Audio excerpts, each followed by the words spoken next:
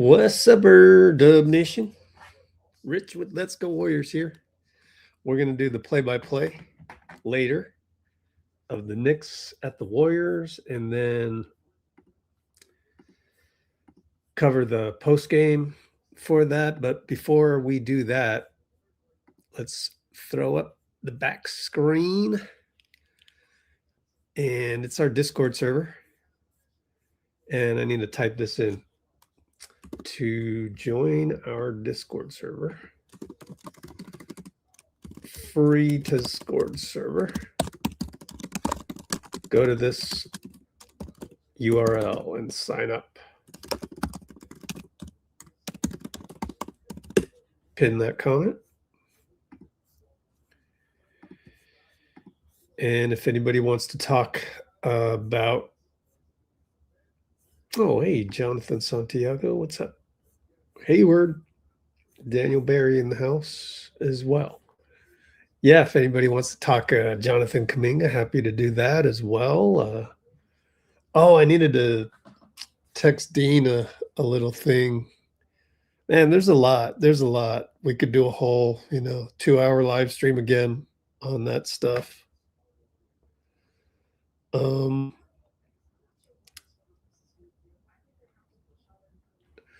Here's a good question for you guys. Let's do the poll.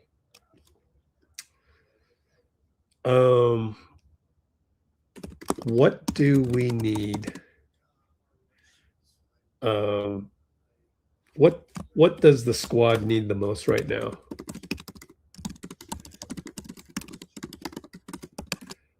Some might say scoring. Some might say length, athleticism.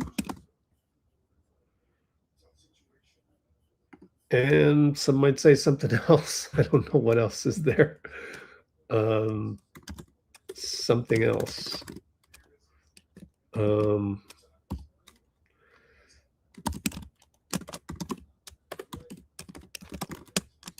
Okay. Scoring length, that's, yeah. So this one is related to a text to Dean.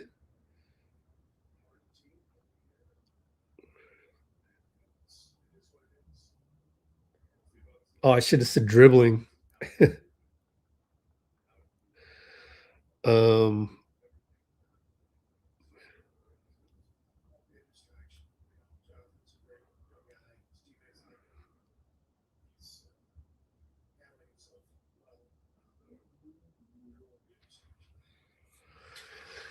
Because Dean Chambers came up with a trade idea to get Ja Morant, and I'm like, why the heck are we getting Ja Morant? So we had a little bit of debate on that one. I still don't think we need Ja Morant, and I also think that probably he's too small. So even though he's super athletic, yes. But who's going to play defense? We're going to be awfully small out there on defense if we do that. I should not have worn the black jacket because I don't mix in well in the background, but it's too cold. I am done. Yeah, Bruce. You said you were done when Jimmy came here, though. What are you? What are you, Mike Dunleavy?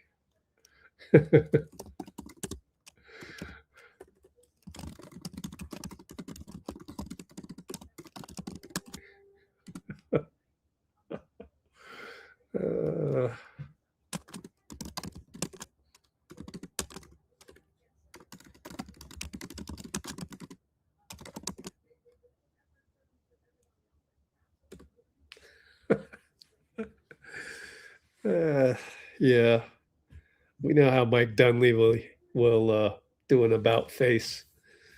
Yeah, in the poll, I think we just need length and athleticism because that will lead to scoring. Versus, so really, the top choice would be like, oh yeah, go try and get Ja Morant. That's justified because we need scoring. The middle one Well, the other one, because the third one is something else.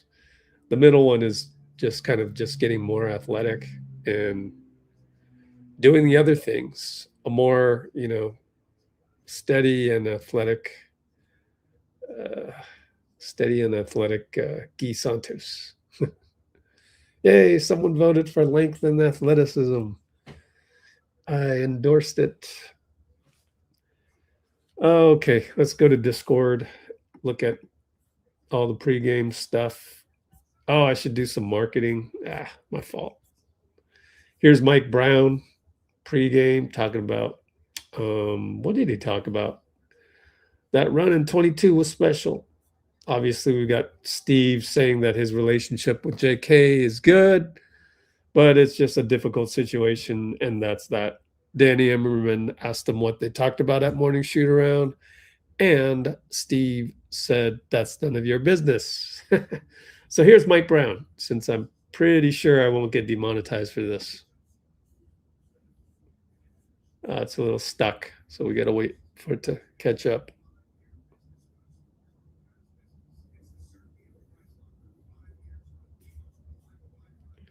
Any day now, Discord. Same starters, by the way.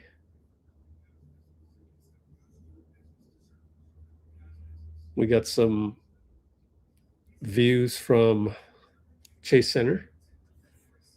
Well, I don't know what went wrong here. Let me just refresh. See if that helps. Nope, doesn't help. They did a Just Us video and has no sound. We have in the live feed from the Bay Area reporters. Here's the no sound Just Us. Here's Steph from Chase Center. There's the sound. I wonder if it's a long video. That's why it took so long.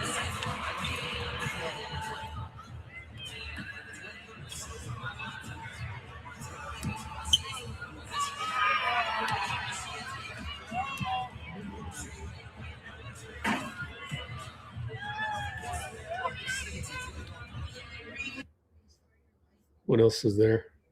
Let's see if we can pull up that Mike Brown video. Oh, he's wearing, what is he wearing? More Sabrinas. Okay.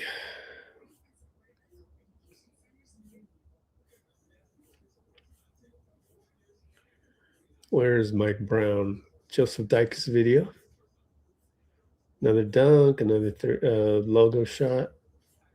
Oh, congrats, Klay Thompson. He's now 4th all-time on threes, just past Dame Lillard. And looking for the Mike Brown. Here it is. All right, let's see if that'll come up now. No. Little glitch in the system. Yeah, no Jalen Brunson tonight. Raymond Sylvester in the house.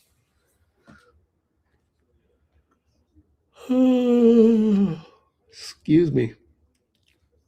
I did not get a chance to get my caffeine yet. Oh, well, the scoring and the length and athleticism is now evened up right now in the poll. One of these days, we're going to get Mike Brown. Let's try SoundCloud. I will not play the Steve Kerr pregame because might get demonetized by that. Oh, here's Mike Brown. Oh, 10 minutes? All right, fine. Let's see what Ron Adams had to say.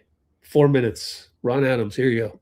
Time now for the Coaches Show. The Warriors entertain the New York Knicks. I'm Tim Roy, along with Warriors assistant coach Ron Adams. And Ron, we're at the halfway point. So let's get your thoughts on where you see the Warriors, where they are right now, and what can they improve upon in the second half.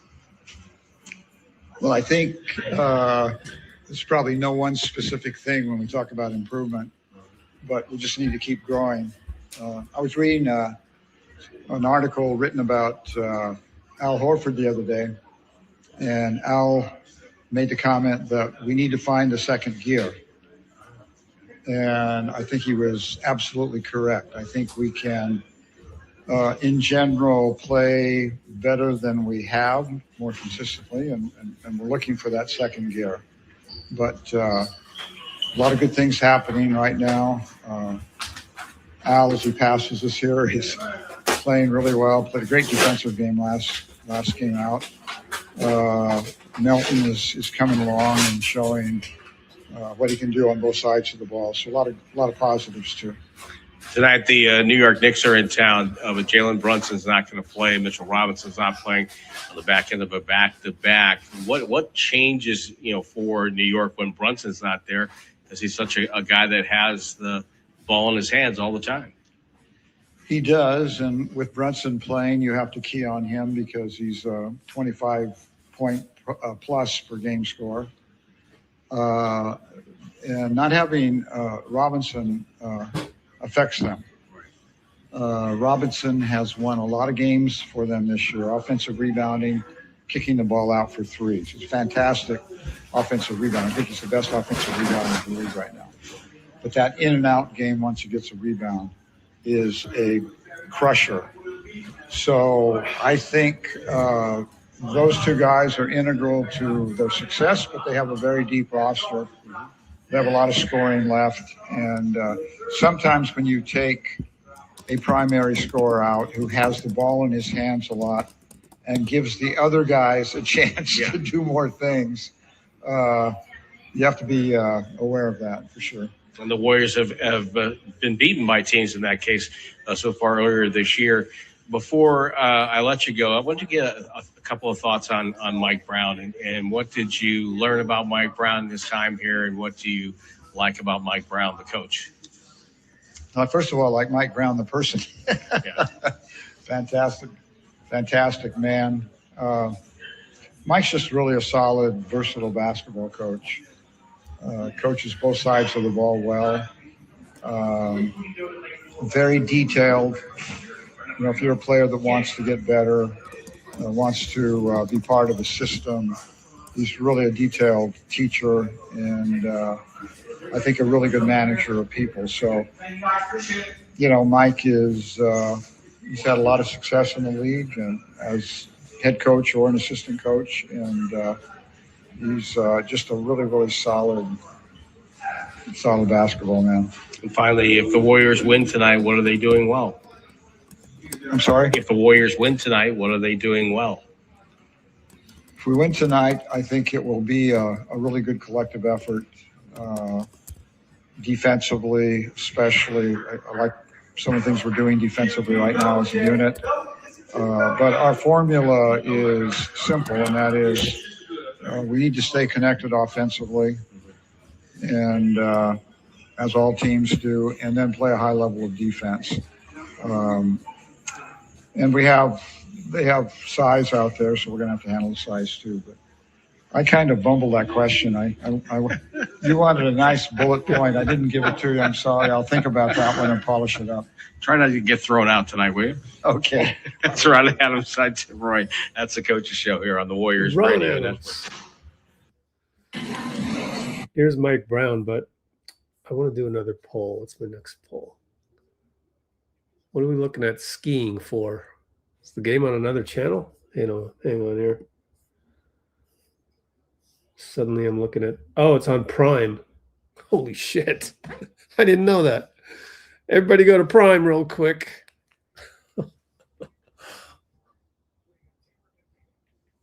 Games on Prime. I got to change that in the notes. Game is on Prime Video. Good thing I popped on here earlier than usual. Thunder and Rockets finishing up. It's already done. Chet Holmgren is, they must have won. OKC must have beat the Rockets. What is wrong with the Rockets, man? Only 9 games over.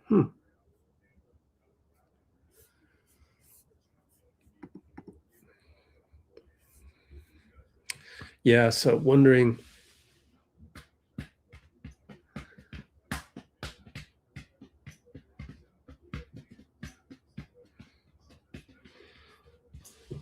wondering if I sent a reporter to go watch more, go interview more assistant coaches. Should I do that?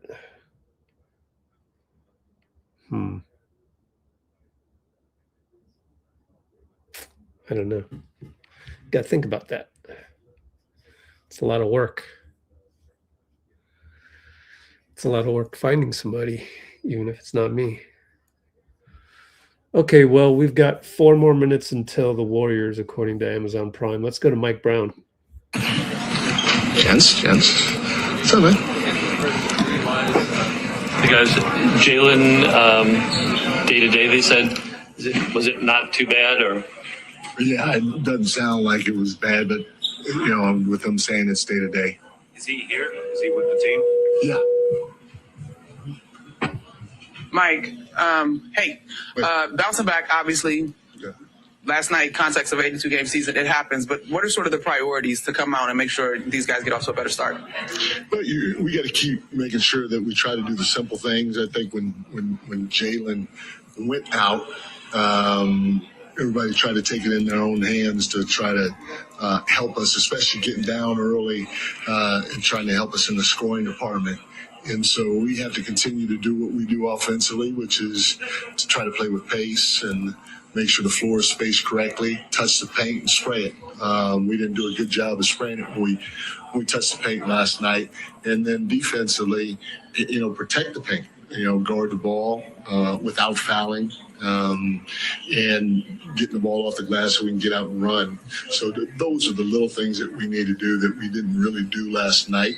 Like I said, especially when Jalen went out early, and a lot of us try to just take it in our own hands and think that we can get it done by scoring. Hey, Mike. Over here. Hey, what's up? Hey, how you doing? All right. I know you're not surprised by this, but do you marvel a little bit at how well Steph continues to play at this age? It's amazing because being a guard at his size, you'd think that you'd have to have some jet quicks or something like that, or he'd have to be 6'8", 6'9" to be able to do that. But he just keeps methodically dicing people apart, or slicing people apart. And I think, when you watch him, you can't get a feel at all to try to even begin to guess when he's gonna step away from it, because everything looks so seamless.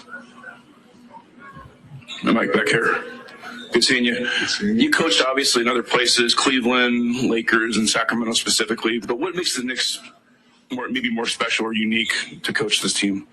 The first thing, as soon as you say Knicks, you think about MSG, and you think about the history behind that iconic building and playing in New York City.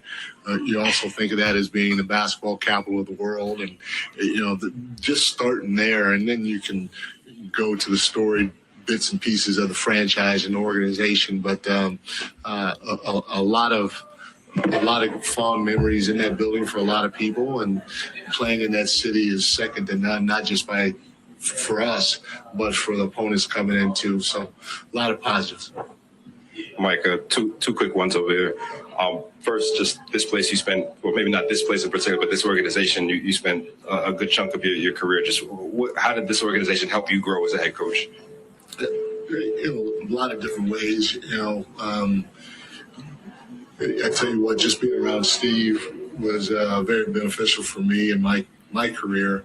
I've said this many times before, he and Pop are probably two of the best messengers that I've been around. They have a really good feel or pulse of the group of individuals. And what they say, I felt, especially, being with Steve for 6 years, was on point. I mean, I used to carry a little notepad and pen with me and jot down notes of the things that he said, how he said it, when he said it. So, he helped a lot with the personal growth. The players helped a lot from Draymond to Steph to Andre to Doc, Sean Livingston. Those guys they helped me grow as a coach and as a person. I learned a lot from them during my time here, not just on the floor, but off the floor as well. And then, trying to find different. Come back to that some other time. But right now we're about to tip off, guys. So I got my popcorn. I got to go to Amazon Prime, actually. Shit. Amazon Prime. Do I need to log in? No. Prime Video.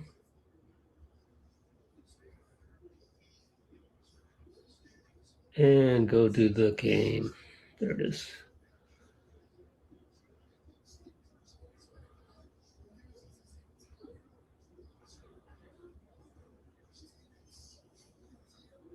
Can I even go back by? Oh, there we go. Go back 10 seconds. All right, we're about to jump. Quinton Post about to jump. By the way, the referees, I don't think Draymond will get a tech tonight. Cat won the tip. Oh, he's out of bounds. No, they didn't. Gucci wasn't even looking at Josh Hart's feet. That's funny. And they wheel around to mikal, over to Josh. Nail, spray it out to Deuce McBride. 3-ball good over Steph. So we are immediately down 3-zip. Here's the box score. For them, it's going to be no Jalen Brunson, obviously. 3-ball Moody, got it right back. Yeah, Deuce McBride, basically the starter. Josh Hart and OG Anunoby, mikal, and Cat. And OG up top, right side mikal. Draymond helps Moody. Get back.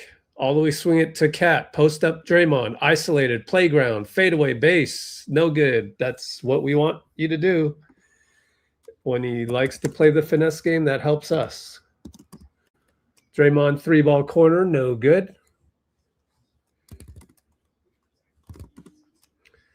And OG goes 94, missed it, but Josh Hart there gets a reload for mikal.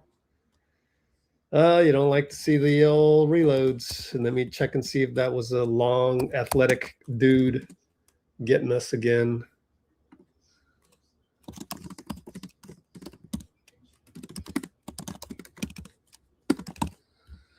And it goes to Steph, and he does a silly pass, turnover.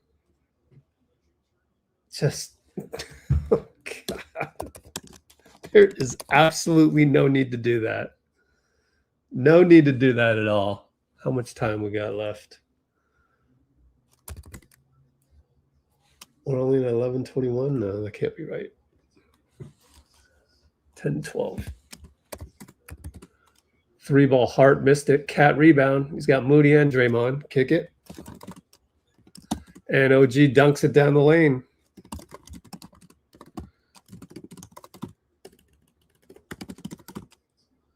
Steph getting a little bit of pressure.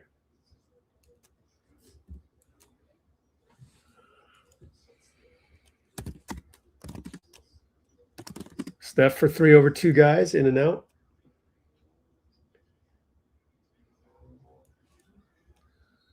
And Hart goes 94, gets fouled.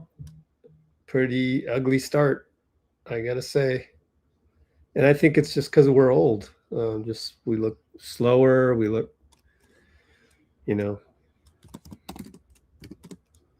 OG burned Jimmy. Yeah.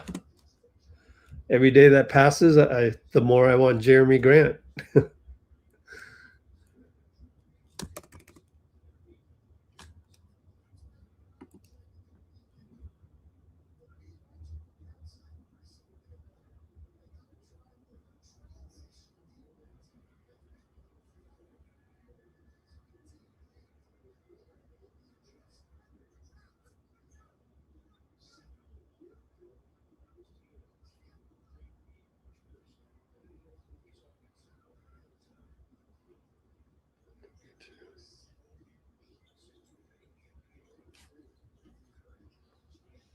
Another bad pass by Steph. And he claps his hands. These are embarrassing turnovers, man.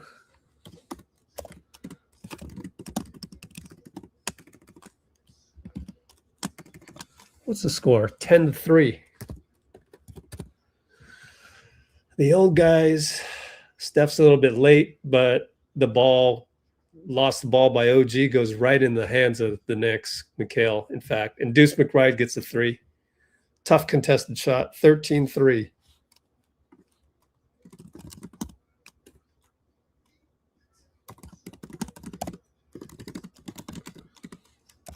Jimmy, corner, drive. Hangs in there and scores against mikal.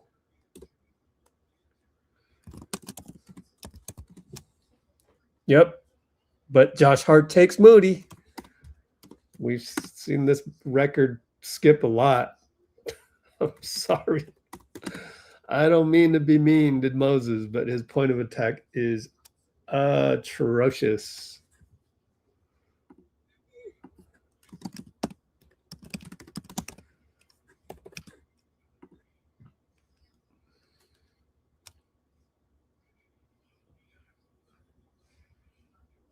I'm rewatching this.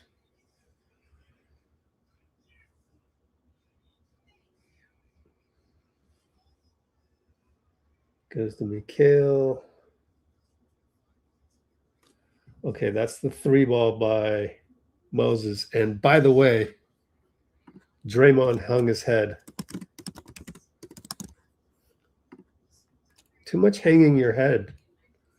The love of the game is gone.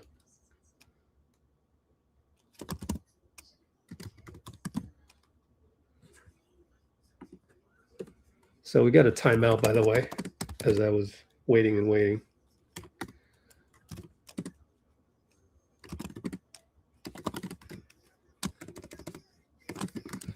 And it is 15-5.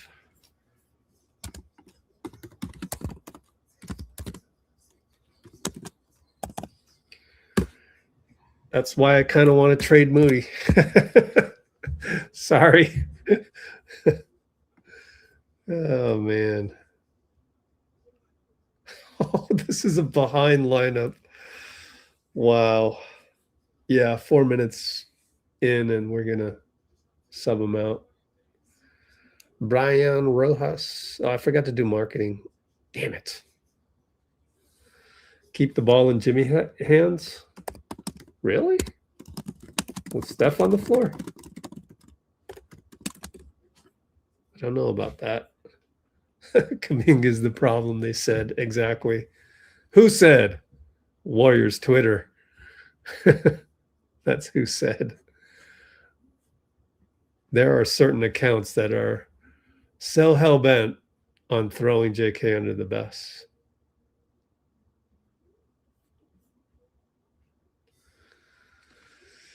So, yep.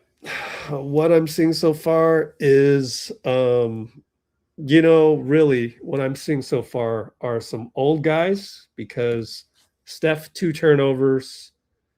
Draymond with the corner 3 that was a brick, hanging his head, and Jimmy got burned by OG for the dunk. That's part of it. Old guys. The other part of it, it's like we replaced Wiggins with Moody, and that is an inadequate replacement. So sorry about that. I don't mean to be mean. We basically replaced I mean, I know we replaced Wiggins with Jimmy, but it's like in the scheme of the offense, the flow of it, Moody has the Wiggins role.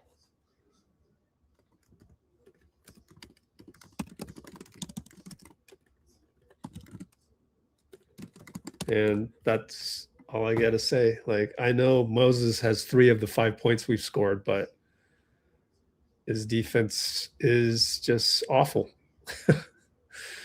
He gets the ball, handoff to Steph.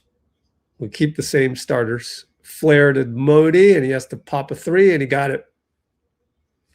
At least that part's better than Wiggins. He can hit those 3s and, you know, lock in on those 3s.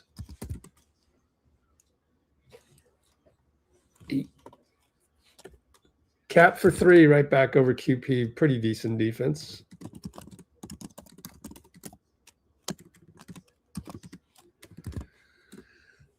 Steph doubled. Got to have a counter for that. Quentin post right there. Smoked it right in front of the rim.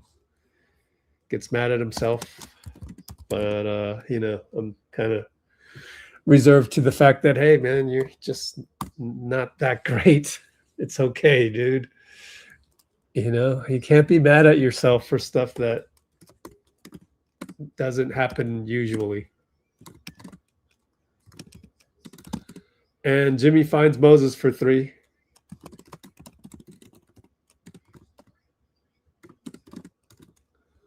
So Moses keeping us in the game, 11-18, even though we've played much worse than being down 7. Mikal burns Moses, but Moses catches up that time. Doesn't matter. Mikal with the length, and that's what we need. I think we need length. Up top, QP, short, but hit the rim twice.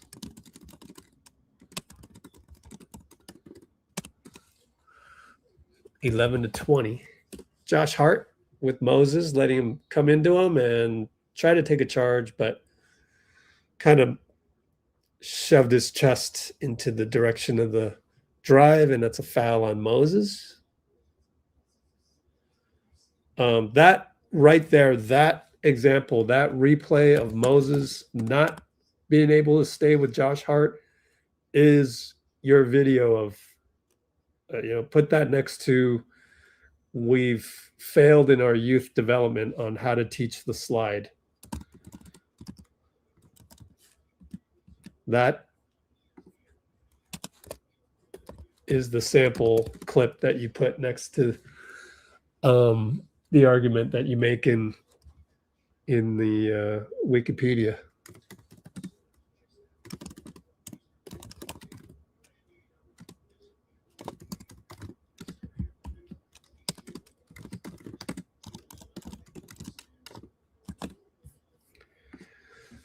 I mean, I really like Moses, but I lean more towards defense, and it's just he can't improve that. I don't know what else there is to do. Steph's pass back out to Gary goes awry, but he gets it back from Draymond. 3-ball, no good. And it's Guy with too much energy against Cat. No, there's no such thing as too much energy, but yeah, Steph missed again. He is now 0 for, no, he's way more than 0 for 1. Gotta be 0 for 2 by now. Maybe they're just slow on that. So Steph's getting those open shots. And Moody gets beaten again. Guy has to block Cat, but Cat just playing tip-in by himself. Yikes. Moody's point of attack is atrocious tonight. Oh, man. I don't know. Draymond for 3, brick. Moses hustles, rebound, foul by Cat. Shamet wants the foul, but I think they'll give it to Cat if it's correct.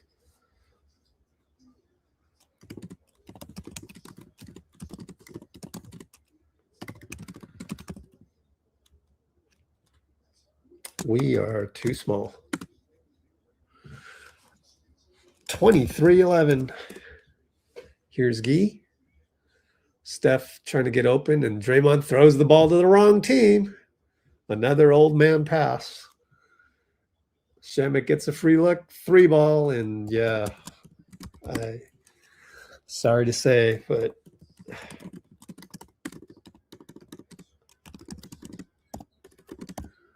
and Steph has to do a goat layup and gets hammered in the process.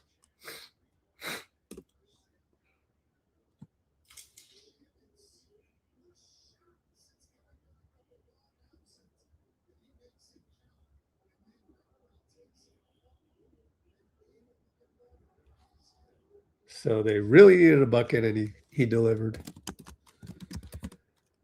5:42 to go. Is that 2 fouls on Cat? Let's take a look. Horford's in the game. 1 foul on Cat. And we've managed to go more than half of the lead. So 14-26. And Al bothers Cat. It's a foul. Gucci calls it.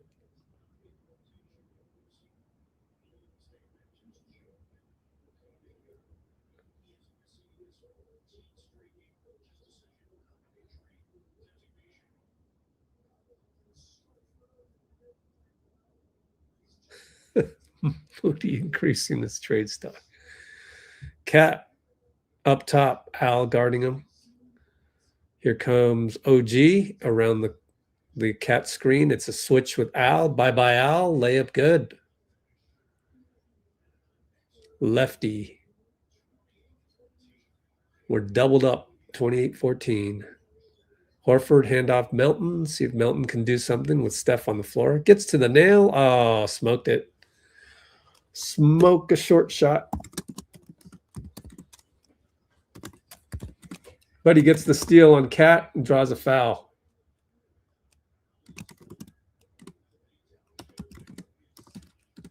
Two fouls on Cat. Good play by Melt.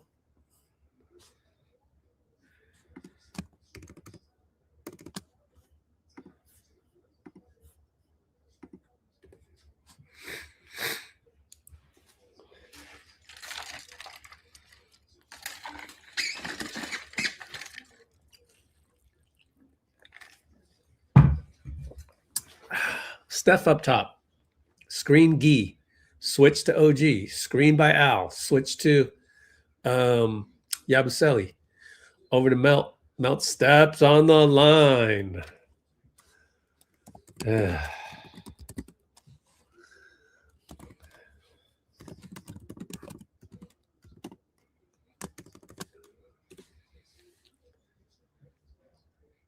Mikal and Gee.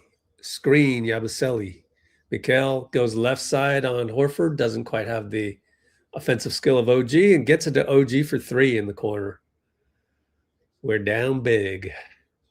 Steph. Good step over to Gee for three in the corner. Gee three. Not bad. OG. Kick spray. Yabusele three. Missed it.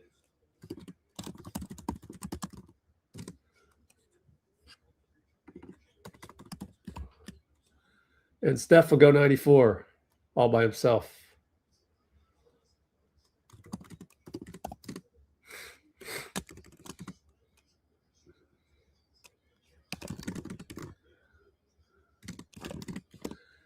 And inside it goes to Yabusele, who didn't realize he's the biggest guy underneath the basket. Might as well just do a playground layup. But it doesn't matter because OG waltzes into the lane and scores a lefty. We are so porous. Very porous defense. No physicality. Steph says, whatever. Let me shoot it from Vallejo up top. Missed it. And here comes Deuce. Pick and roll, but it's a very bad pass out of bounds to Yabusele. Our ball. Melton has words with Al Horford, trying to figure some stuff out.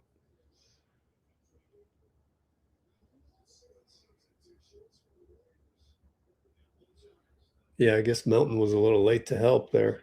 Or was that Horford?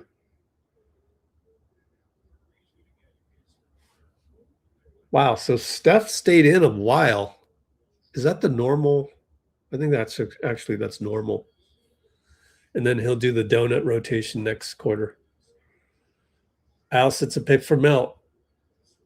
Back to Al. Up top, handoff back to Melt.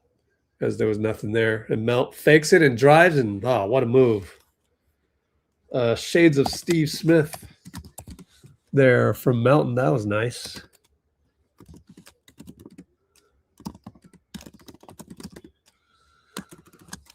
Hey, they made a Steve Smith reference when I did. That's pretty cool, huh?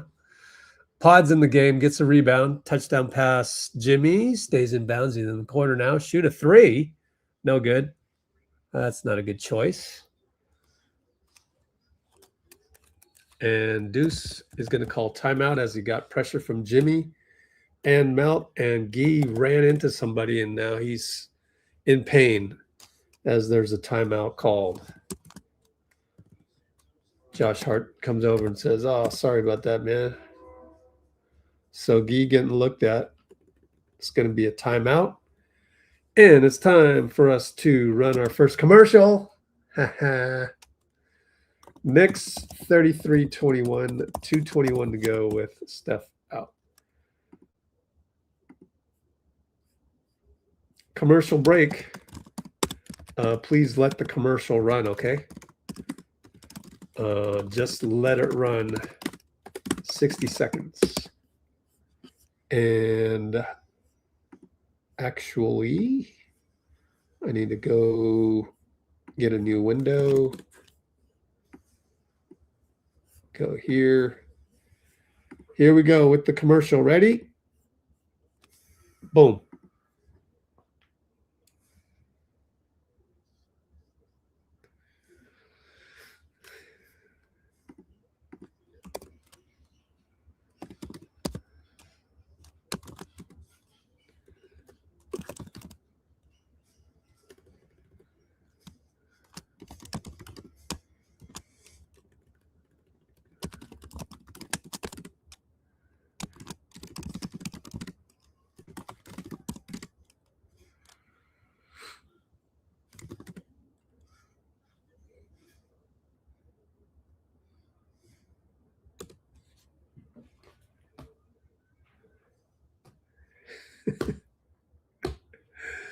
Commercial break happening right now. I don't know if it's done yet, but let me know how it looked.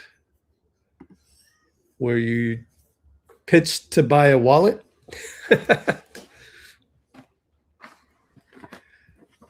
Oh, I hope Guy's not hurt, man.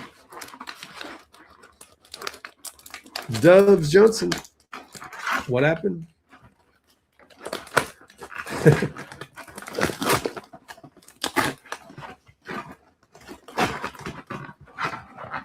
Cat is so zesty.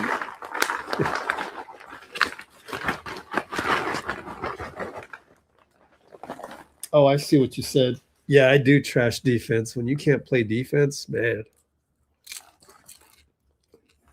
I throw you under the bus. Bakeries.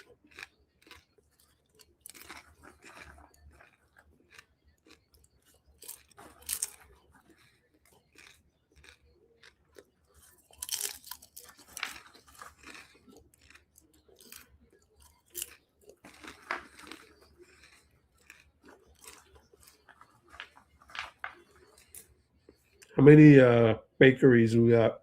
4 turnovers.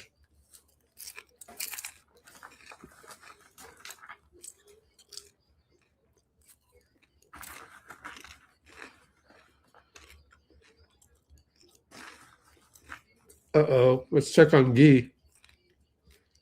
Go to the Bay. Oh, Guy's out. Oh, that sucks, Guy. Will Richard got the call.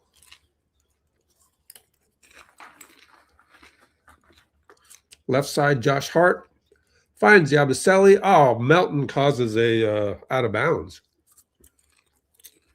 Great help by Melton, although still looks small, and I almost blame Yabusele for chickening out on those drives. Long pass inside. And Melt causes a shot clock violation.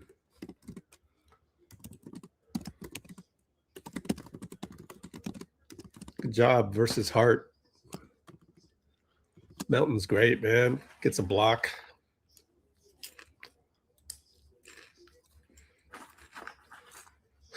Bakery. Oh, it's a big fat donut for Steph and Draymond. Jimmy Megatron dunk. Oh, that looked special. Good job, Al. What a pass by Al. Megatron dunk. That was SportsCenter worthy, believe it or not.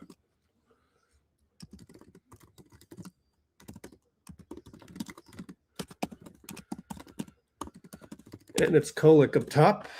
Over to, I actually don't know that guy. Oh, Clarkson. Block. Blocked by Al. Yeah, Al. 94 feet. Melton missed it. Jimmy missed it. Put back and one. So we're getting hustle plays to get back into the game, plus Melton on defense. And Al.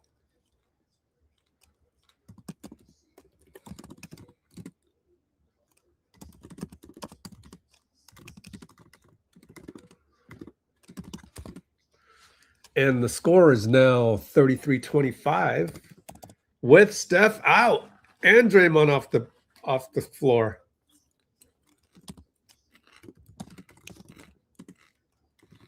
Made the free throw. Bench them. Trade Steph and Dray. Nah, just kidding.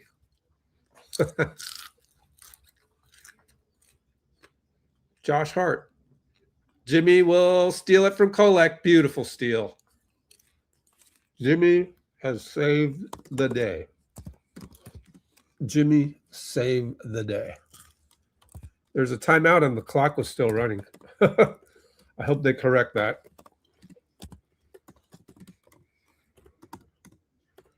So cross-court pass, steal, 94 feet. Timeout, Mike Brown. Suddenly, it's 28-33, I believe. The box score behind me is super slow. So that's feels like 2 timeouts in pretty quick succession. But no, we called the last one because I think we did because Guy got hurt. No, I think they did. I think they had a call. Mike Brown had a call 2 straight timeouts, I think. Yep. Yeah, they did. We got Mike Brown rattled.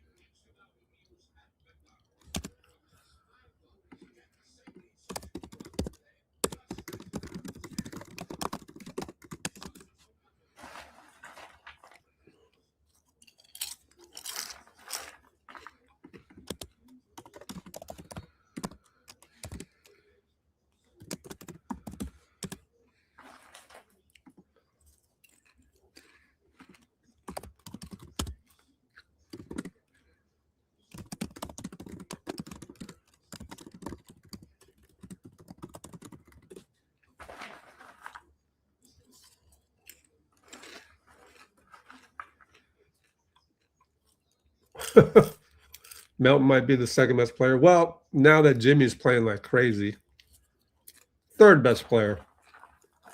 Hart and Melt over to Mikal and Will Rich, who had come in for Guy. Hart over to Mikal. Mikal tight roping it. Wow. Is he really that thin and skinny and light? I don't know. Clarkson and Jimmy. Fade away. Got it. Got a bucket at the buzzer of the shot clock. 33 seconds. Ended up being a 2-for-1 as well. Melt out to Al. Al fake. Bye-bye. Al. Oh, down the lane. Said bye-bye to their backup center, Ariel Hook-Porty. Wow. They don't have Mitchell Robinson. He's injured. So slow roll it. Kolek with 10 on the shot clock. 3-second differential. Hook-Porty over to Mikal, over to Clarkson, one-on-one pods, post up, fade away, missed it. Good defense. Ah, Josh Hart, rebound.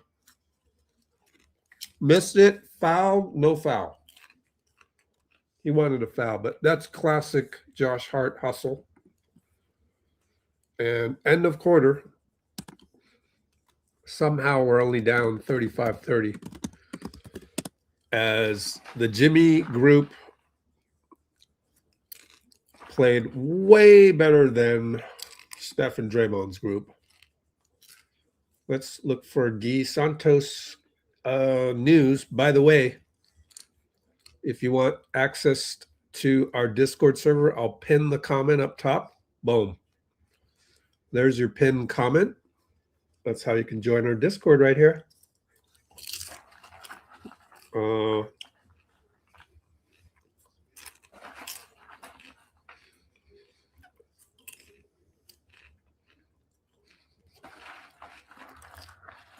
True, the New York Knicks, their bench is kind of not that good, but obviously they don't have Jalen Brunson, so they've got to go to Kolek, and they don't have Mitchell Robinson, so they had to go to Hook Party.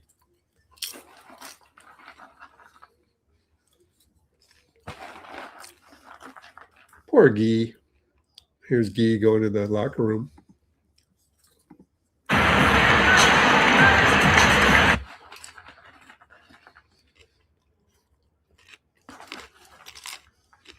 This is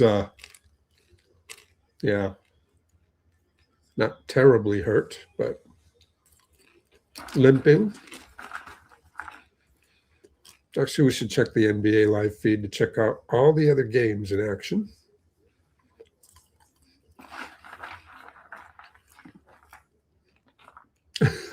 Draymond, in no world was this window to GP2 open. Exactly.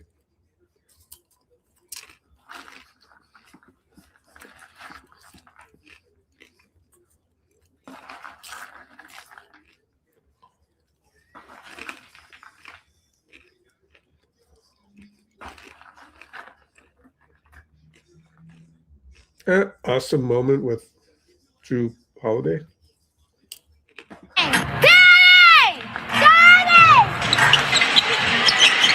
Aww, that's cute.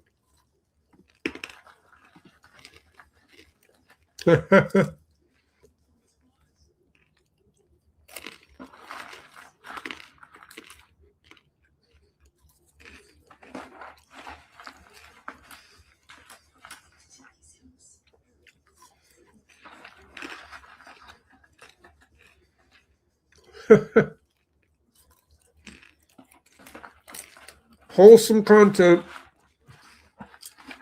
And this part is part of our VIP section. There's little links all over the place in the free section on how to join the VIP section. It's only $5 a month. So if you wanted access to these live VIP feeds, it's just $5 a month. Totally worth it. Because especially on the mobile Discord, you can just go and search on all of the videos. You just hit media. You see all of the videos before you. And that's what makes this great.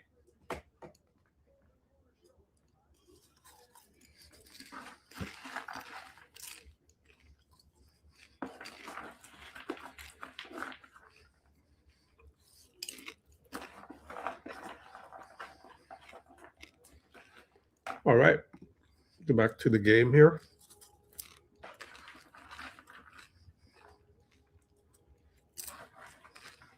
All right, Dubs Johnson. All right, pick and roll Steph. Draymond in the game. No fake handoff. Split cut and pods, nothing there. So we go with the curl action with Will Rich, and Steph throws it to Pods in the corner. Pods got to create.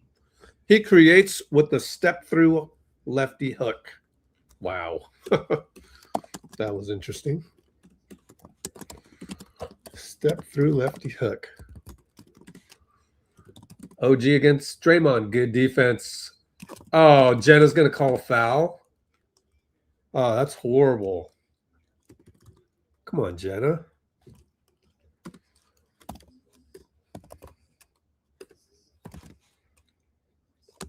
I don't think that's a good call. Draymond with good defense.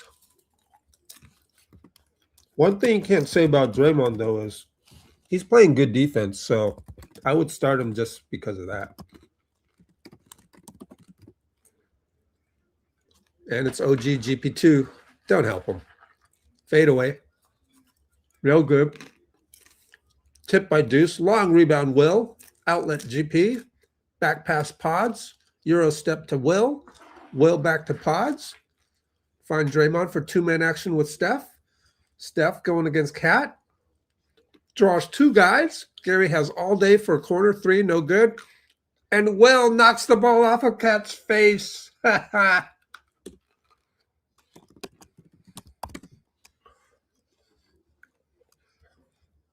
That's where you do the Nelson Muntz.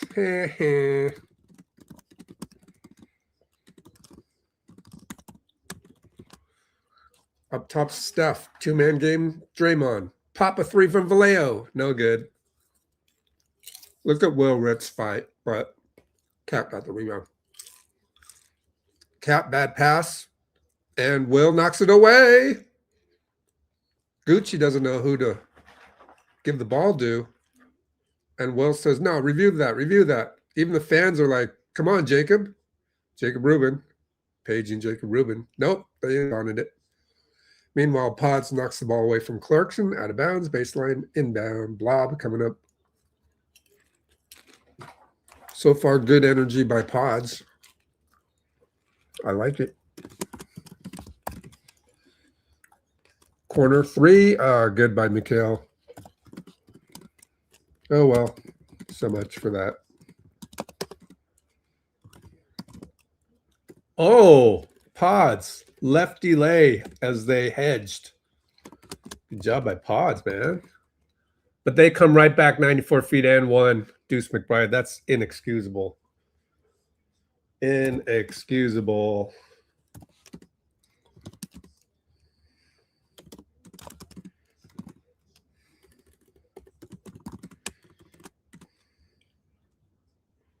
Just didn't pick him up. Gary with the horrendous pickup.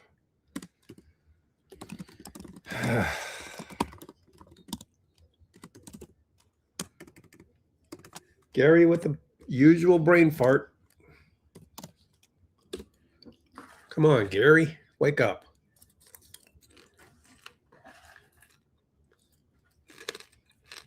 McBride hits the two. Steph brings it up. We are down 5, 10 minutes or so. Gary screen. Be careful not to do a bad screen. He almost did. Steph with the old lost ball trick against OG, but OG's not falling for it. Screen by Dray. Step back, wanted to fire, but he didn't fire it. So now it's Gary one-on-one. Baseline. Finds Draymond. Open for days. Got it. Corner three. Cat was going to let him shoot the whole way. As he should.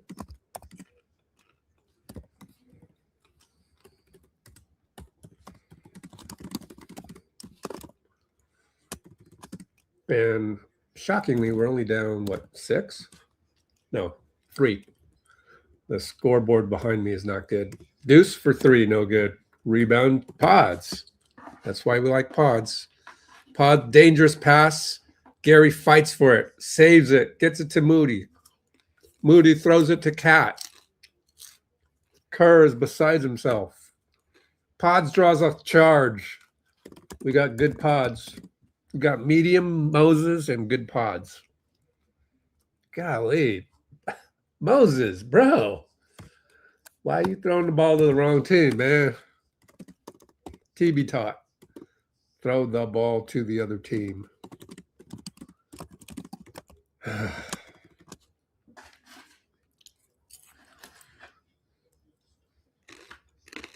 Gary and Steph.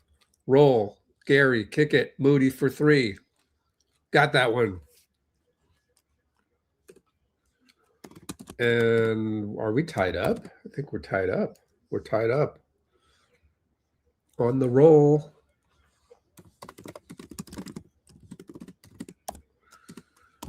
Somehow it's tied.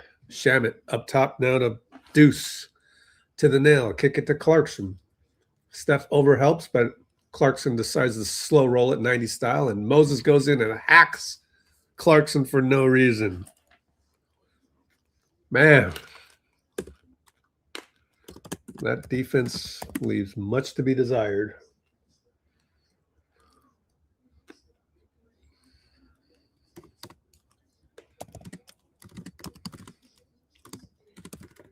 Why do you hack that? I just don't understand it.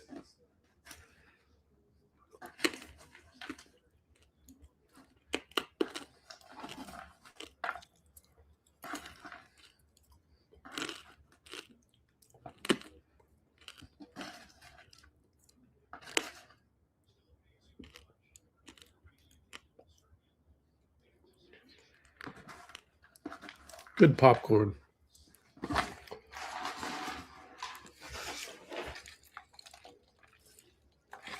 Free throws are good, so we should be down by 2, right? Yep, down by 2. 8 and change left. Draymond Cat left side. Post up Gary and OG. Gary, pay face up. Find Steph. Steph throws the ball out of bounds.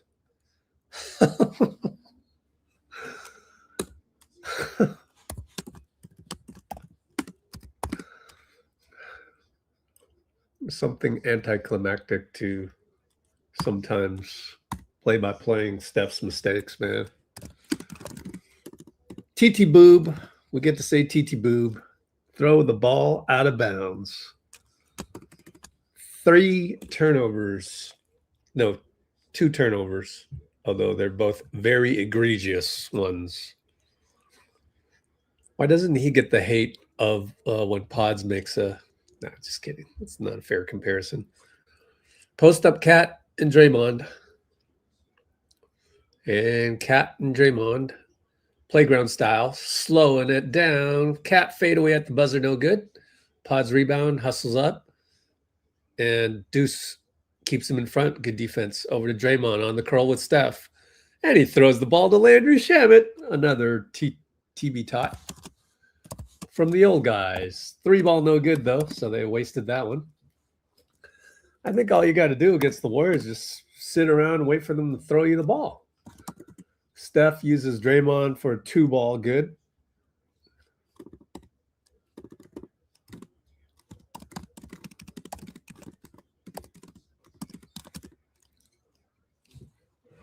Kick it to Clarkson.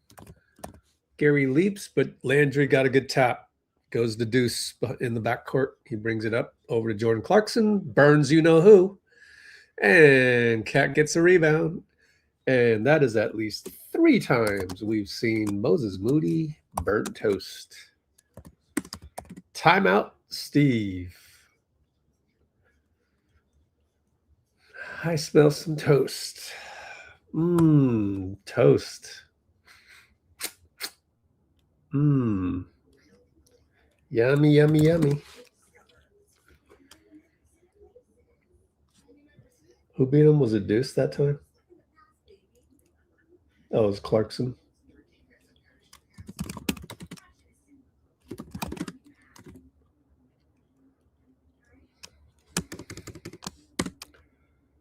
Oh, yikes.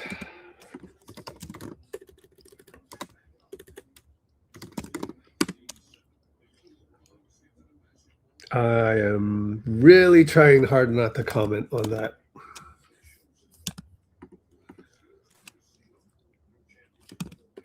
At least we're only down 2. Do the Jeremy Grant deal. Do it. Just do it. But you do have to wait around and just see if Giannis pops available.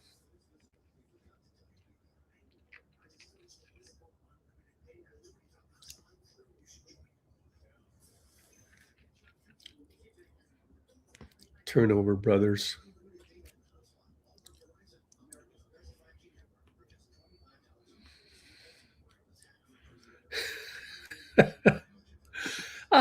Thanks. Thanks, Dubs. I love it. You know, it's Bob Uecker, Major League Baseball. Learn from the best. Let me send that screenshot to myself here in the DMs of our Discord. No friends. Come on. Uh-oh. Group DM. What? Let's go Warriors. This is weird. Sometimes it does this. It just hiccups for some strange reason. So you refresh it, and I tell you what, it's much better to utilize the what you call it. It's much better to utilize the mobile app.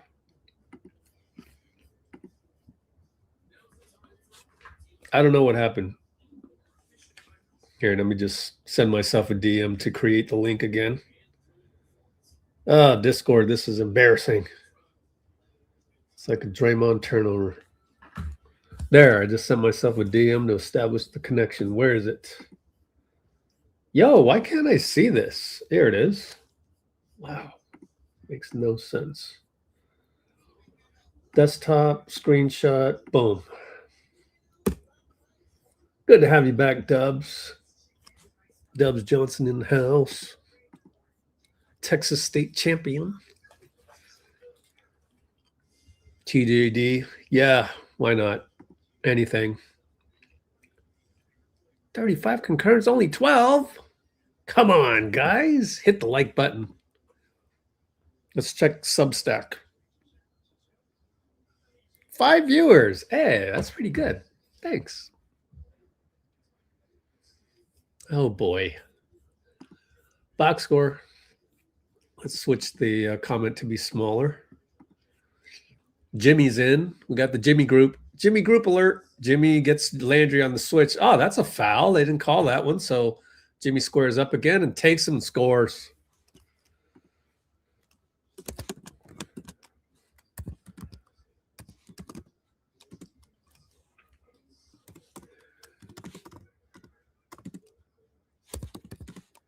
And it's Kolek outside. Inside the cat. We're in zone, I think. And kick it over to Shamet for 3. Cat is so huge in there with Al on the closeout. Scores on the putback. We're down 2. Once again, small. I mean, look. Replace Moody with Jeremy Grant. 5 more inches. You know, I think he got a chance. Jimmy attacks. Wanted a foul on Cat. They didn't give it to him. But 3 ball. Melton stays hot. Melt for 3.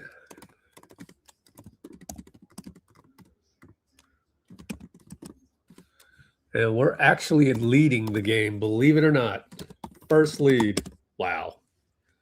Cat and Al. Looking for the split cut. Josh Hart, be careful, Will. Oh, he got beat. Jimmy has to help. We're on our heels. Kolek passes up a 3, drives.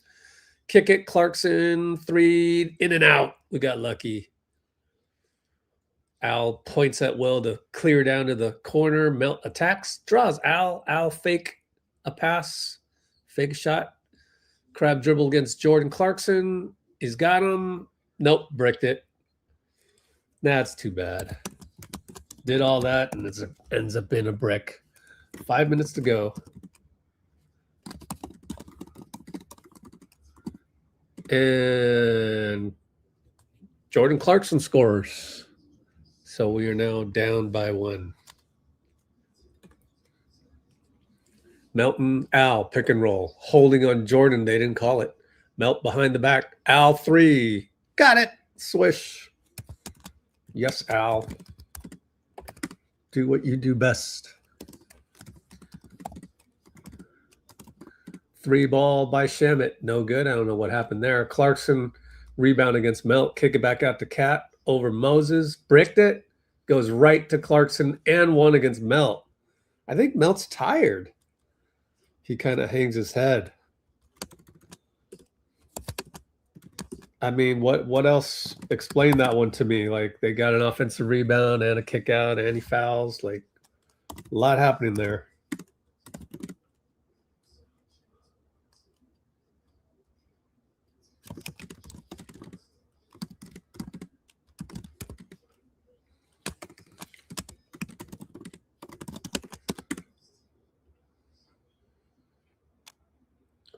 I guess that just happens, you know, every now and then. Yeah, the spate of bad plays. Will Richard comes out. What are we? Pods is in there, and Moody, Melton, Al, and probably Jimmy.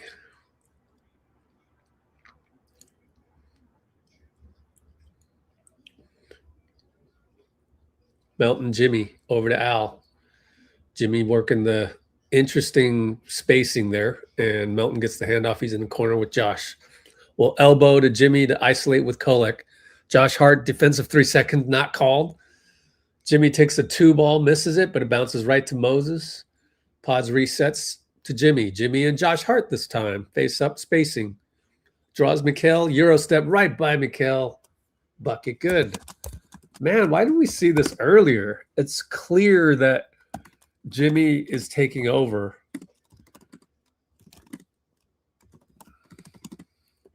So,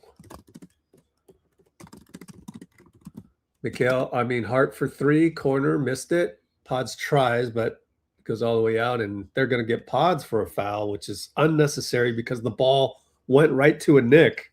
There's no need to call that. I would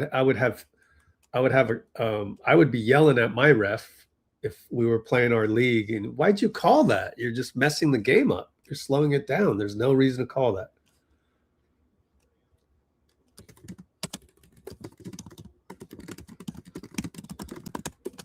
In any case, missed the free throw. We're up by 1. Just shockingly. I mean, what grade would you give this so far, Bruce? I mean, to me, it's a C plus. Other than Jimmy will make it a B minus. But Steph and Dray have just been, I'm a little bit more sensitive to the turnovers than your average fan when it comes to Steph. So those go down as, big minuses in my book. But Jimmy sets a mean pick on Kolek for Melt. Melt didn't get anywhere because Josh Hart is a great defender. Swing at the Pods. Pods has to do a crazy one over Hart, and he scored it. Okay. He's been practicing the crazy ones. That's good. Keep doing it. Under 3 minutes. We're up by 3. And Mikal gets him back with the 2 ball.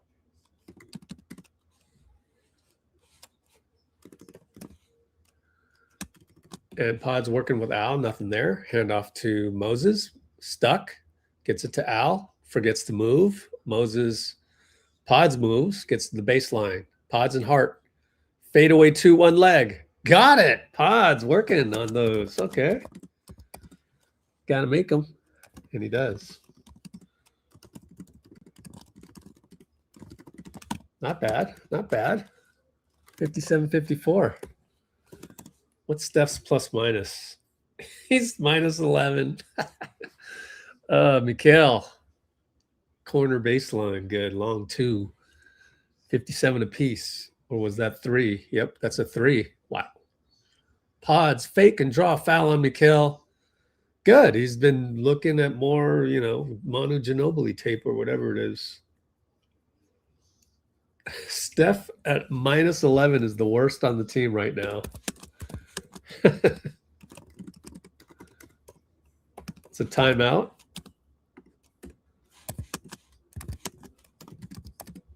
With 1:55 to go.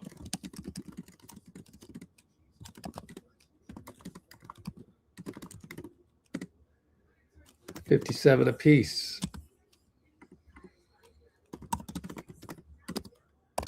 With 1:55 to go.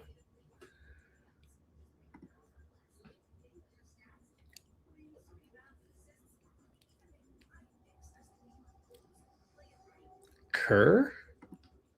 What call did he make?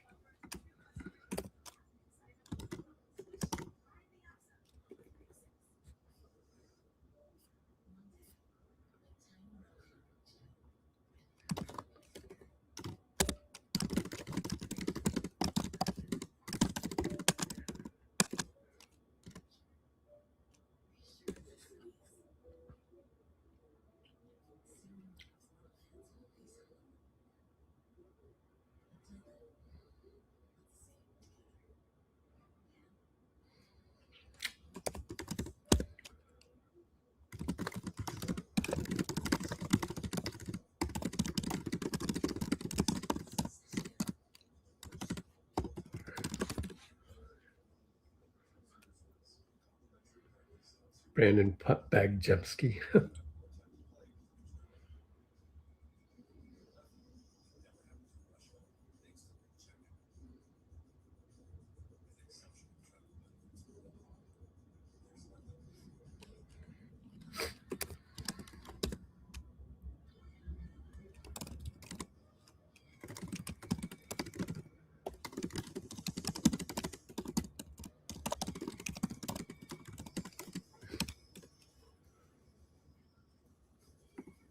Can you not complain on my channel?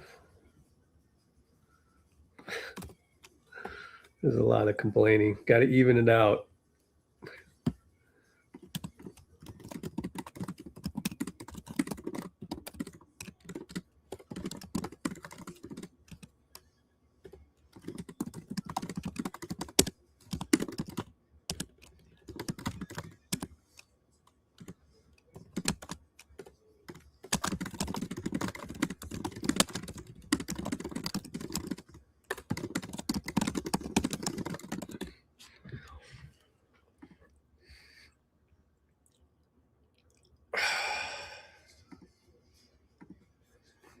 Okay, you got to even it up a little bit.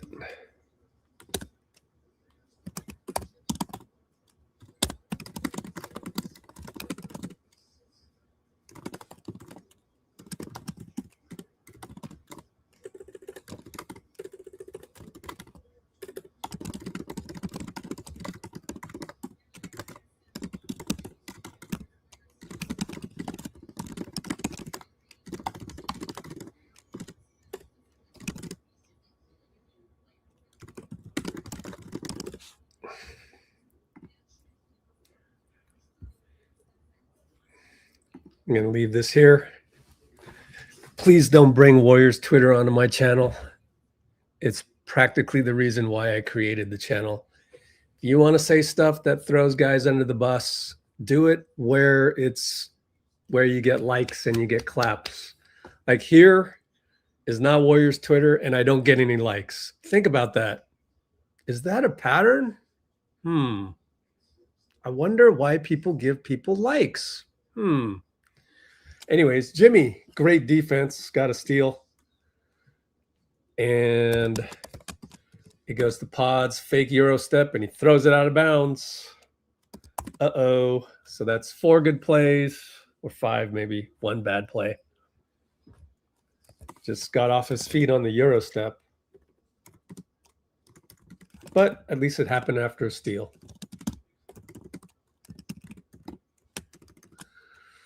And it's Mikal on the baseline, holds it because he's got Steph on him. Fade away, tough shot, no good. Great defense, Steph. Did what he could to maintain his position. And didn't budge. I love Steph's point of attack, actually. More people should watch tape of it. Moses. Steph, over to elbow, over to Pods for 3, sidestep, missed it. Jimmy taps it to Steph, and Steph acrobatic and 1. No, missed it, but he got the call. So Jimmy saved the day on that beautiful offensive rebound. Chance to make it up by 3, hopefully.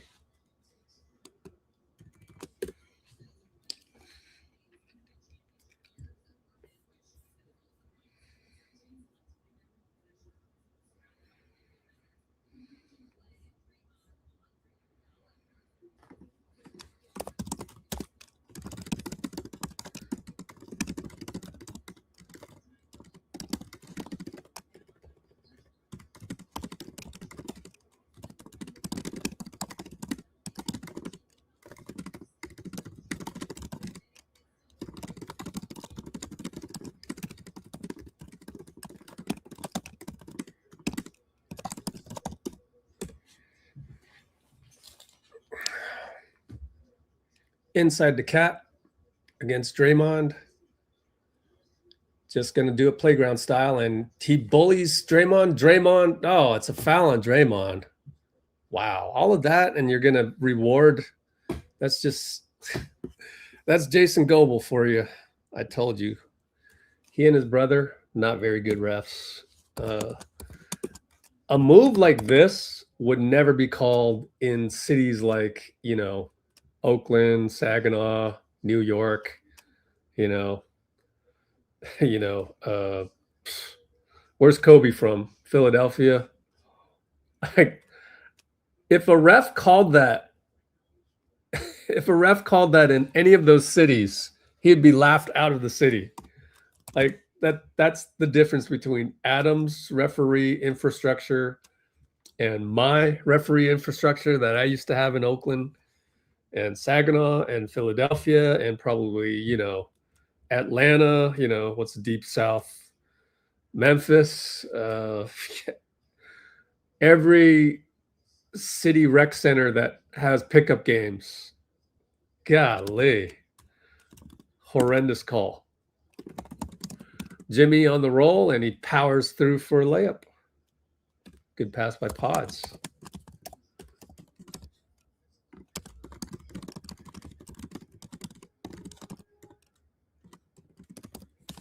And we'll slow roll it as there's 15 seconds left, 10 on the clock, so 5-second differential. And they swing it over to Hart. He attacks Pods, switches hands, missed it. Kind of had to, well, he didn't really have a grip on it. Steph from half court. Oh, short online, but short. And after all of that, we're actually up by 3. So I got to credit Jimmy, man. What a great great half by Jimmy.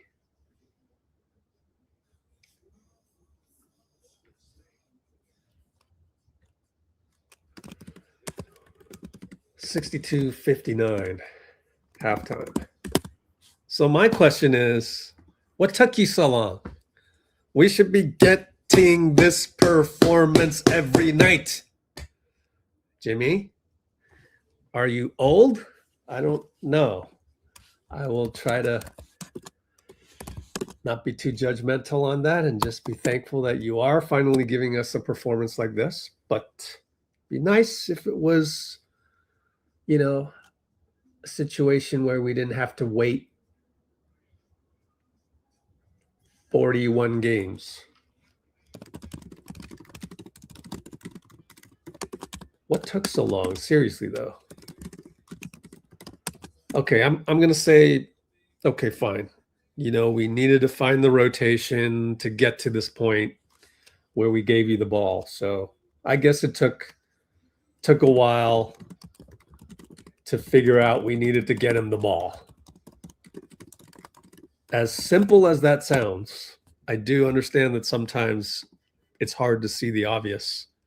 I mean, another perfectly obvious thing is same old, same old. Why didn't you, you know, work on your bust out the clipboard all summer long? You had like 4 months to come up with JK strategies to keep him involved and have him in the second unit and so on and so forth.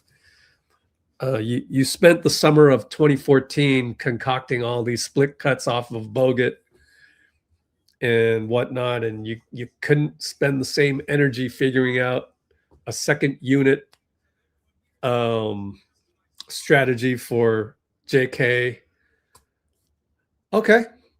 I just would love to know someday why that there was inability to do that. And therefore, it follows that there has been an inability to get to this point.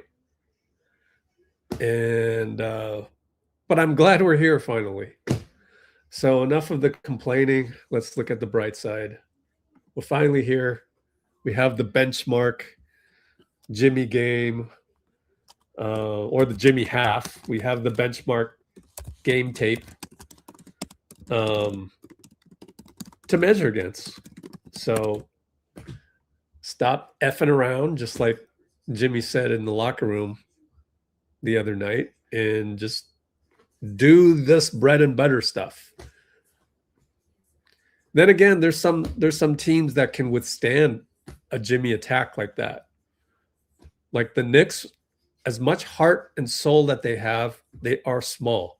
Like McBride, Hart, you know, no pun intended. And Atlanta's not. Like Atlanta's long and lanky. So are the Timberwolves. Probably Houston, considering they upgraded to Kevin Durant, starting Jabari, and they got Amen already. And technically, who are they starting these days? They lost a small guy, which is Fred VanVleet. So I'm just wondering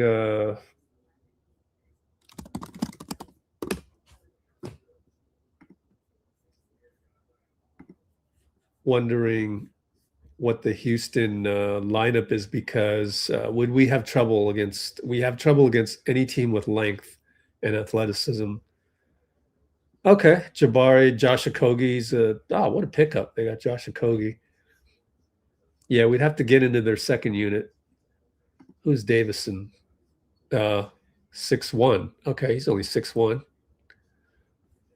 Not even 200 pounds. So, okay. They're not quite as lengthy. We might be okay if we get into their second unit. Yeah, I'm not worried about Houston in terms of the second unit and Jimmy being able to work that. So Atlanta, Portland, Orlando, Minnesota have the long guys. Houston, maybe not, especially second unit. Now that I've gotten a chance to look at Houston, maybe that's why they're, quote unquote, struggling. I mean, they were number 2 seed last season, and now they're 6. All right. Well, we got to do a commercial break, so just let it run for 60 seconds. And be right back, even though I'm right here. Don't need to do a commercial, or I don't need to do a restroom break at this point in time. So here's your commercial, 60 seconds.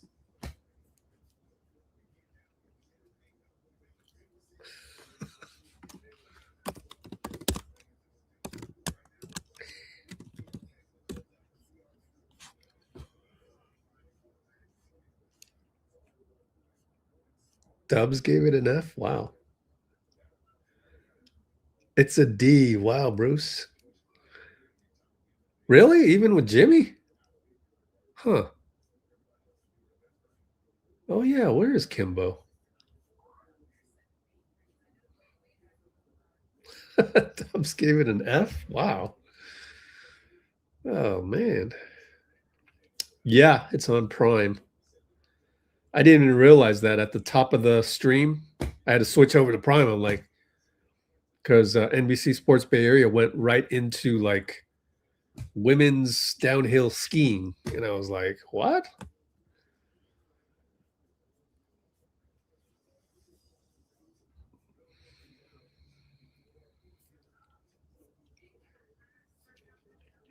The TV app.to. Okay.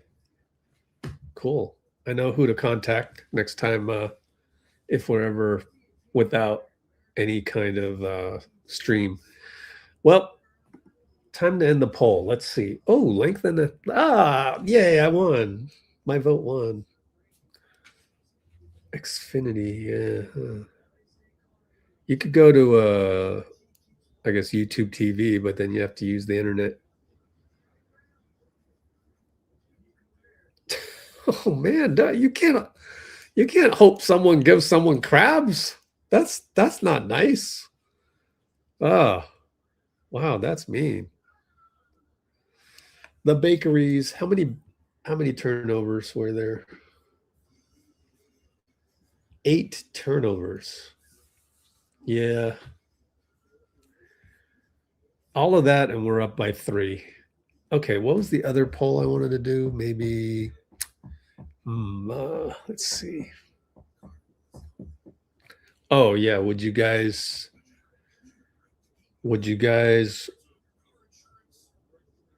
want extra content?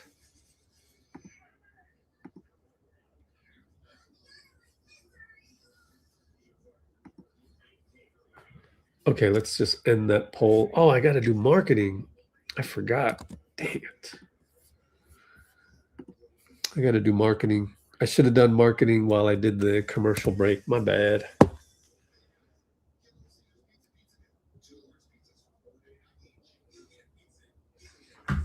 Okay, so ending the poll, and we had the result of need some length and athleticism. Yeah, because I was talking with Dean Chambers, and he was thinking maybe we should go get Ja Morant first of all, I'm like, how the hell would we do that? But secondly, you know, aside from the salary problem, you know, he says we need scoring, and I was like, wait, do we actually need scoring? Because I think all we really need is some length to get the, you know, to do the fast breaks and the help outs, you know.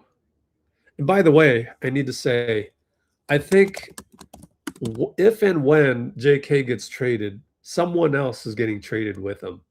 It's probably Moody or Buddy. So I think when JK gets traded, so will Moody or Buddy. I think we're seeing the last of Moody or Buddy. Okay. Is Gee out of the game? I don't know. Let's check. Let's go to the Warriors or the Bay Area reporters feed and see if there's anything on Gee.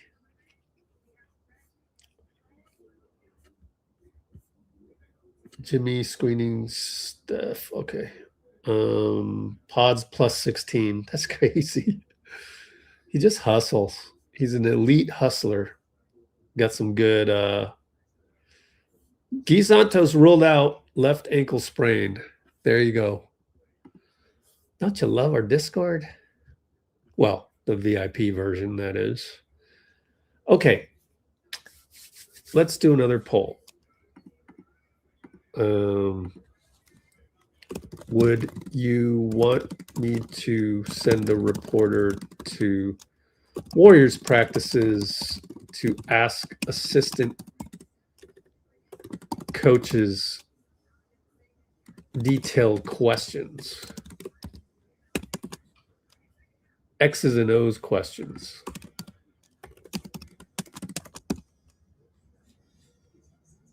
Yes, no, I don't know, maybe abstain. I am curious. Let me do some marketing. Dodgers got the money? What happened this time?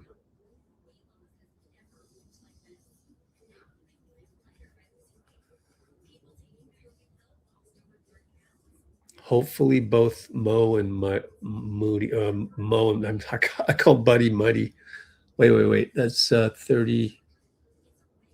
Oh, yeah. Okay, gotcha.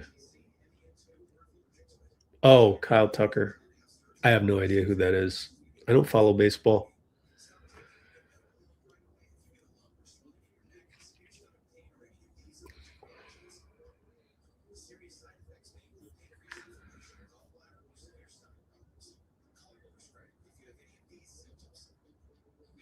Oh, man.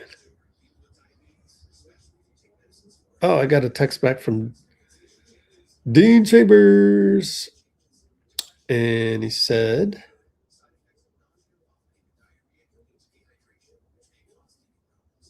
oh, dear. My Google voice is so slow.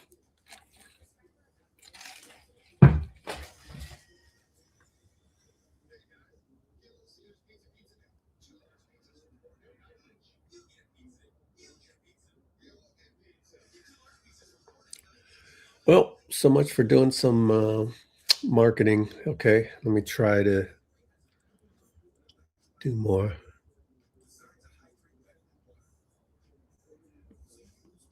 They won't answer it in depth. I think it depends on the question.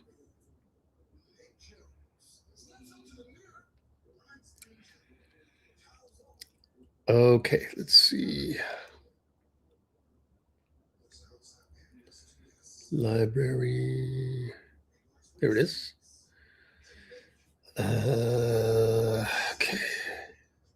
Got to go do some marketing real quick.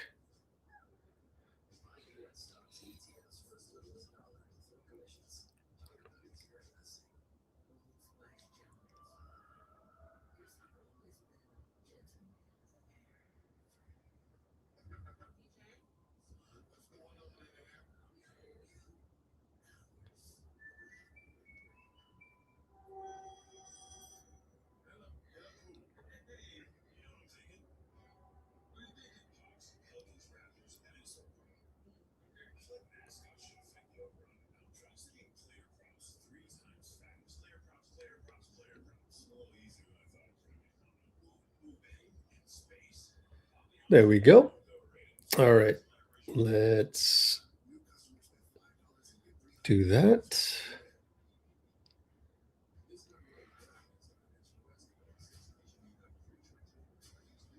Yeah, they deserve a refund. Yeah, you're probably the millionth customer that has said that about a cable company.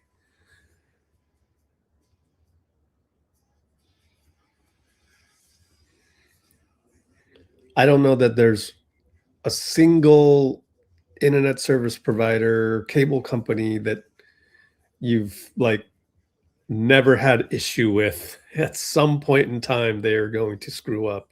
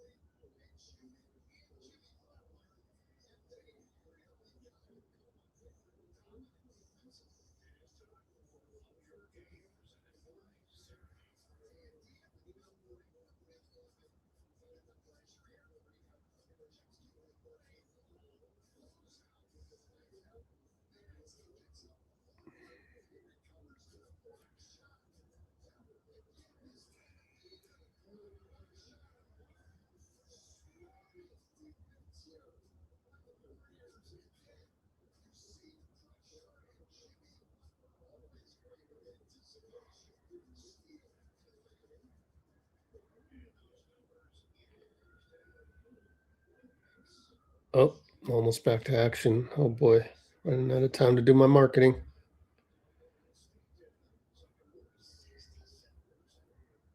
Am I going to get a tweet out? Let's see.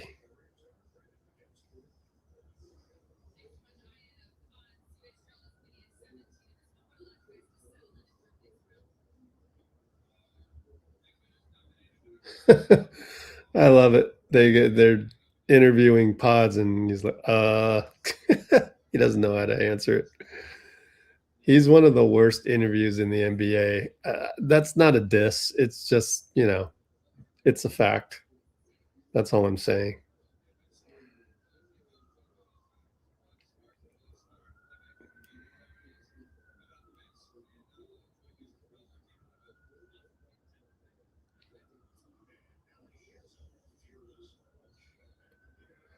All right. Wow. I think the refs literally waited for the interview to complete.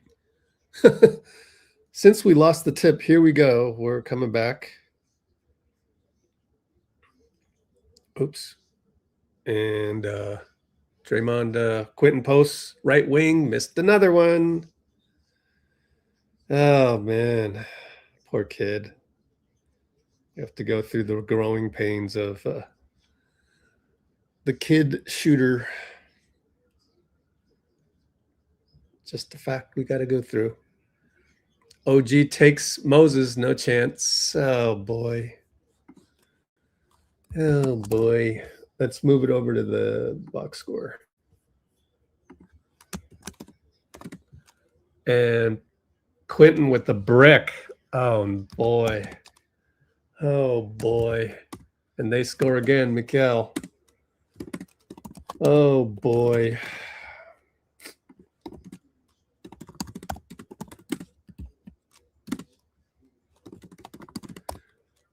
QP for 3. Thank you. Finally. You gotta show me that eye of the tiger every now and then, kid. Please. 65-63. But Mikal, bucket. Uh-oh, he's feeling it. Uh-oh.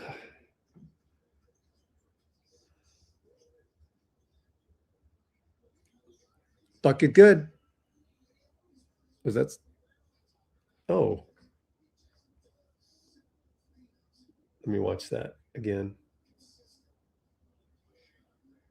Yeah, QP with the push in the lane. Not bad. Push shot. I guess I should pay attention rather than tweet.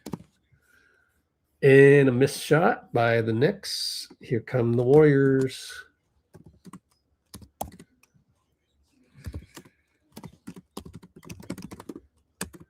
And Jimmy takes Deuce McBride easily. Wow, this is the Jimmy game, all right. 3 ball, no good. Rebound, Draymond. Steph, sidestep. Gotcha. Deuce McBride, gotcha. So now we're coming alive at long last.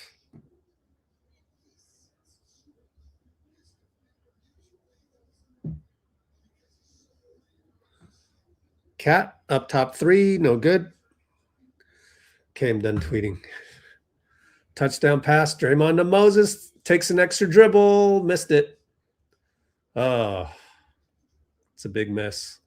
Moses with the Harrison Ford coming back, no chance. Mikal, bucket good. Well, maybe you should just not dribble that, you know? Just shoot the ball when you're open, a la. Oh, Steph comes back.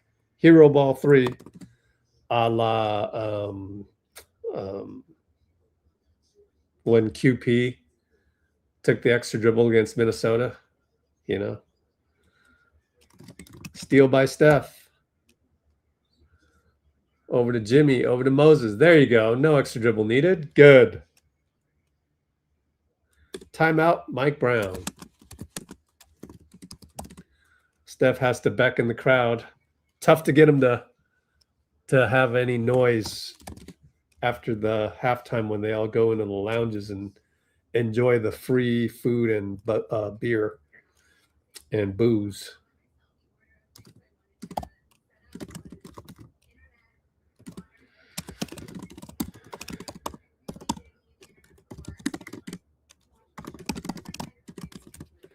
So it is now 78-67.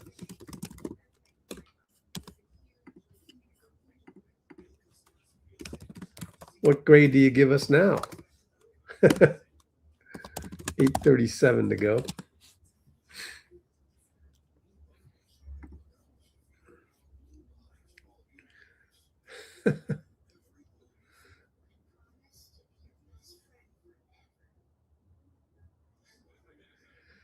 Yeah, can TJD get some minutes?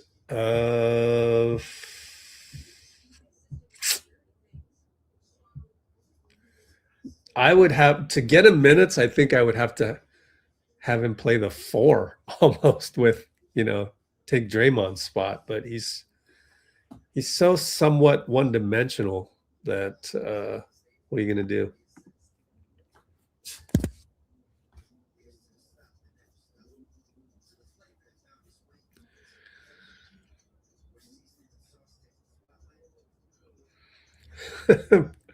Hey, Dean Chambers, if you're listening, Bruce said Jimmy is the best player tonight.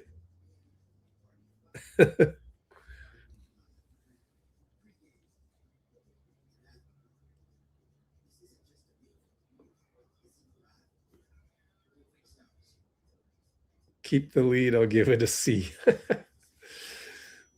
Wow. Got some tough graders in here.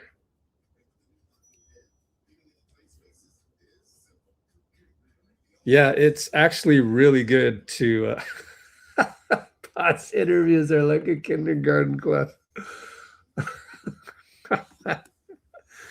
Man, ooh, Dubs has got the comedy today. It's a good one. I like it. What else we got? What was I gonna say? I was gonna say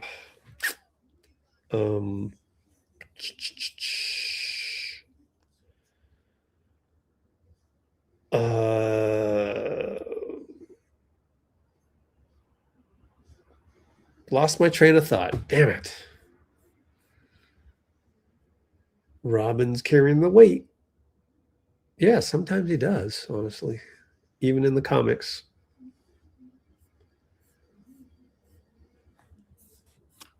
I got to send that to Podz's dad.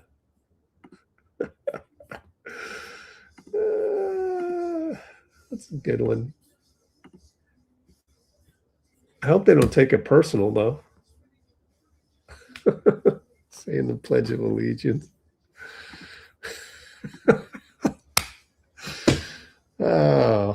Should I send that to Pods as that or not? 3-ball cat. Wait a minute. We come right. Oh, wait a minute. I thought Amazon, if Amazon Prime has something better than NBC, it's good camera work, but we went a little too deep on the replays, and Steph nearly got picked by Deuce, but it went out of bounds. Yeah, you look up and Cat's shooting a 3. We don't know how that play developed. Don't know who to blame on defense. And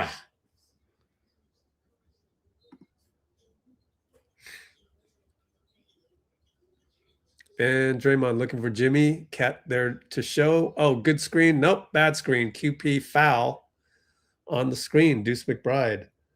Need to re-watch that one. Let me see what QP did. Oh, he stepped right into him.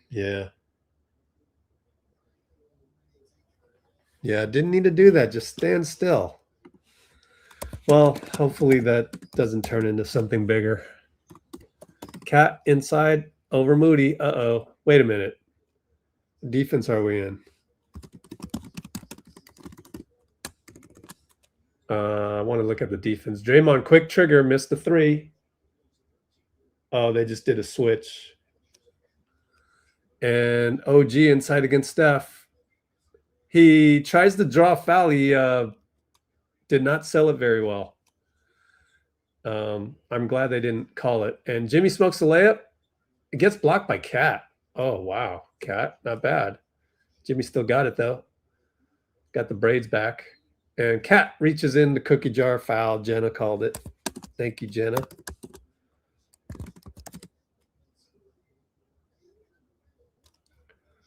So they're just running a little pick and roll up top to get the switch for Cat nowadays.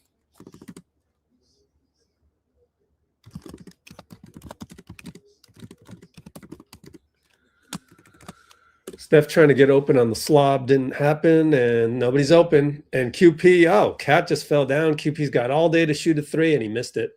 You give him all day. Draymond offensive rebound foul by Josh Hart. Go to the line. You give Quentin all day, he's going to miss that. That's just, oh, man.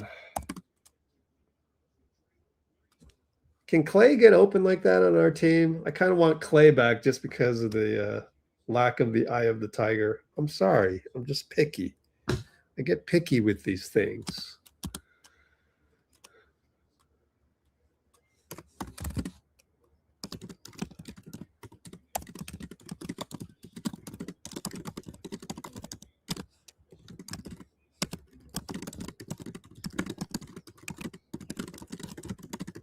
You know, that's one thing is, well, then again, you know, Clay had that stretch where he was forcing up a lot of shots, but was that just a phase? That last season? I don't know. When he came off the bench. OG against Jimmy. Sizes him up top. Pop a 3. Jimmy's good closeout. Good box out Steph. The old men doing some fundamentals. Over to QP, over to Dray. Over to Steph. Steph throws the ball nearly away, but Moses got it. Found Jimmy wide open, and he'll attack. Bye-bye Deuce. Euro step out. QP 3. No good. Jimmy rebound again. Gets fouled by Deuce. Jimmy's everywhere. He's definitely the best player tonight.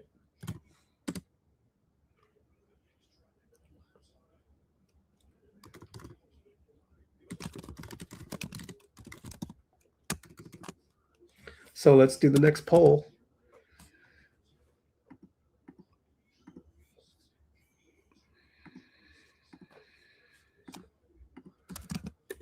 Was that bad stretch for Clay in the last season when he went to the bench just a phase? Yes, he'd be great as a Warrior again. No, he's just older and regressed. Of course, I'd have to watch some Mav games. Oh, Jimmy missed a free throw. Or, I don't know, maybe abstain. Because if you guys do think that it was just a phase and he has Eye of the Tiger, where he is going to hit those threes where QP's not, maybe we should go get him and Gafford. Maybe. I need guys that's not going to miss open threes. I'm tired of it. I'm fed up. Nah, just kidding. Al up top. And he got it up top again. And Moses pops out from Steph gravity. 3-ball good. Steph knows it.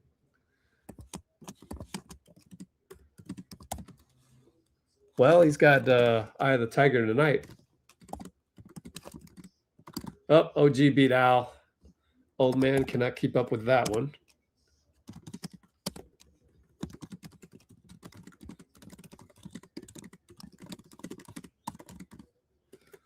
And Moses, another 3. It bounces in. He's on fire. He just needs more games like this. He had the one game where it's 7 in the first quarter. Remember that? Like, go back to that. And if you can do that. Oh, Draymond pick. Moses on the floor. Oh, OG pulled it away. That's no shame in that one. OG is pretty awesome at that kind of stuff. Oh, Moses looks like he's limping. Damn. That's not good. Moses definitely limping, and you know his gait is already pretty slow, so that looks even worse. Well, that sucks if we don't have Mo. But here's your opportunity to get Will Richard in there, and maybe he'll go off. You know, to your, you know, if you were here a couple live streams ago, we were saying we actually wanted Will Richard to start instead of Moses. So there's your, you know, where we're also in favor of Will Richard in different ways. Tonight, maybe a little tough, but Moses stays in, and Steph stares at Jacyn Goble for the N1. Nothing. Jacyn Goble with the blank stare. Now, actually, he shook his head in return.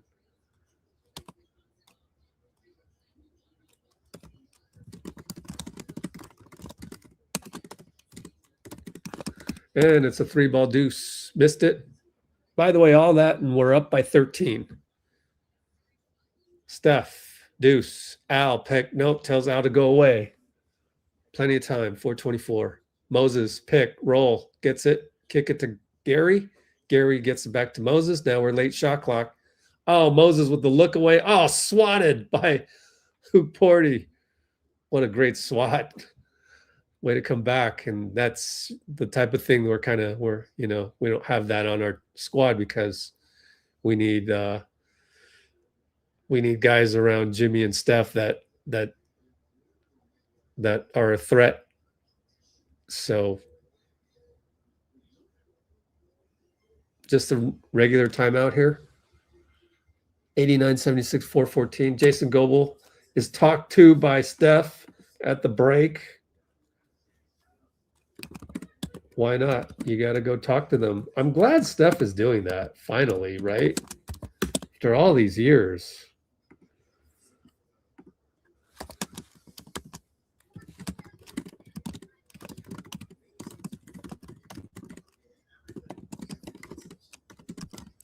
The no and one calls.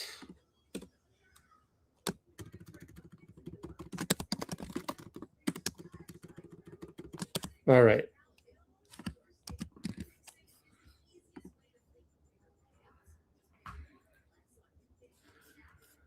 Okay, where's my backup? Here we go. I reached the character limit on the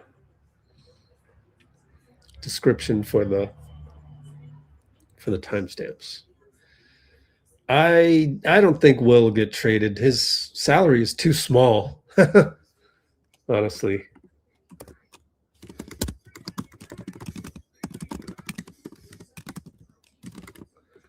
Actually, only way I see him being in a deal if it's a throw-in piece in a much bigger deal.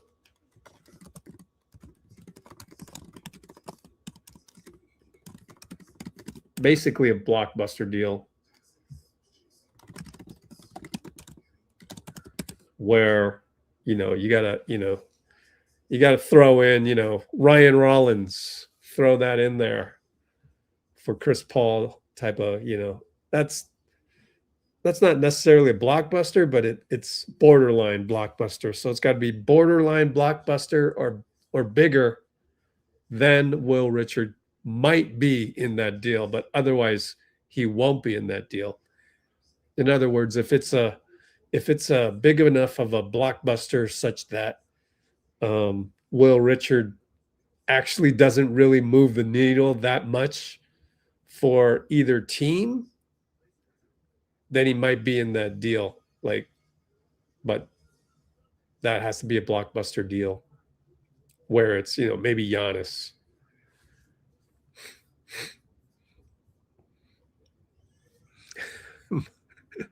Yeah.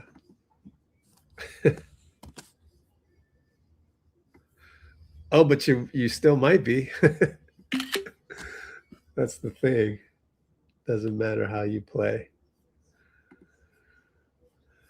We gotta send JK off, and to make it happen, might need to trade somebody else in the deal. Is Gafford hurt? Oh, I have no idea. Clay missed a bunch. Yeah, but that was a while ago. That's why I'm asking right now. Hoops hype. Daniel Gafford rumors. I don't think he's hurt, is he?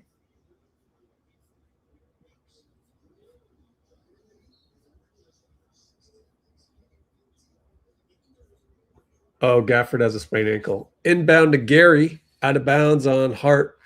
That's a good matchup. Hart against Gary. Just a sprained right ankle.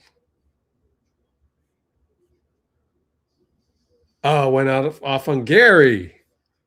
Ah, come on. Who threw the ball in? Was it Pods? Yep, Pods bad pass. Man, you can't do that on an ATO. Deuce for 3. Come on. That just magnifies the bad turnover.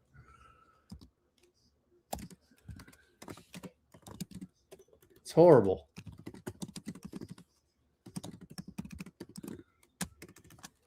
And 3-ball Gary, no good. Oh, good hustle by Pods, but Deuce got it. And we're up by 10. 3-ball Shamet. It's good. Steph, Gary pick. Switch to Shamet. Steph, crossover 2 times, 3 times. No. Fake a 3, drive. Al gets it back to him. Great pass by Al. Great cut by Steph. But really, that's an incredible pass to time that perfectly like that by Al.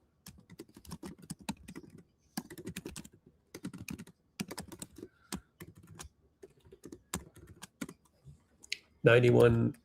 Shamet for 3, no good. Gary close out. Al tipped it, and it's our ball. Hook Party tipped it out against Al.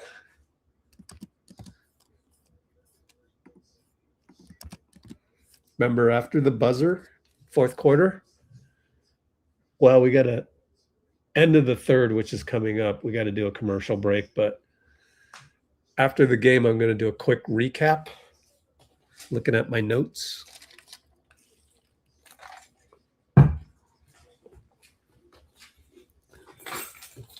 Pods goes away from the Jimmy pick, gets picked up by 2 guys. We swing around. They're on their heels, but Jimmy kind of kills it. Then he drives on Mikal, draws a foul. He knows what's up. Interesting, though. He kind of killed the hot potato and still drew a foul out of it. Is it a bonus yet? I don't know if Amazon has a bonus light or not.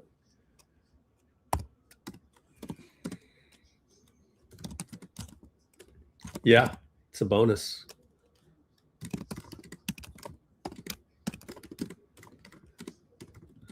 Maybe he was smiling at the bench because he knew that he killed the rotation but still got a foul.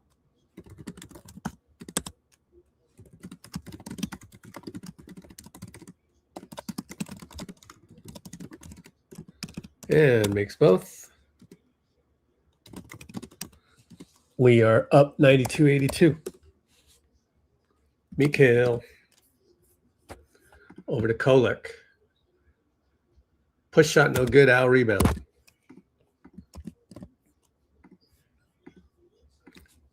Jimmy up top. OG trying to stop him. Retreats. Jimmy sizes him up. Crosses over. Gets help from hoop quarter. Leaves Al open. 4-3. Missed it. Here comes Kolek. Left side, Mikal. Pop a three. Got it. Still not worth 5 first rounders, though. Pick and roll, Jimmy Pods. Pods. Kick it. Good pass. Will Richard 3. Wow, Pods. This is looking good. He's done one thing wrong all day. And Kolek, bothered by Will, goes to the backcourt, gets it to Hook Party, looking for the handoff. Clarkson gets Melton on his back, push shot, short. Al rebound.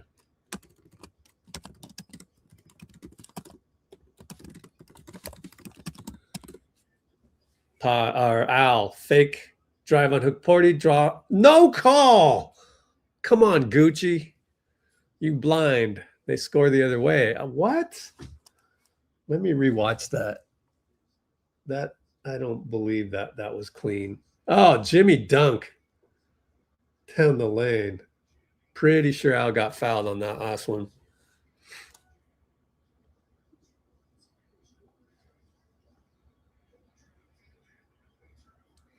OG turnover.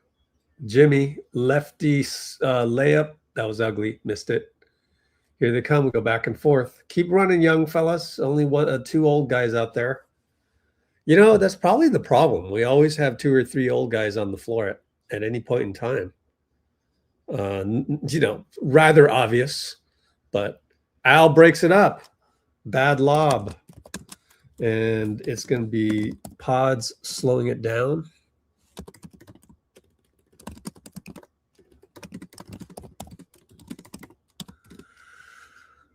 Ten seconds.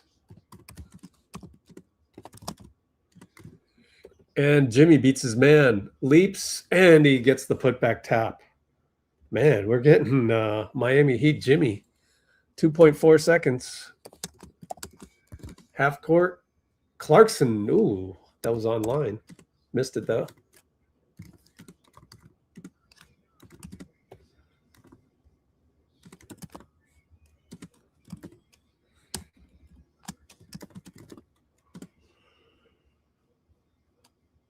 We're up by 10. Don't blow it.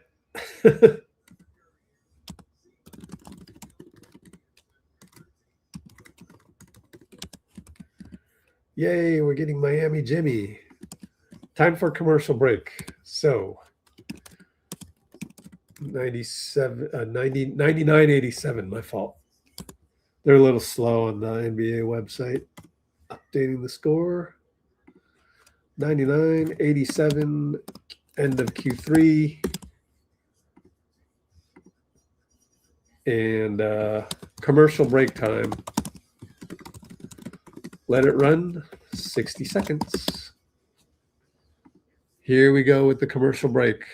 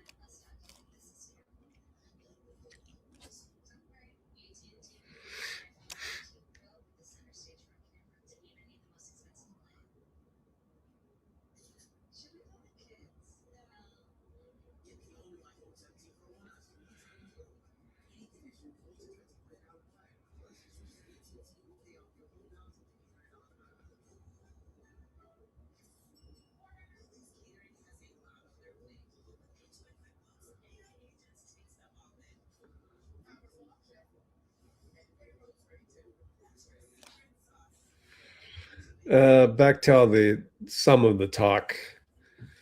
You know, one of the major reasons why we are in the predicament that we are in roster wise is really I just the calculus of the team was always based on Steph and Clay. So the moment Clay was never going to be Clay again, it was too late because, right? Don't you draft differently thinking that you have, you know, pretty much Clay, not prime Clay, but maybe pretty good Clay, right? When you have pretty good Clay, he factors into the calculus of everything. He factors into draft picks. He factors into what plays you run. Like Kuminga next to Steph and Clay is a lot more. You're able to envision that a lot easier with, you know, pretty good Clay. I'm not saying prime Clay, pretty good Clay. So people got to remember that. So we drafted Kuminga and Moody after that. So I think that's the main reason, as well as Draymond punching Jordan Poole, obviously. Cat missed it, but got his own rebound. A lot of physicality with Draymond. And swing it over to Clarkson. Late clock. Will Rich, great defense. Didn't need to help him, but yep. I just don't think you need to help Will Rich. And I feel like Draymond lost trust there as the kick went to Pods had to come over. It's too late. Steph for three. Oh boy, he missed it.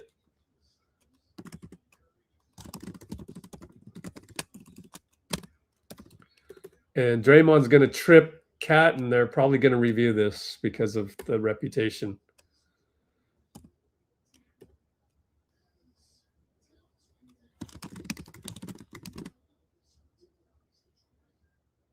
Oh, that's not a tripping. Hey, Stan Van Gundy, I don't think he should get a flagrant for that. But they're definitely going to review it based on reputation. Yep, they're talking about it. This crew will review it, I think. Gucci is outnumbered 1-2. Unfortunately, that's how the Adams Keystone cops are taught these days. They're not a fair representation of the look of the league. That is not a foul in any gym in America. That's the problem.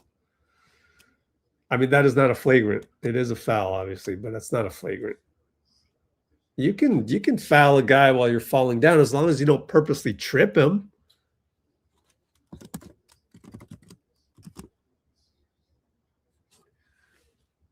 You don't think there's any doubt about this, Stan? Stan, come here to Oakland. You will see this. This is a Wednesday in Oakland.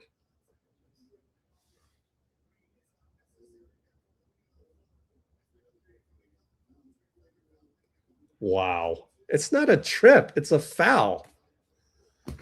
That's horrible.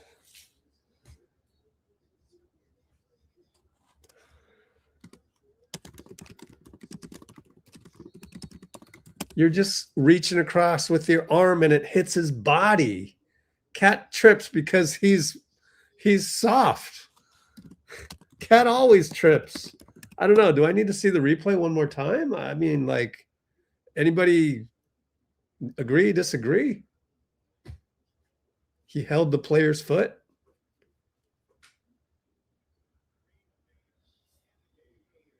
Let me see. I got to rewatch this. Go all the way back. Oh, the left hand. I didn't see the left hand. All right. Just erase everything I said because I didn't see the left hand. Yeah, the left hand came later. The initial foul was Draymond didn't have to keep going. He didn't need the left hand to trip. If he just stuck with the right hand, that makes no sense. Just kind of instinctual. Going a little extra to try and stop the bucket. Pods gets whacked by Cat, and he's hurt. It's going to be a foul on Cat. Now, are you going to check this one? Because that's an elbow. I bet you Draymond's going to yell at the ref for not checking this one. It's not a flagrant, though. Looking at the replay.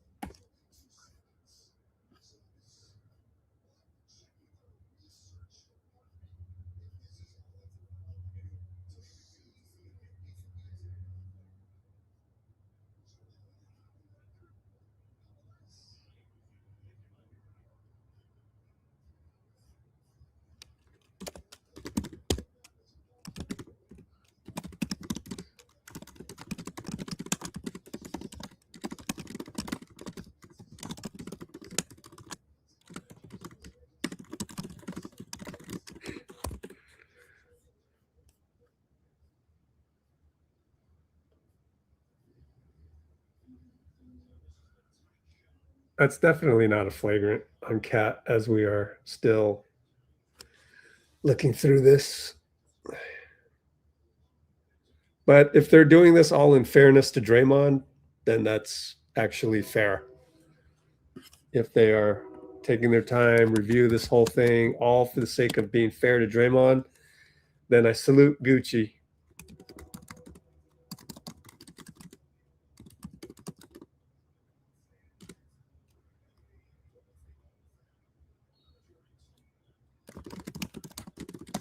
I don't mind it if it's all about kind of being fair to Draymond, because they should go out of their way to not just always assume the worst with Draymond. And conversely, if Cat doesn't have a reputation for flagrants and there's an elbow, you should go check that, because you're supposed to be checking that for everybody. You're not supposed to be discriminatory with that. So I actually don't mind that. I do mind that Gary barely caught the ball, nearly lost it to OG. Come on, Gary. Draymond attacks and draws a foul on Cat. Late call. Who called that? Was it Jenna? 5 fouls on Cat.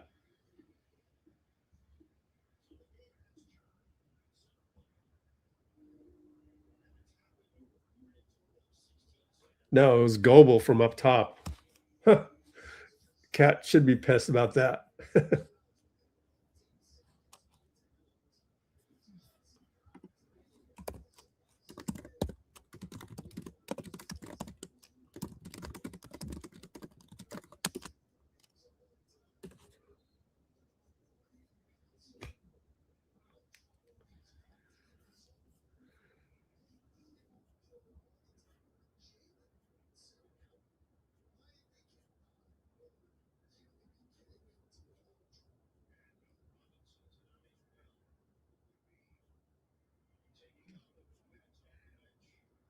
Cat tripping because he has big feet. Funny. Whoops. Pods tried to get a rebound and whacked OG. Oh boy. Now we got to check this one, don't we?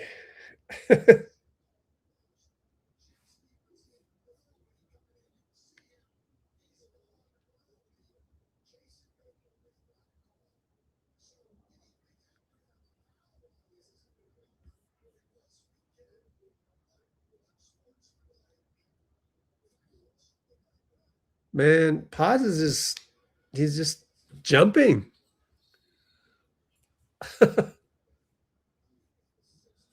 Oh, it was a lane violation? Oh, he drew blood on OG. That sucks. So now we got to review it again because see what you did, Dray? Nah, just kidding.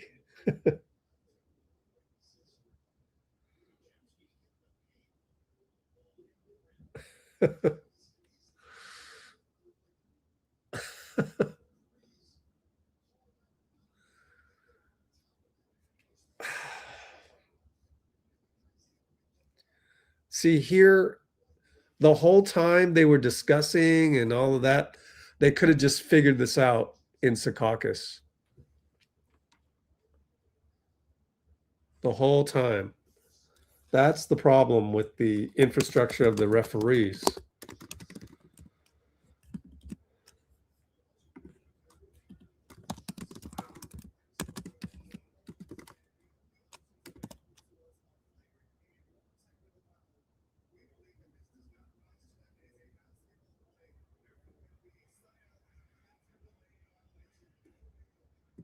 Okay, Gucci just explained it. They're not going to give a flagrant or a tech.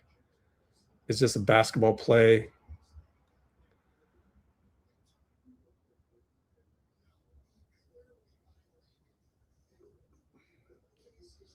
Well, Gucci, hey, Pods, just be happy that he didn't get a flagrant and call it a day.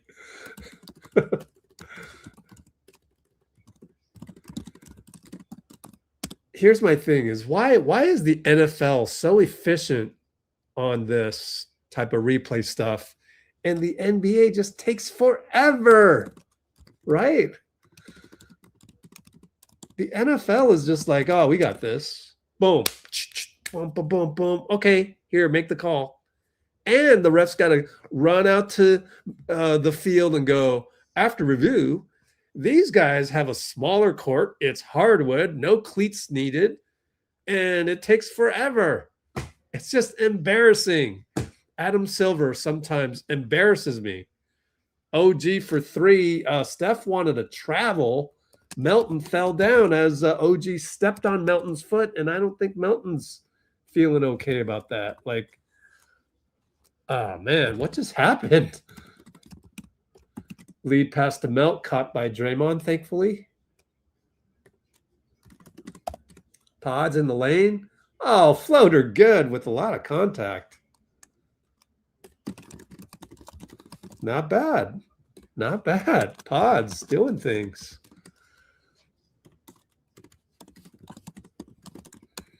Mikal and Draymond. We're up by 8 after all of that. Deuce and Gary switch to Steph. Left side, fadeaway, nothing, or step back. Over to OG, gets past Melt and reaches in. Good. And 1. Did they call it on Mel or Gary? Because both of them were trailing him. I got to rewatch on the laptop.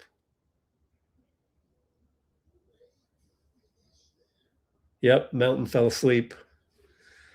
Oh, Melt. Not a good game for him today, honestly. After a really good game. So, again, you wonder, is he just tired? Did he hit the rookie wall coming out of the ACL?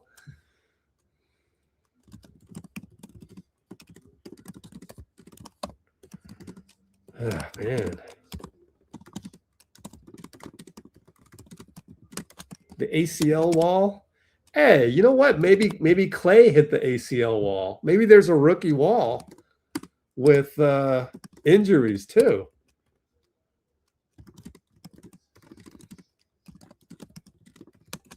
In his case, it was ACL. Yeah, it was Achilles, the Achilles wall. The poll is pretty even, all things considered. Yeah, it's like, man, no, but I mean, Melt's only been back for so many games. It's not like, no, but Clay came back like February 9th of that year. And I think Clay regressed. Did Clay regress in 2022? No, right? I don't know. He definitely regressed when he was benched in 24. I don't know. Do you become inconsistent like this? I don't know. Just the sample size is so small for Melton. Probably like barely double digits in games played. So, all right, I'm going to give Melt some grace. Steph and Draymond two-man game over to Gary. Dray goes away and pull up two. Steph, good. He's got that all day. He can pick and choose against Deuce. So that kind of settles things down, back up by 10, especially with Jimmy out. 3-ball OG, hero ball, no good.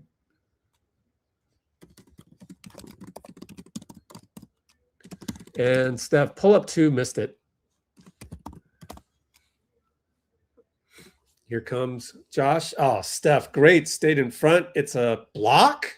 Gucci called a block. Oh, no objection from Steph. Wait a minute. Looked like a charge to me. Hold on here. Let me rewatch this. How's that not a charge? I don't get it. I need to see one more replay. Are they going to replay this? What? Anybody else agree with me? Disagree? What the hell just happened? I don't get it. Looked like a charge to me. Great point of attack. I love Steph on the point of attack. He does that at least once a game. Clarkson late 3 brick.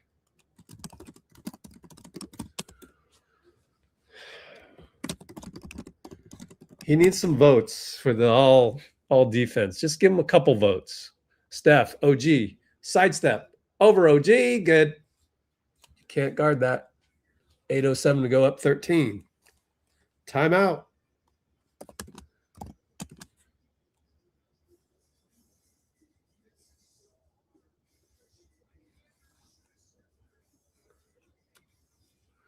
You got to credit Draymond for the good defense on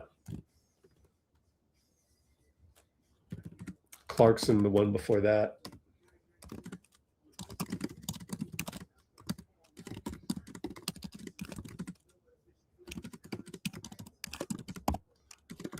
And so we've got a timeout. We're up by 13, 107.94.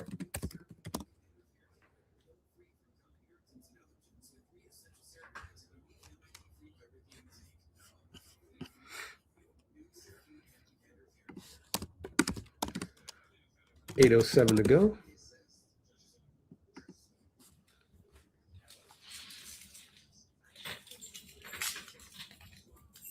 Well, we only have 19 likes. We need 15 more likes to catch up to the concurrence.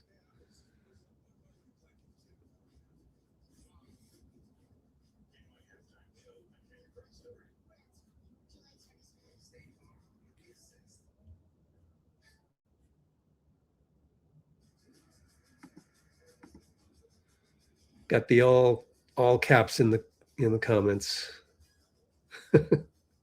What's the percentage of new commenters to all caps? What's the ratio?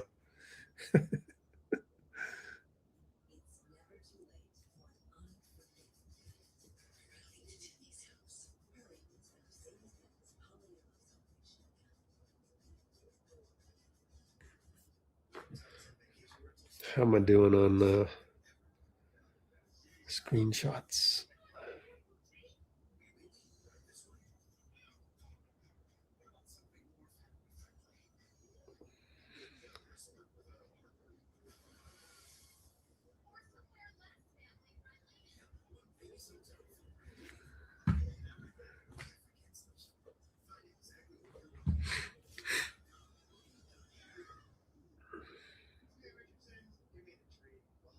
I forgot to post on Instagram. My bad.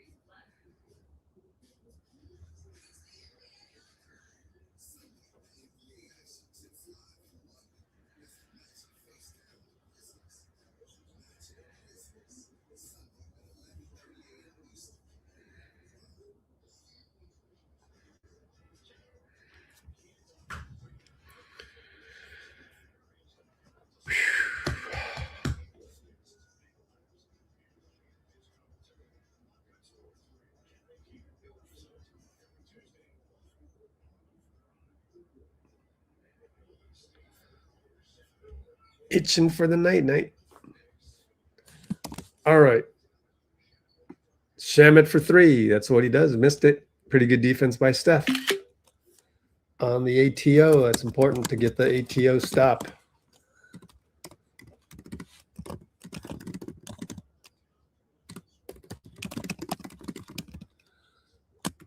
Over to Moses for 3. No hesitation.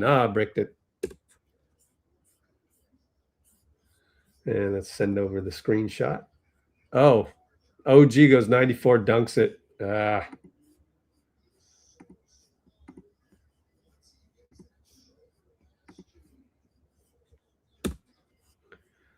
Yep. Accurate by Stan Van Gundy once he gets the shoulder. Up, Steph. Right back with the same sidestep, right wing 3. Little daggeration right now. And Josh Hart drives. Good reach by Horford to knock it out. Their ball. He's just totally confident against Deuce McBride. There's no chance. Pau Gasol in the house, huh? Isn't he like, where does he work for again? He works for the Lakers. Not sure.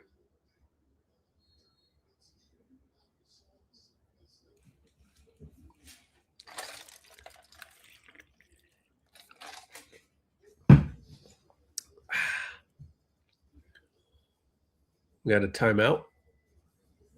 Josh Hart's going to talk to Gucci about something. I wasn't even paying attention, so I don't know what that could be about. Still up by 14-ish, and a minute has burned away, so we're getting closer to that finish line.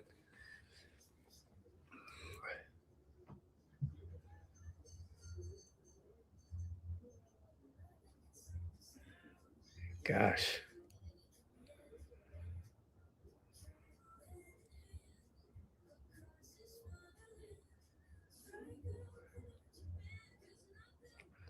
Stop acting like he's Kobe.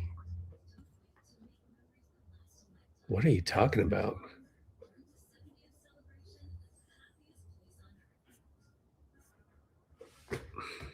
Got a lot of negative energy, bro. I mean, this is not the place for negative energy, man. Really. Should we show him the money long? Anybody?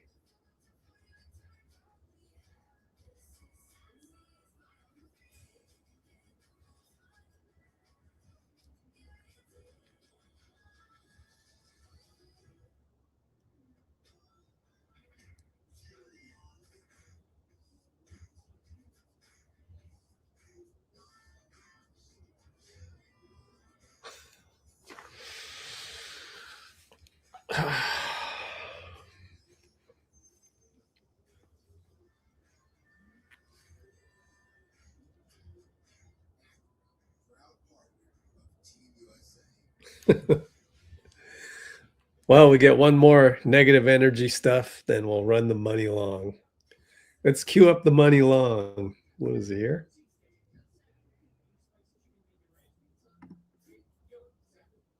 Here it is. Cue this up. Oh, that's Lewis House. No, that's not it. This one?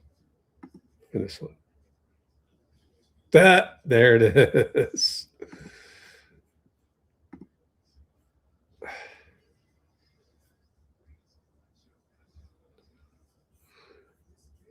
Cue it up.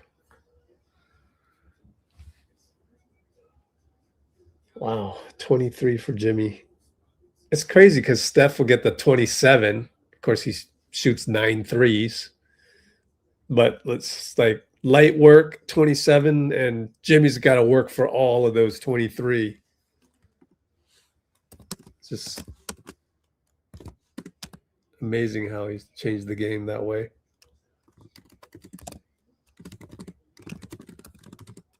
Oh, it's a challenge by the Warriors on the out on Hart versus out on Horford.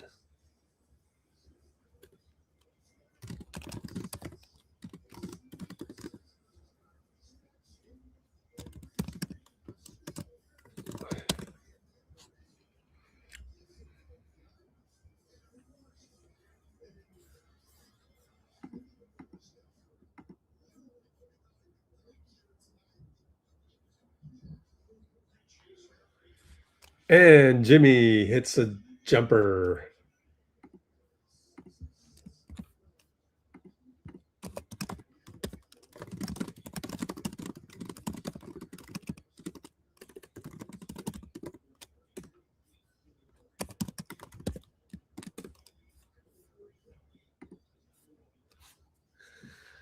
And Al finds Melton, wide open corner three. No good. Al rebound. Melt steps back, stepped on the line though. Oh, they would have got that wrong. Gucci said three, but he missed it again. I don't know about that. I don't know about, you know, stepping back for a three. I was yelled at from my high school coach for doing that during summer league one time. Yeah, meanwhile, somebody got fouled. Knicks will go to the line.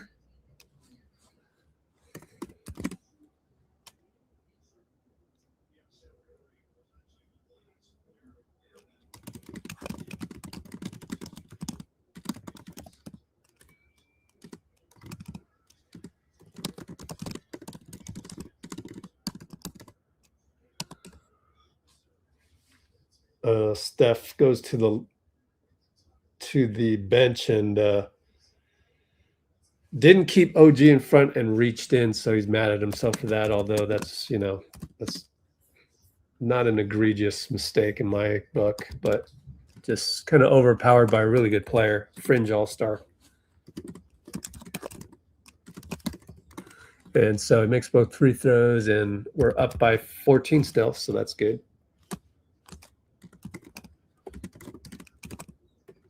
Three ball melt, no good.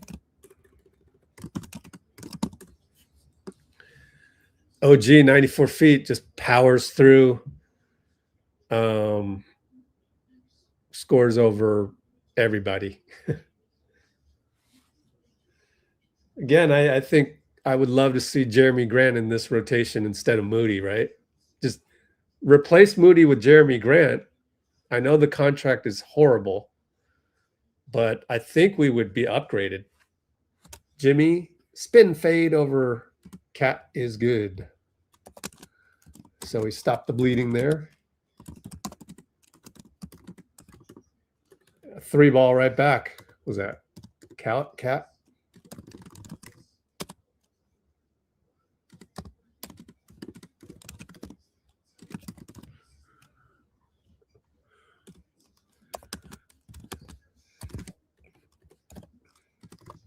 Jimmy again, one-on-one. Kick it to Al in the corner, back out. Dangerous pass. Josh steals it.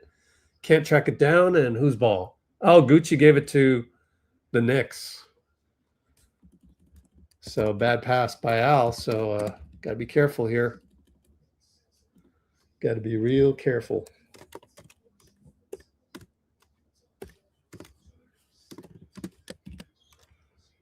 Three ball deuce. Thankfully missed it. Al couldn't keep up with OG though. OG's beasting us. Scores again. Pat Spencer wants a foul. Yelling from the bench. Is he active? That's another active game if he suited up. Melt calls timeout.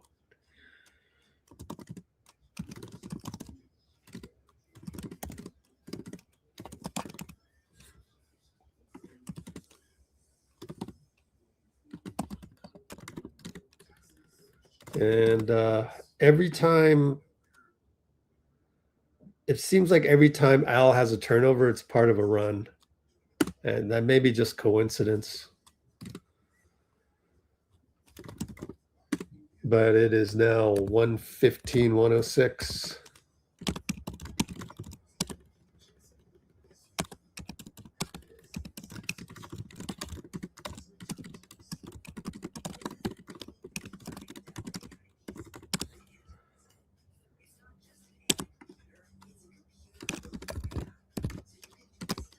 .423 to go.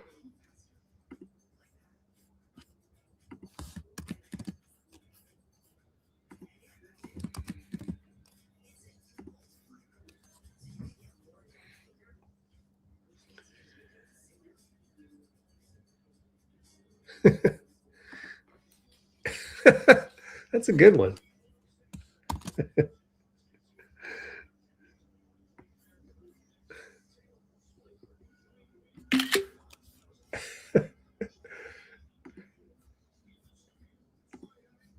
Pinky strikes back. It's a shame because your positive comments are nice. It's just then you go on a mean streak. So tried my best, but sometimes it doesn't work.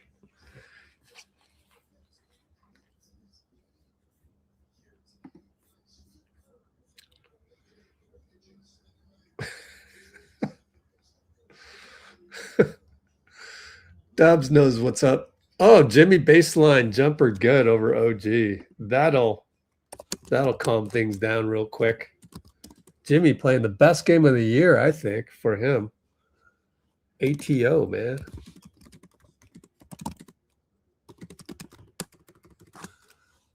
We're up by 11. And OG takes Jimmy. Draymond wants it's a foul, but Draymond wants a travel. Let's see if it's a travel. Let me watch the replay.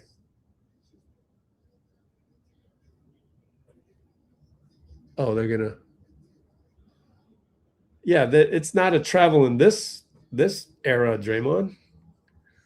They're never gonna call that a travel. It's just never. It should be. Steve's gonna argue with Jenna. You're arguing against the law, though. That's the problem. You can't argue against the law. That's the current law set down by Silver.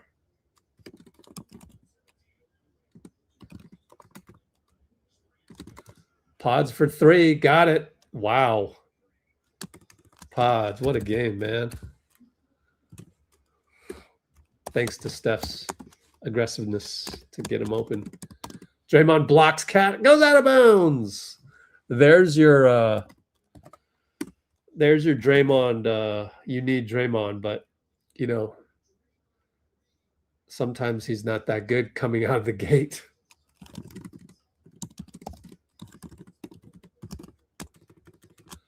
Draymond wide open, finds Melt. Melt goes back to Dray. Dray goes over to Jimmy for 3, and Steph taps it. Cat got it. Dray just not a threat on offense. Mikal for 3. Draymond rebound. So it didn't hurt us that Draymond had no offense on that last sequence. And time's ticking away. Under 3 minutes.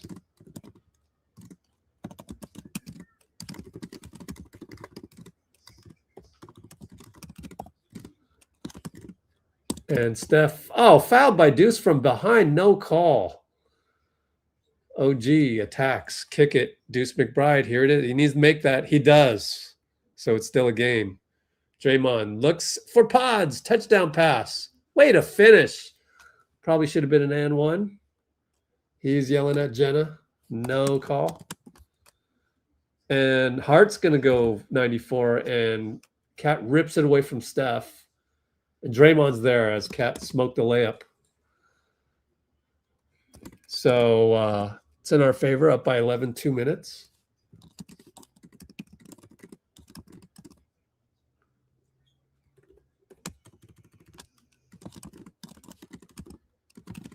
And Pods goes to Dray, goes to Melt. Fire a 3, no good. Yeah, that's one of those. We can shoot 2s too. Deuce McBride over Steph. They need that one to drop to make it interesting, but no. We're still up by 11, 138.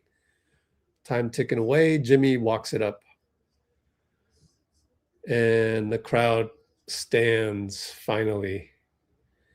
Jimmy takes it, draws a contact, no call, made it anyways. OG tried his best, hangs his head, knowing that that's the last dagger, and that's 30 points for Jimmy. So he ends up actually more than Steph, unless Steph wants to shoot a dagger coming up. OG against Steph. Steph reaches in. Really no need to do that. Just let the play go, and maybe he'll miss, and don't stop the clock. So I think we may have dodged a couple brain farts tonight from Steph, thanks to Jimmy. But that is the stability of Jimmy, right? They're going to challenge. Okay, challenge this.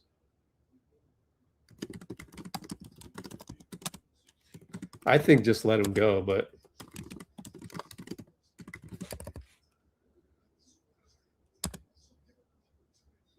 Oh, we got all ball on the, yeah. But it's a, you know, he shouldn't be reaching in at that point. Just let him go. But he saw it. I mean, I got to give him credit, man. Do you think they'll screw this up? I think they'll screw this up. Let's do a poll. Will the refs screw this up? They're gonna call this a foul, aren't they? Actually, it's Gucci Williams. You can trust him just a little bit more than usual. But Steph needs some. He definitely needs some all defense votes. Result of the poll is we are saying that Clay is over the hill. No, he'd be great on the Warriors again. Ah, cool. Barely. Let me screenshot that one.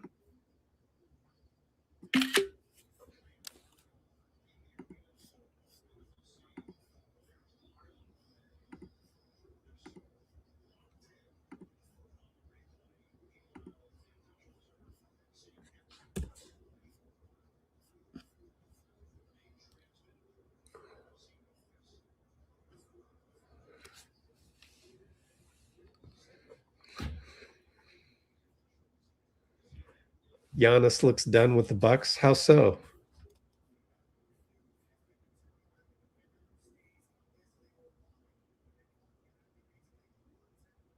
Ha! Way to go, Steph.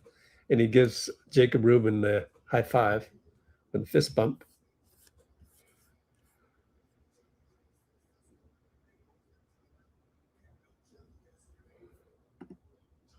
Draymond giving respect to OG.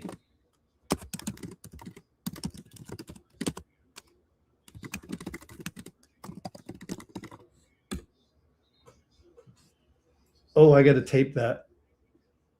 I got to tape that. Clip that fist bump.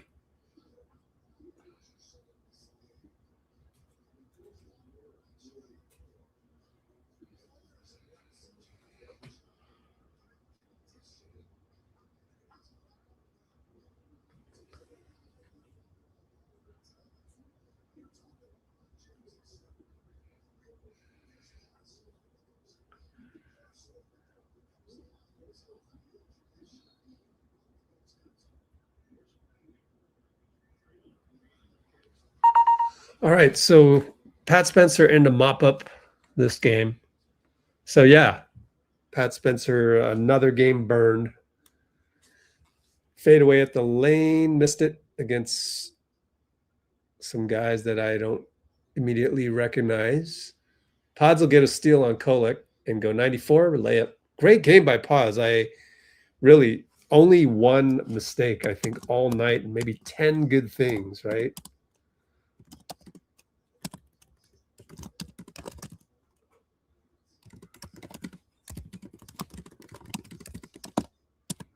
Really only made one bad play.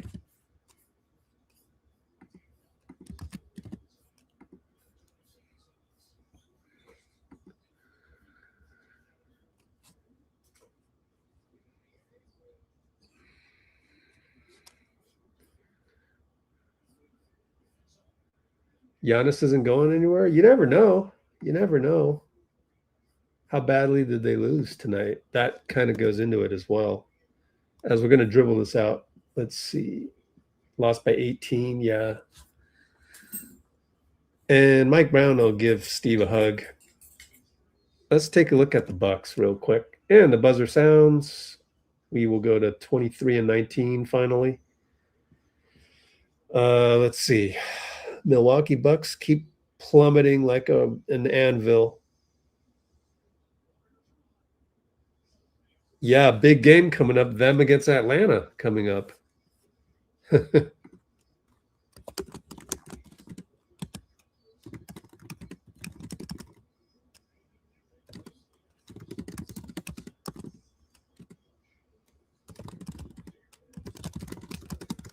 Okay.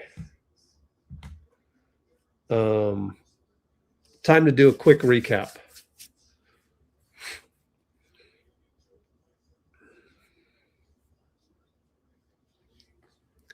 Post has to get more physical. Exactly.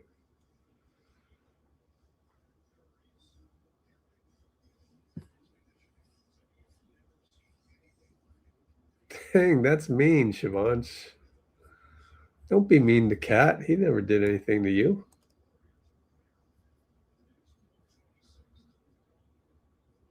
Mike Brown gets to hug everybody.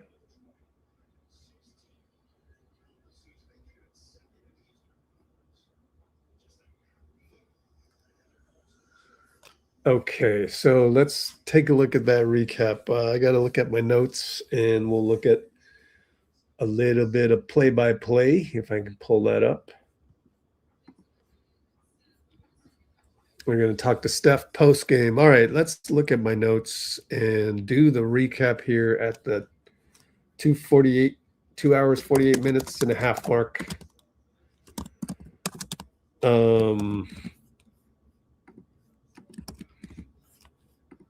A lot of these notes are in the description, actually. Let me see where I got cut off. Third quarter. All right, we started shaky again. And let me see.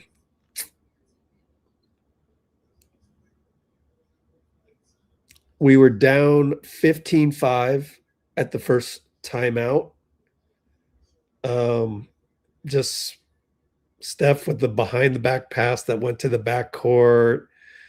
OG burned Jimmy on a closeout. And then Josh Hart burned Moses. You know, I really get on Moody really hard and harshly for his lack of point of attack. But it was 15-5 early. But to Moses' credit, he was hitting threes. So kept us in the game, actually, on the offensive side, as Steph wasn't hitting much and Jimmy hadn't decided to kind of take over by then yet. So my assessment at that point in time was that, boy, we're looking old again. And the other thing was that in the combinations that we have, I mean, Wiggins was traded for Jimmy, but the role that Moody plays is the role that Wiggins played. And so Moody hasn't, you know, Moody's not Wiggins, obviously. So at that wing spot and primary defender spot, we've actually regressed a little bit, but that's kind of the cost of getting a Jimmy. And later on, Mikal Bridges got a fadeaway over Moses, put him up 20-11. And that's where I'm like, yeah, wouldn't it be great if, you know, Moses was replaced by, you know, a longer wing, which, you know, I've suggested Jeremy Grant, or, I mean, MPJ is not a point of attack defender, but he's long and can try his best to bother those fadeaways. So we're down 20-11. Moses got a blocking foul against Josh Hart. So I'm all over Moses early on the defensive side. And we go as far down as 26-14. Like we were basically doubled up, 26-11. And Steph comes back with a bucket that we really need because he's the man. And he got an and one against Cat. Make it 26-14. And, you know, still just mindless turnovers like Melton stepping on the line. It just starting to start the game a little bit really on the wrong foot like that. And OG gets a three off of a Mikal drive. That time, I think it was against Al. And they would switch around and get Al, and OG took Al downhill. Then he gets a three. So it was rough goings early on to get any like rhythm. Although Melton did have a Steve Smith of Atlanta Hawks fame kind of move to the hole. So Melt was doing stuff on both ends. caused a shot clock violation on Josh Hart with a block shot even. And then Al found Jimmy for a Megatron dunk. It was like Miami Jimmy suddenly appeared in that first quarter closing unit. Now, that was Sports Center worthy. And we make a run at the end of the first quarter. It was almost like, yay, the kids goofing off, or the old men goofing off. Draymond and Steph, they're on the bench, and we've got a Miami version of Jimmy here to settle things down. And just all this good hustle left and right, including Melton. And he even missed a shot, and then Jimmy got the putback and one, tipping it, putting in and one. And then to close the quarter, Jimmy gets a steal on a cross-court pass, goes 94 feet, timeout Mike Brown. We're only down 5. So really impressive way to end the first quarter. And that really turned the game because it was doldrums up until then. And then the first possession of the second quarter, we got a little hint of Podziemski having a great night as he did a little step through hook shot. And all of a sudden we're down 3 and we have all the momentum. So we got really good energy by Pods tonight. Whether it was, on both ends. And even when the play didn't end up with anything, he'd like knock a nick on the floor. So just good physicality by Pods as well. Draymond even got a corner 3, amazingly, have the lead down to 3 from 6 to 3. Pods took a charge to absolve Moses of another turnover. But then another couple turnovers, and it's pretty much an even game now. Turnovers again by Steph and Draymond. And then Clarkson toasts Moses. So it's tied up like 44 apiece, and Jimmy sees Jordan Clarkson in his scope. So he takes Clarkson, ties up the game, and then later on, Melton gets a 3, assist by Jimmy on the kick spray as he took Cat to the hole and kicked it out to Melton, and we took our first lead, 47-46, halfway through the second. And from there, we started to roll, even though sometimes it looked like Melton would maybe he's tired or something, because he'd do 2 good things and 1 bad thing. So still kind of, sort of up and down for Melton overall. And then Jimmy gets a Euro, bye-bye Josh Hart. And we're sitting here, why hasn't he done this in the 41 games prior to this? But we gave a little grace on that. In any case, if we're going to get this Jimmy from this point forward, things will look good, especially if we get some asset in the JK trade.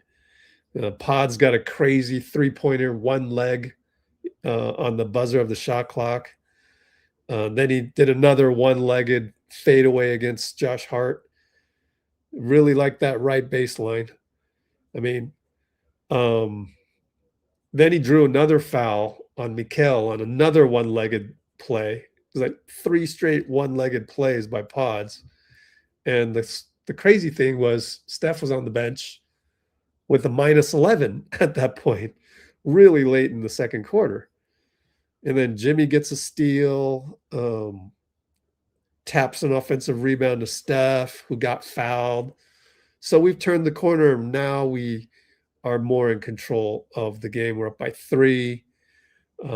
Jimmy gets a pick and roll, rolls, and Pods finds him.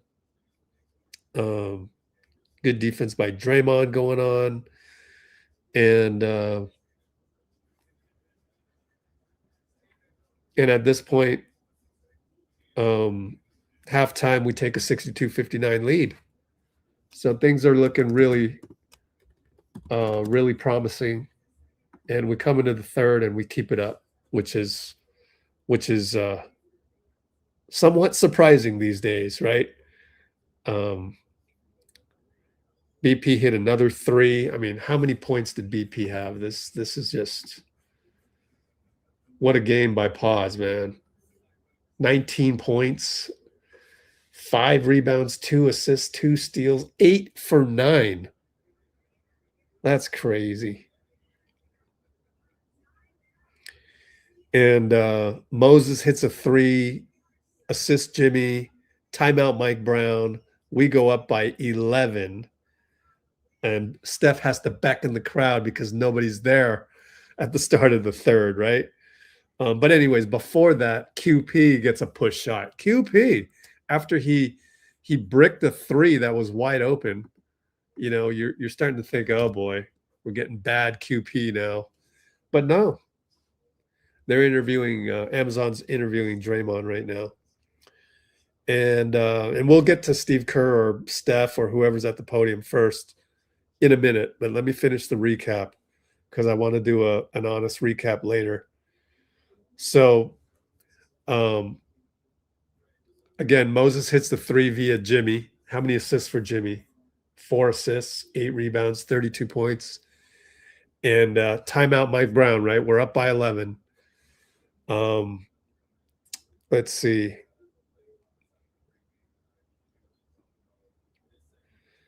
We had a couple shaky possessions by QP again, bad screen and missed an open 3 with Cap falling on the ground. You know, at that point, I did the poll. Should we go and get Clay? Because he definitely used to have eye of the tiger, and that's what we need from QP, right? Not that Clay would play the 5. I'm just saying, you know, maybe we can get open 3s for Clay where he's just going to make you pay for falling down. You know, it's a swagger. QP doesn't have the swagger, so he needs to learn that.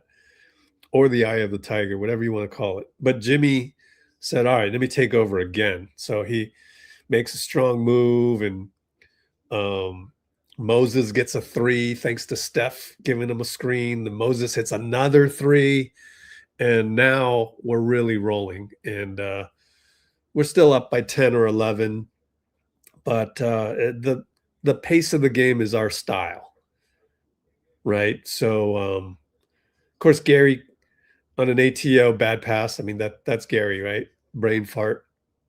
You either get a good Gary or bad Gary. But in any case, Al finds Steph on a beautiful pass as Steph was working Landry Shamet. And later on, Jimmy, even though Jimmy got a swing pass and kind of killed the momentum of the passing, he drove and drew another foul. So him going to the line was key, even though he only went to the line 5 times. It was only 3 of 5 from the line. But I mean, we just kept at it. Pods found Will for a 3. Jimmy went layup mode, and we maintained the lead of 11 or 12. And then that's when the game was a little bit shaky because Draymond fouled Cat to like stop his drive, but couldn't help it and used his, he fouled him leaning and falling down with his right arm, but then used his left hand to trip Cat. So we took forever to do the review. It was a flagrant. That was the right call. Don't know what Draymond was thinking with that left hand tripping Cat. That's not a basketball play. But even as OG Anunoby started to say, hey, I need to will the Knicks back into this game, guess who came back with a floater? Pods. Pods comes back with a floater. Steph hits a 2 against Deuce. Draymond in that 2-man action, of course. And then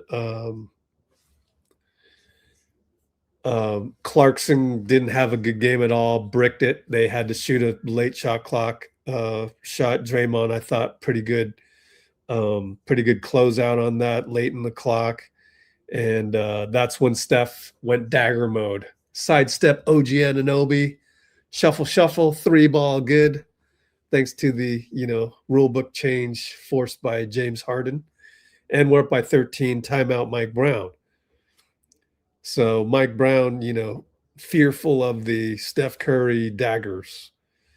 And right out of the gate, Shamet, probably just in the rotation that Mike Brown had at the time. Shamet misses a shot. Good closeout by Steph. He doesn't get enough credit for his defense. And at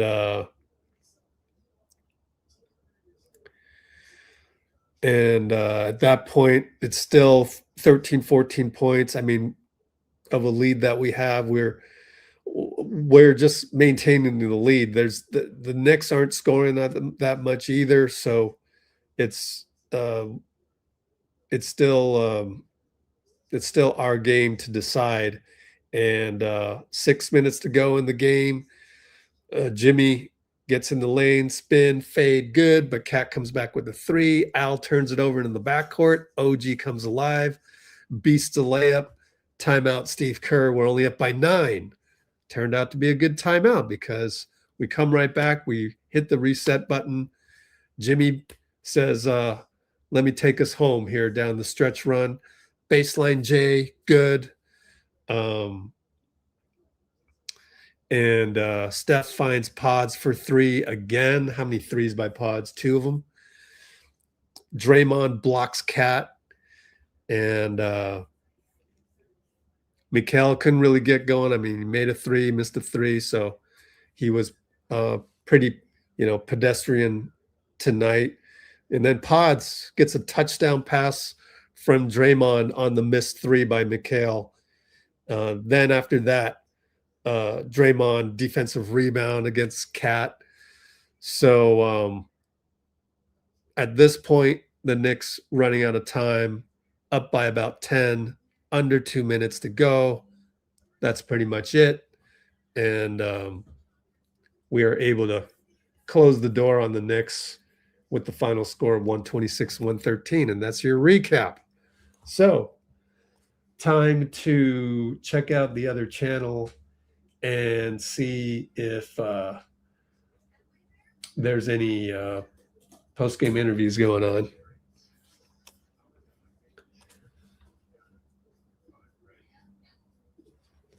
So let me check and see. We check our Discord.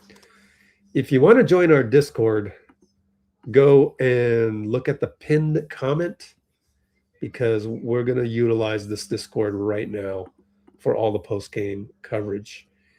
And we jump to the present right here. A little bit of Elmo. What are you doing, Dalton?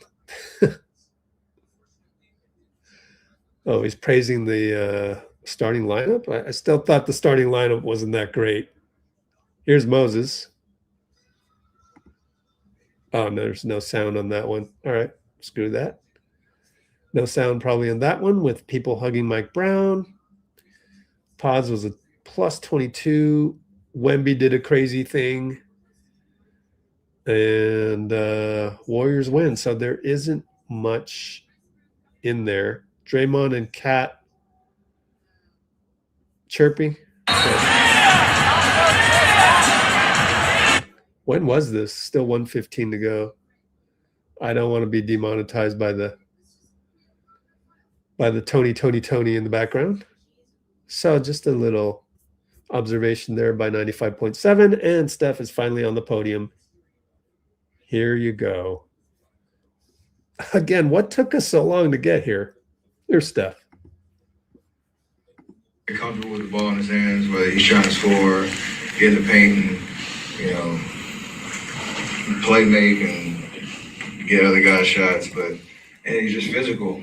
Whenever he gets a shoulder by you, you're not getting back in front of him. So that's all we're trying to do, especially against a team like that who's trying to switch a lot and keep us on the perimeter. If either me or him can, come off, get a little bit of separation. We do it differently, but his ability to just stay composed and see the floor while, he's making his presence felt is tough to guard for anybody. Oh, are we having arguments about Clay?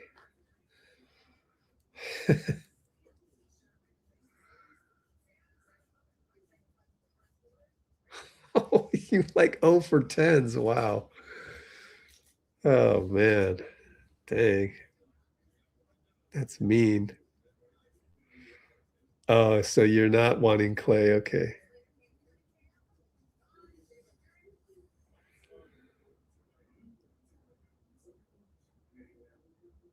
With gear. Oh, man. Kevin Knox? He's gone, right? You missed Kevin Knox. Well, I mean, he had to go look out for his career. Malavi Leons, I don't know. Yeah, call him up when Gee's out. That's crazy that we are not going to even think about JK anymore. It sucks. Big meow. I think I'm caught up on the on all of that. Steph with an extended stay on the podium, but I am not paying attention to that just yet because I will have that in about 10 minutes. Let's run a commercial break real quick. Commercial break real quick. Let it run for 60 seconds, please. Besides, we're arguing about Clay in the comments. I don't need to really talk about much. Here's your commercial. Let me know how it goes.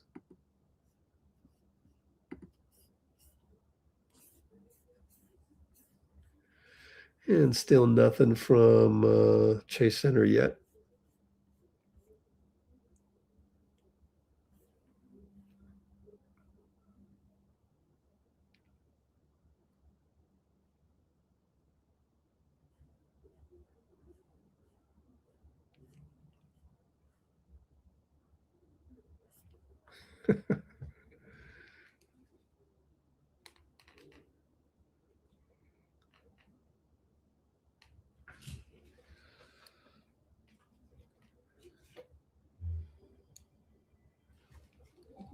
Oops. Gotta go to YouTube TV. There we go.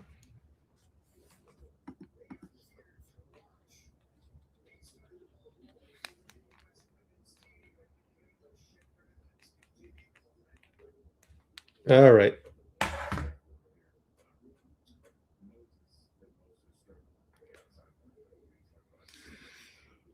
A very thorough post game with Wardell.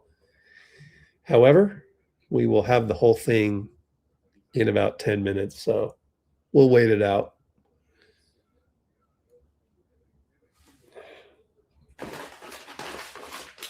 Oh yeah, I still got more popcorn. What up? What poll should we do next? So we got Charlotte coming in.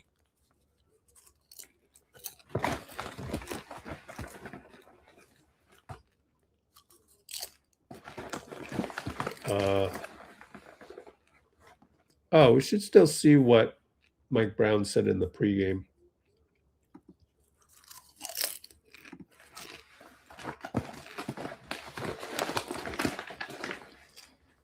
Pregame action with Mike Brown. Gents. What's up, man? The guys, Jalen, day to day, they said, was it not too bad or? Yeah, it doesn't sound like it was bad, but with them saying it's day to day. Is he here? Is he with the team? Yeah. Mike, hey, bouncing back, obviously, last night, context of 82-game season, it happens. But what are sort of the priorities to come out and make sure these guys get off to a better start? But we got to keep making sure that we try to do the simple things. I think when Jalen went out, everybody tried to take it in their own hands to try to help us, especially getting down early and trying to help us in the scoring department. And so we have to continue to do what we do offensively, which is to try to play with pace and make sure the floor is spaced correctly, touch the paint and spray it. We didn't do a good job of spraying it when we touched the paint last night. And then defensively, protect the paint, guard the ball without fouling. And getting the ball off the glass so we can get out and run. So those are the little things that we need to do that we didn't really do last night. Like I said, especially when Jalen went out early, and a lot of us try to just take it in our own hands and think that we can get it done by scoring. Hey, Mike, over here. Hey, what's up? Hey, how you doing? All right. I know you're not surprised by this, but do you marvel a little bit at how well Steph continues to play at this age? It's amazing because being a guard at his size, you'd think that you'd have to have some jet quicks or something like that, or he'd have to be 6'8", 6'9" to be able to do that, but he just keeps methodically dicing people apart, slicing people apart. And I think, when you watch him, you can't get a feel at all to try to even. Just checking here. I guess it'll stop when I go away from it. Begin to guess when he's going to step away from it, because everything looks so seamless. Mike back here. Good seeing you. You coached obviously in other places, Cleveland, Lakers, and Sacramento specifically. But what makes the Knicks maybe more special or unique to coach this team? The first thing, as soon as you say Knicks, you think about MSG, and you think about the history behind that iconic building and playing in New York City. You also think of that as being the basketball capital of the world, and just starting there, and then you can go to the storied bits and pieces of the franchise and the organization. But a lot of fond memories in that building for a lot of people, and playing in that city is second to none, not just for us, but for the opponents coming in too. So a lot of positives. Mike, two quick ones over here. First, just this place you spent, well, maybe not this place in particular, but this organization, you spent a good chunk of your career. Just how did this organization help you grow as a head coach? A lot of different ways.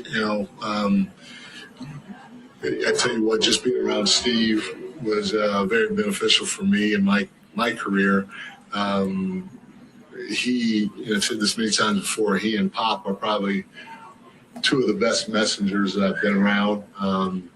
They have a really good feel or pulse of the group of individuals.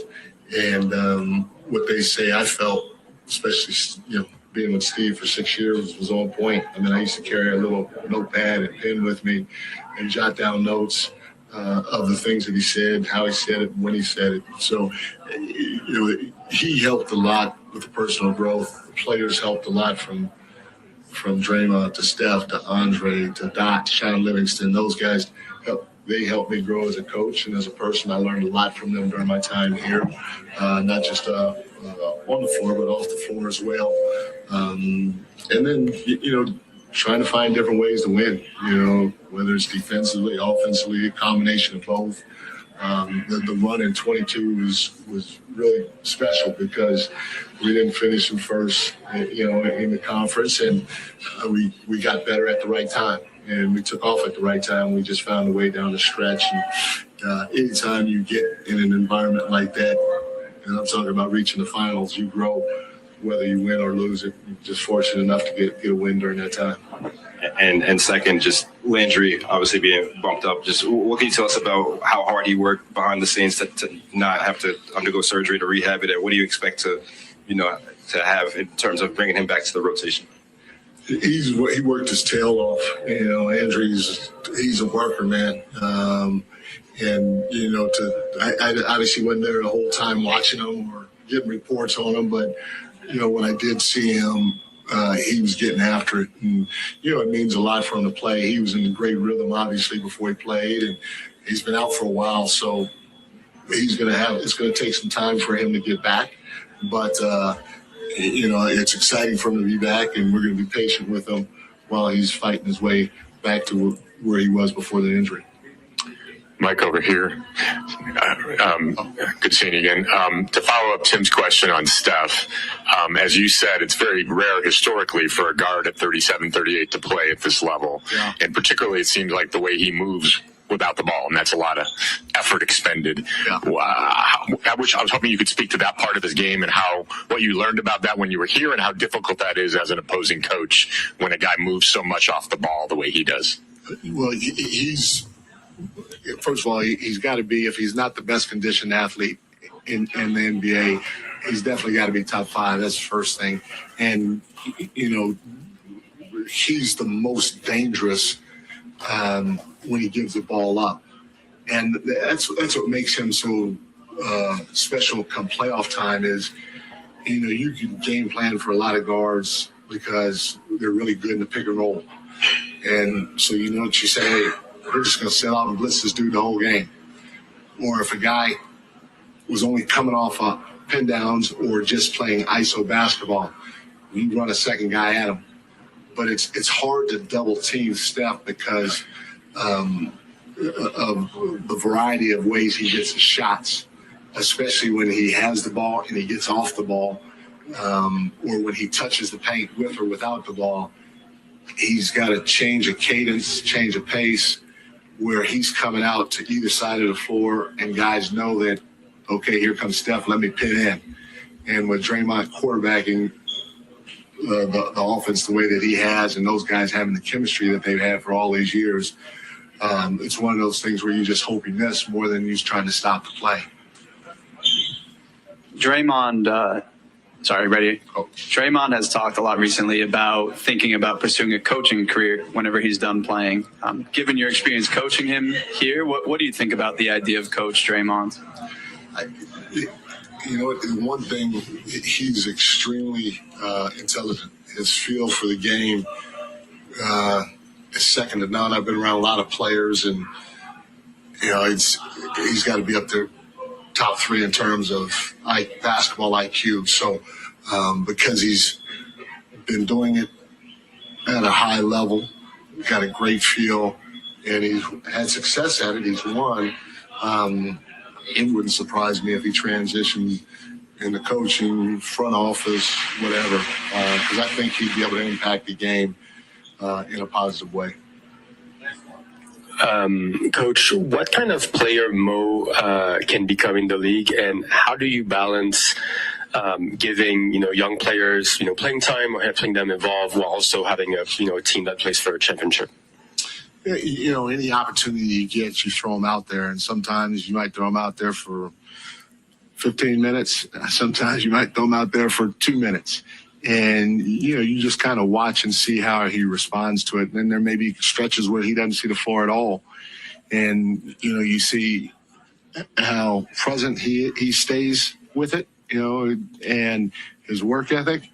And then the times that you do throw him out there, does he get shook or is he rattled or anything like that? And, Mo has for a young guy, especially a second-round pick, that probably wasn't expected to play at all this year, he's passed a lot of tests. And, he's going to continue to be thrown into the fire from time to time. But, he's young, he's growing, he's learning. There's no need to rush him. So he's got to stay patient while growing with every experience that he gets when he gets on the floor. Thank you, guys.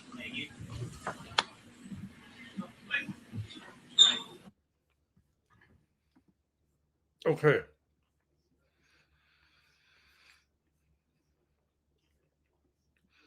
Guy Santos, not too bad of a sprain. Here's Steph on, let me get the other version.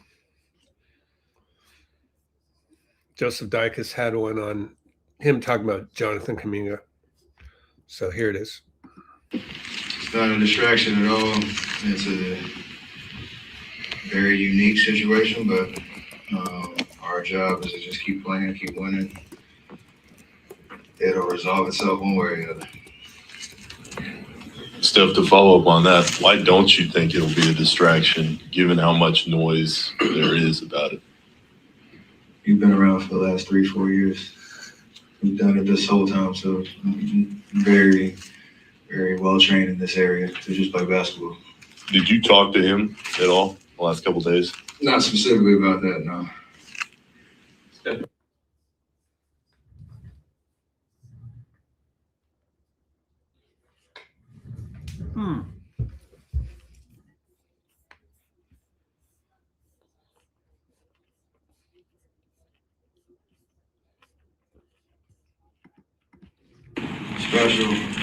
Special.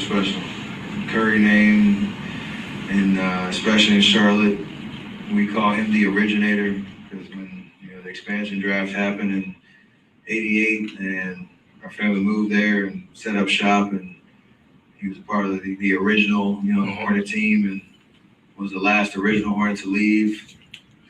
Was all-time leading scorer in franchise history for a while until Kemba came through. So.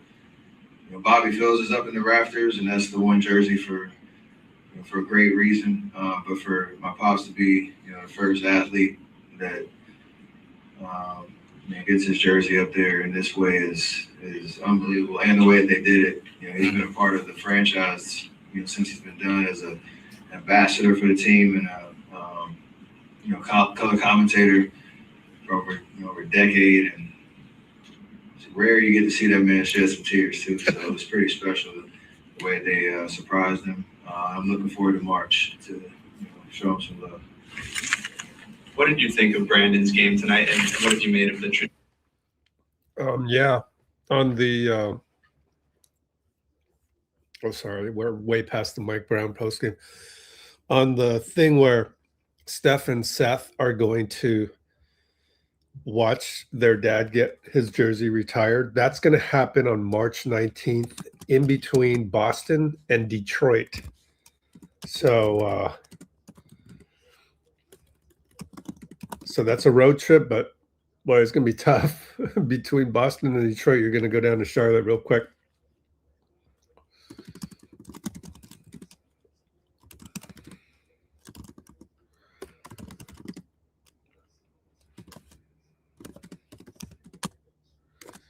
And that's a tough road trip, man. We're, by the way, Boston's number 2 in the East. Detroit's number 1.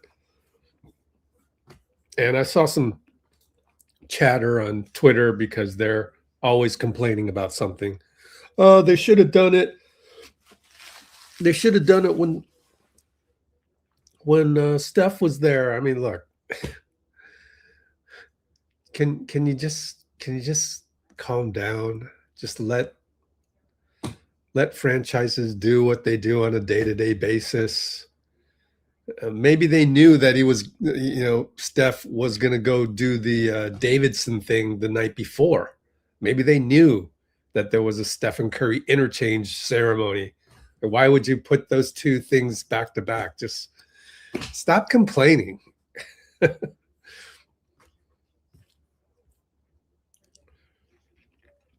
Steph Curry was in some pain and limping. Quad contusion. Oh, great. Do we remember when he did he get injured today? I don't even recall this. Huh. So Slater says Steph limping with quad contusion, right? Quad contusion. Don't know if it's left or right. Let me check and see if the interview is available for us just yet. Not quite. Yeah, what do we got coming up? Let's look at the schedule. NBA.com Warriors schedule. I like to use the print version. We got a back-to-back that he'll probably miss then. Miami, Toronto. I don't know. We'll see if the contusion is good or not. I'd love to listen to the Charlotte broadcast on Saturday, actually. That would be interesting to me, don't you think?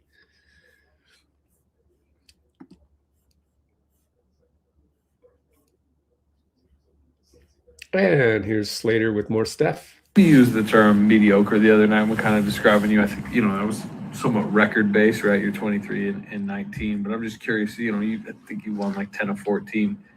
How believable to you is this stretch that it's really kind of like turning here?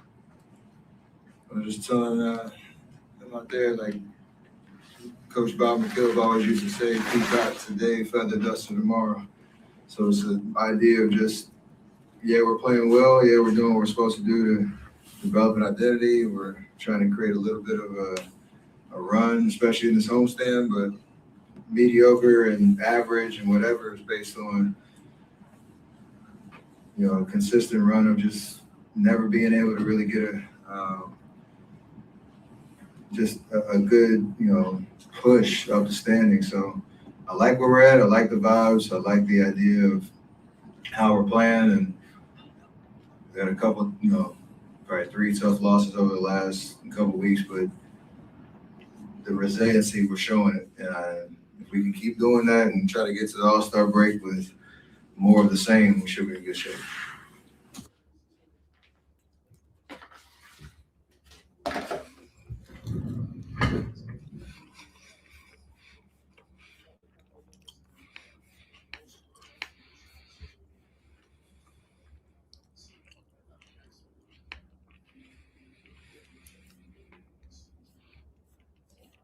Here's Steve. Somebody sent me that today, and incredibly flattering. I was blown away. I mean, didn't know that was a thing, first of all, but just really flattered that people would say those things.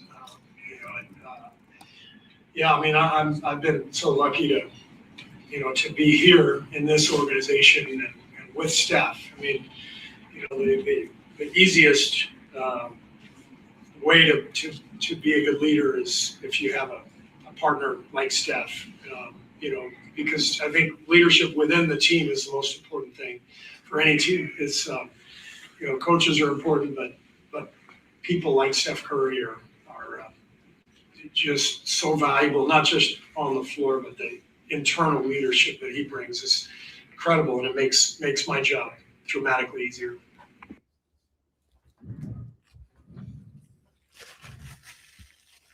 More Steph. Let's see. Well, we already saw the distraction one.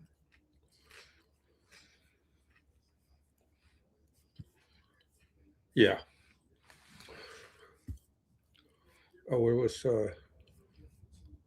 Steve? It's not a distraction. Okay. Well, eventually we'll get some post-game stuff.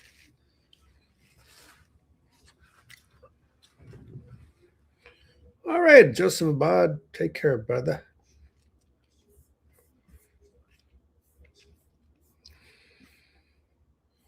Let's update the standings. Refresh.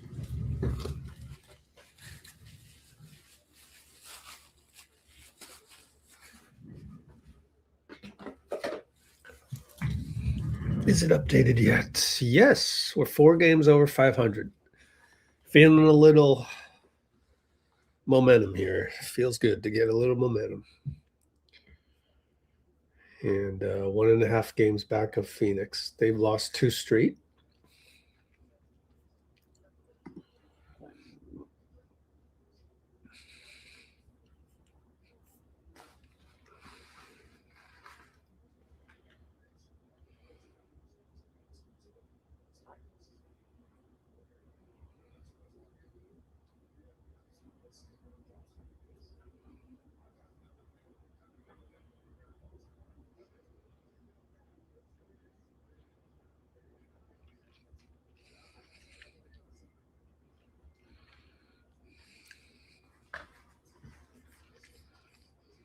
Let's go to the NBA live feed so we can see other games that are happening. Trying to catch up, so let's just go all the way to the bottom. Yay, Hornets beat the Lakers. Hornets beat the Lakers.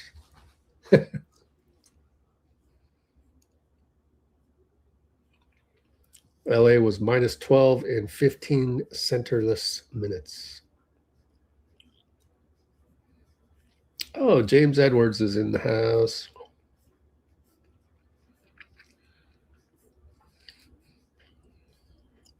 $9.55, so need to catch up. Look at that. Boston is second. Oh, man. Man, the East is so weak, man. They're so weak.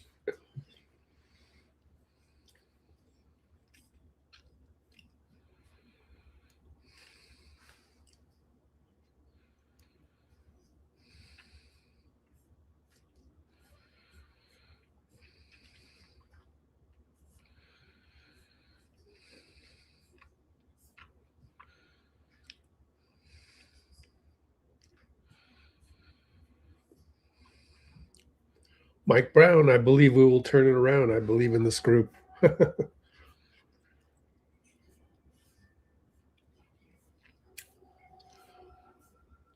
I need to see the Knicks at full strength to make a proper judgment. Uh-oh, Bruce. There's your boy. Draymond had words for Cat, then skips away. Can I play this? Kind of going parallel.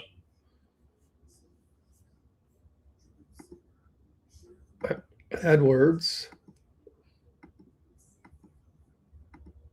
then skips away. Seems to. Back of the bench.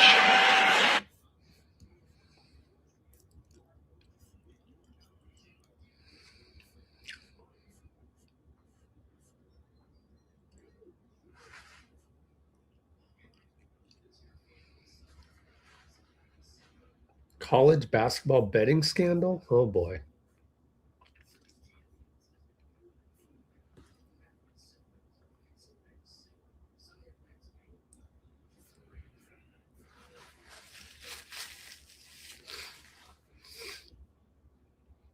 Ooh, Giannis and Vic. Can't play that for you. How does this guy get away with throwing these clips on YouTube? There's no way. That's definitely got to get flagged.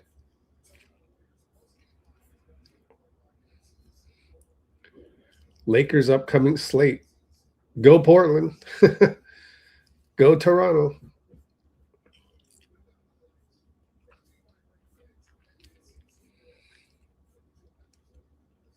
Uh-oh. Clay. Just for you, Bruce. Congratulations on this feat. You mentioned dedication the other night, and you know, for years to come, people are going to look at this list and see one line, one name. But for you, this is 35 years of dedication. So, what part of your game, you know, are you looking back and really crediting this milestone of success to? Because it's a lot more than like we'll ever see the light of day. Just my love for the game. I love shooting the basketball. Bruce left. I was very lucky to grow up with a hoop in my driveway and a really nice one, breakaway rim, big backboard, and it was just always my source of joy and a form of escapism for me to, you know, get away from schoolwork or whatever chores I had that day. It was like my favorite hobby, just to go hear the net swish, and the fact that it's amounted to this is incredible and inspires me to keep going. And I got many years left, but it's truly just because I love shooting the basketball so much. It's always been my favorite thing to do. After school, before school, it really has.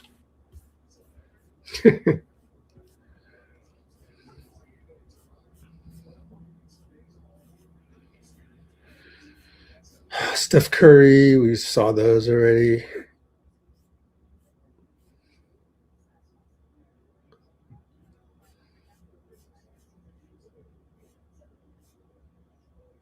Wouldn't be here without Reggie Miller and Ray Allen. Congratulations, Clay. Past Dame Lillard.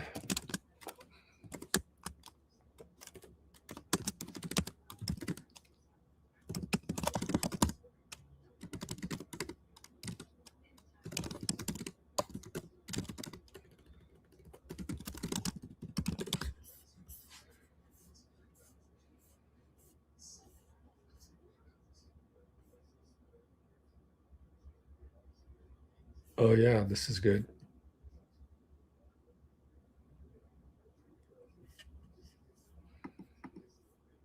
Grateful to have a father who had a great career, who brought me around the game my whole childhood, and I learned to respect the game, especially respect the greats who came before us. You know, I wouldn't be here without Reggie Miller and Ray Allen. I watched those two religiously as a teenager, especially their ability to move off the ball, to read and react to screens, and to take the clutch shot in the most pressurized moments. So those two guys were the standard of the shooting guard for me, and just to be on the list with them is surreal. I really loved their games growing up. They really inspired me to be the player I am today.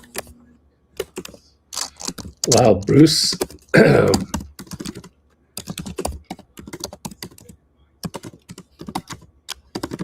Bruce was Bruce Mino tonight. Anthony Black watches his dunk. Bloomer only gave it a 6.5.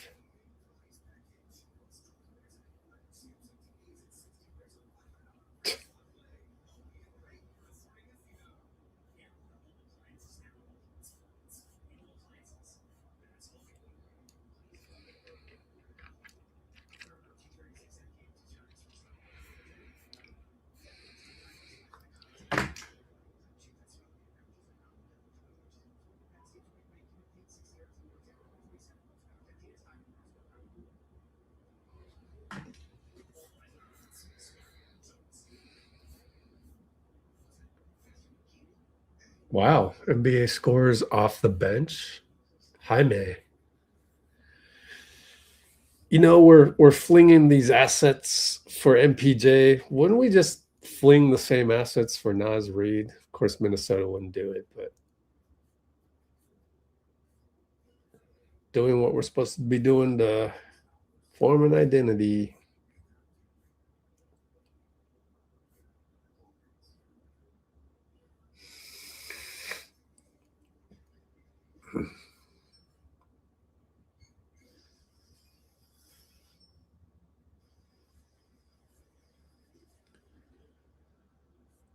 This guy, he's a Boston writer, but you have to respect the fact that the Celtics might want to duck the tax. Why not?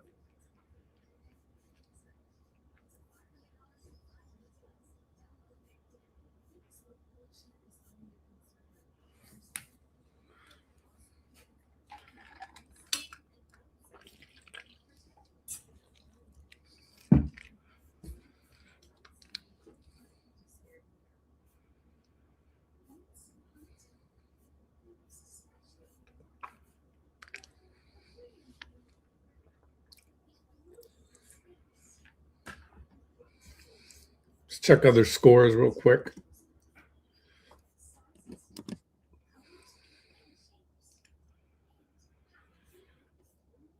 Grizzlies lost 2 in Berlin. Pistons beat the Suns in Detroit, though. Celtics beat the Heat. Thunder beat the Rockets. Wow, what was the box score looking like? Kevin Durant, 19 points, 7 of 23, 0 for 5 on threes.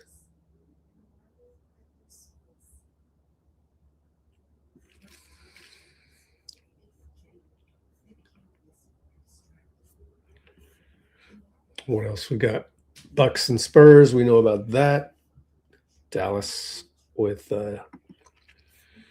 Clay breaking or getting ahead of Damian Lillard off the bench with 26. Wow, 6 for 13, guys. That's nuts. And Hawks Trailblazers. Trailblazers won that one. Going back to Discord. A lot of these little clips.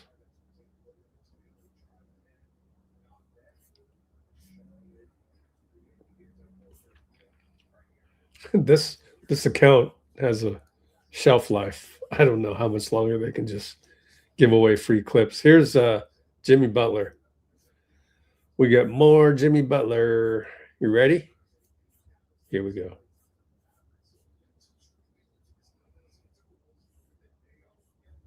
No. That has nothing to do with us. We love JK in this locker room. That's not going to change. If it happens to not being here, we still rock with JK. I speak for everybody. I don't care. I speak for everybody. We love the guy. I wish him the best here. I wish him the best wherever. Doesn't change. We don't listen to the noise. I hope he don't listen to the noise. Keep coming here with a smile, doing what he's supposed to do, and being the ultimate pro. Jimmy he seems to have a desire to get his career potentially off the ground elsewhere. I mean, you're obviously friends with him. Do you think that is needed at this point? Hey. It don't got nothing to do with me. I want JK to be happy. So at the end of the day, that's what I want. Whatever brings him his joy and his happiness, that's what I want for my brother. I'm my friend. That's my brother, like my brother. Jimmy, usually as guys age, they get less athletic. You had to play today. I think that's a New York writer asking that one. But before that was Slater. Let me listen to this again. Being the ultimate pro. Jimmy he seems to have a desire to get his career potentially off the ground elsewhere. I mean, you're obviously friends with him. Do you think that is needed at this point? Hey. Okay. Do you think it's needed for JK to get his career off the ground with another team? He does not want to answer that. And then the mediocre question. Let's see. Mediocre question follow-up.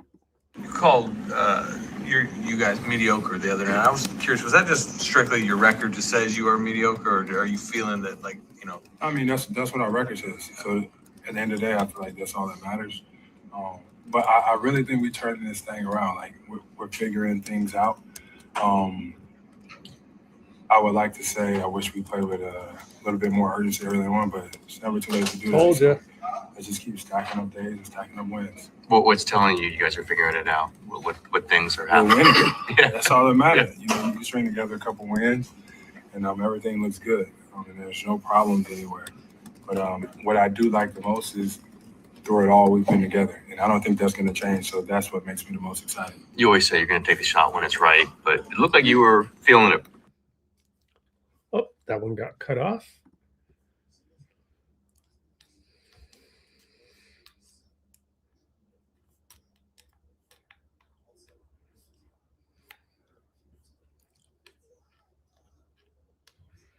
Oh, Rui is coming off the bench these days, huh? All right, let's check and see. Not yet.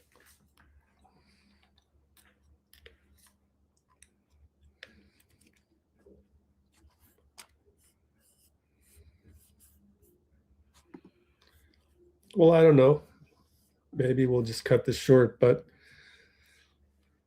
going. Oh, Cholo's here. Good night, Dubs. Oh, more Jimmy, huh?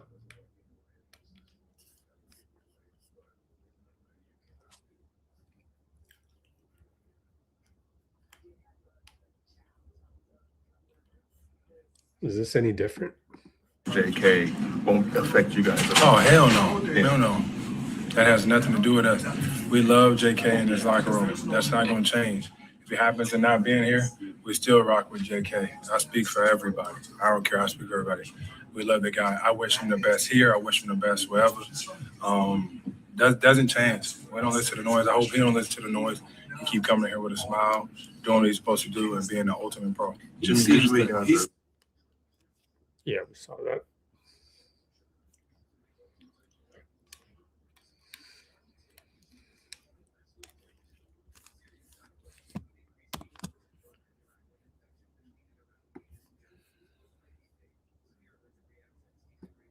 I got a chance to eat some dinner while we were listening to Mike Brown and so on and so forth. So that was good news for me. Not as starving.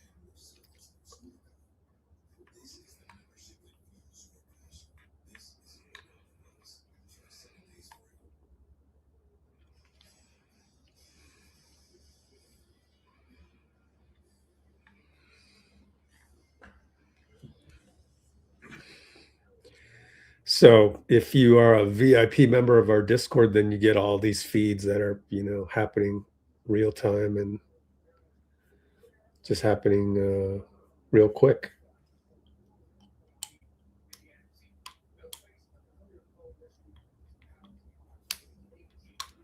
And we just saw this. Hell no. Whatever brings him his joy and his happiness, that's what I want for my brother, not my friend. That's my brother like my brother to me. Jimmy, usually as guys age, they get less athletic.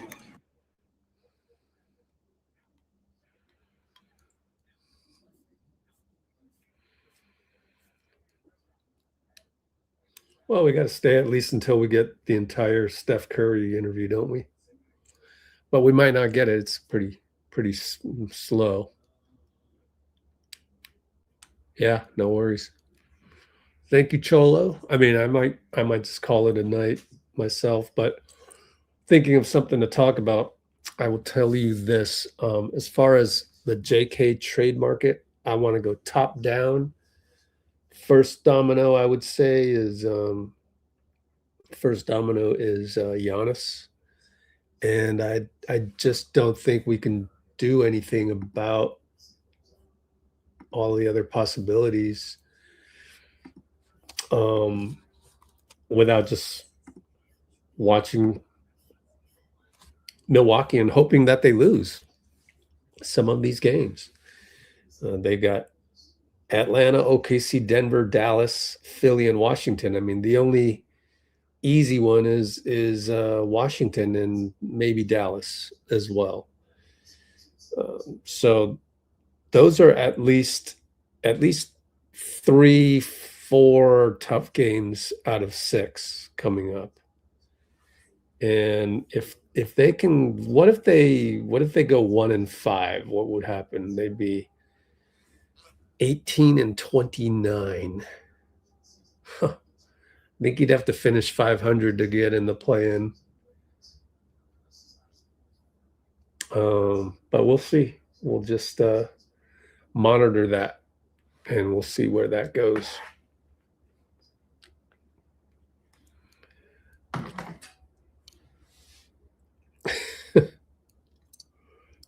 What happened to Jimmy's hair?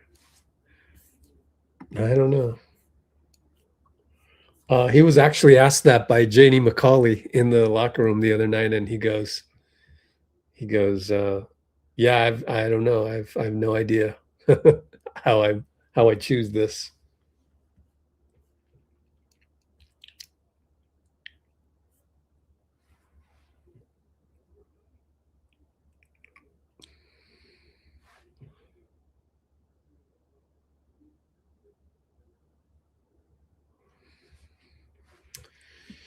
Well, since we're just waiting around for more interviews to show up, why don't we do another commercial break real quick?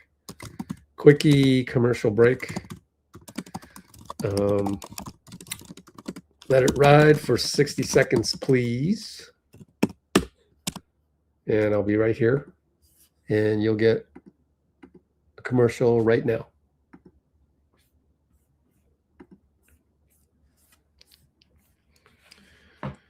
See how many people we got on Substack. Obviously not on Substack. Yeah, we got 9 viewers. That's sick. Thanks, guys. But I don't have any interviews for you just yet. But here's more Jimmy. Except we already just saw these. So I'm going to get a lot of repeats since we have so many reporters in the locker room. And this one we just saw with Clay over in Dallas. Congratulations, Clay. Man, 26 points. That's not bad at all. Let's look at his stats. BKRef.com, Clay Thompson. How's he doing? 6, 23, 10, 18, 8, and 26 tonight. Brooklyn had 18, 6 for 9, 6 for 11. Ooh. He's shooting 37% only on threes right now. His career averages is going down to 40, 41. That's tough. I mean, it's just so crazy that he was 43% for the longest time. Right here, 43, 42 and a half,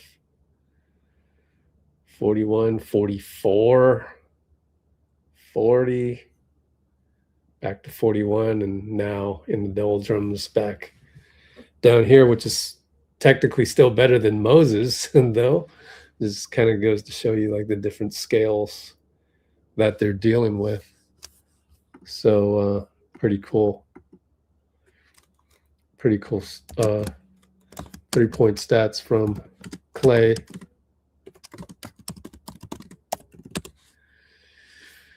All right, one last look, and might call it a night if that's it. All right, Cholo. Just us, 1, 2, 3. All right, let's check Discord real quick for some more content. And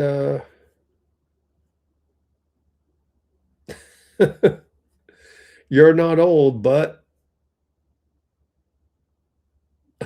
here we go.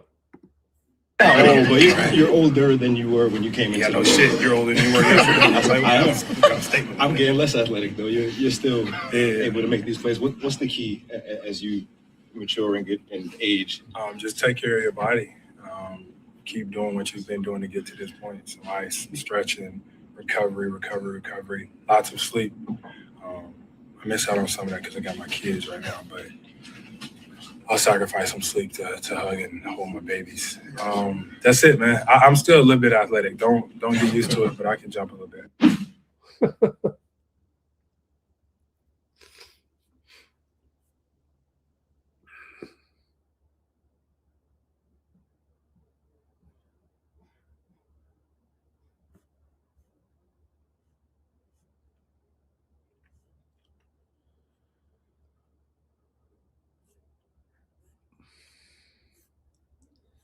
All right, let's check it again.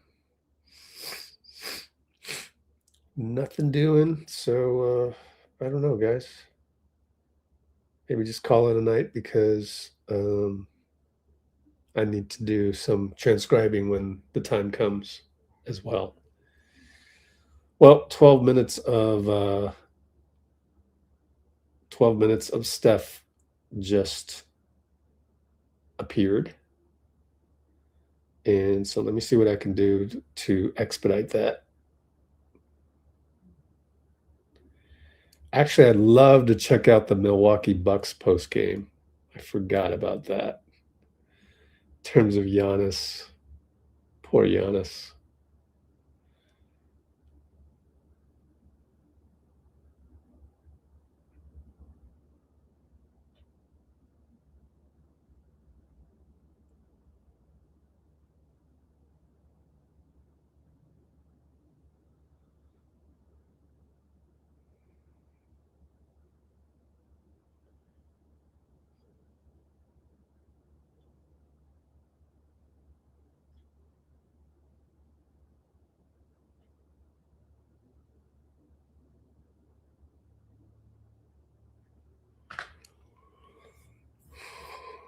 Ooh.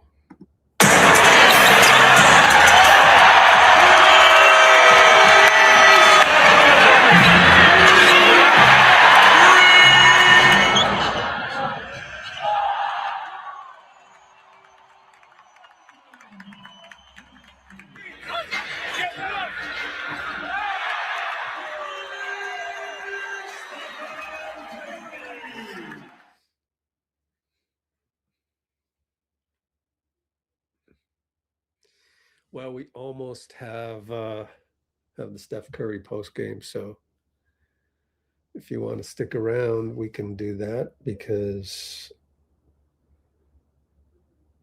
I'm going to work on it anyways.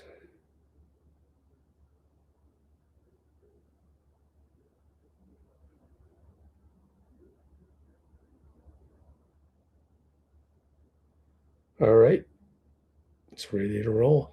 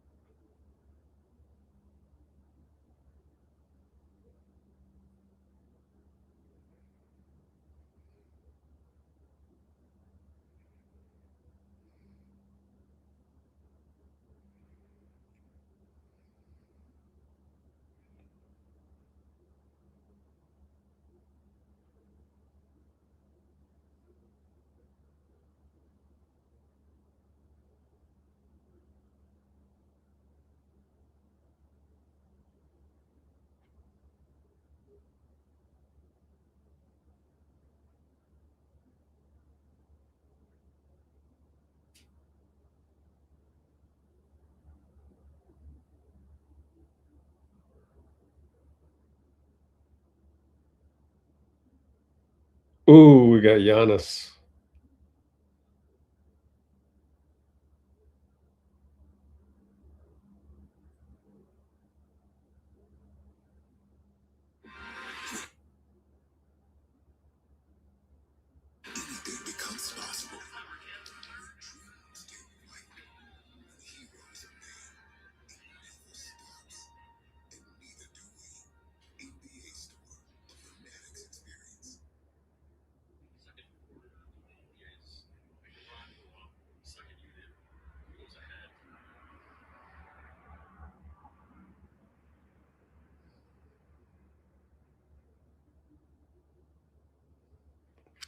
I am uploading Giannis as well because I want to hear just how dire it is out there.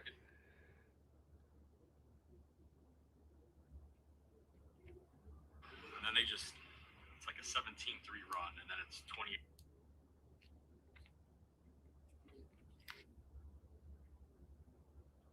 20. Okay. And we'll get Steph.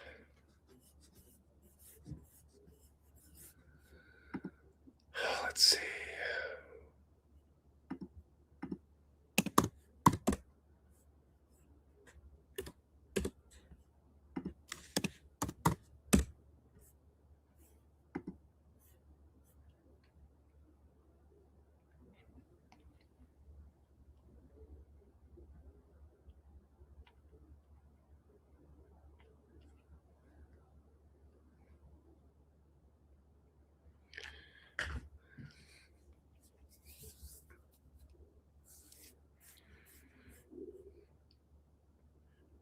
Draymond Green now. Cool. Yeah, let's watch a little bit of Steve Kerr right here. Yeah, that was the key stretch of the game, you know, to go from down 17 to only down 5 at the end of the first quarter. It just felt totally different. So they came in and turned up the heat defensively, got some turnovers, some transition hoops, and Jimmy is he was incredible tonight. I mean, he's so good. He's so dominant in a very subtle way. You know, he just controls the game. He never turns it over. Creates shots for other people. With the emergence of D'Anthony and Al, you know, the consistency that they're showing off the bench. Now we have a really good second unit around Jimmy, so it's fun to watch. Rounding out a bit, Draymond Green with a strong Jonathan Kuminga endorsement. And let's take a look at this. Because he's not a distraction. How he handles it is everything. You know, he handles it a certain way, it becomes a distraction. But it doesn't have to be. And the way he's handled himself, the way he's dealt with things not going his way, says a lot about his character. So everyone around here can confidently say it won't be a distraction because he's not a distraction. You are, you've been a mentor to him, a friend to him. He clearly at this point, desires to be elsewhere, desires to have his career taken off elsewhere. Do you desire that for him? I desire to see him reach his full potential. Wherever that is in this league, it's not always how we envision it. I've been so lucky and fortunate to play in one place for 14 years. How rare is that, though? And so the reality is it's more likely that it happens the opposite way than the way that it's gone for myself, or Steph, Clay, 13, 14 years in one spot.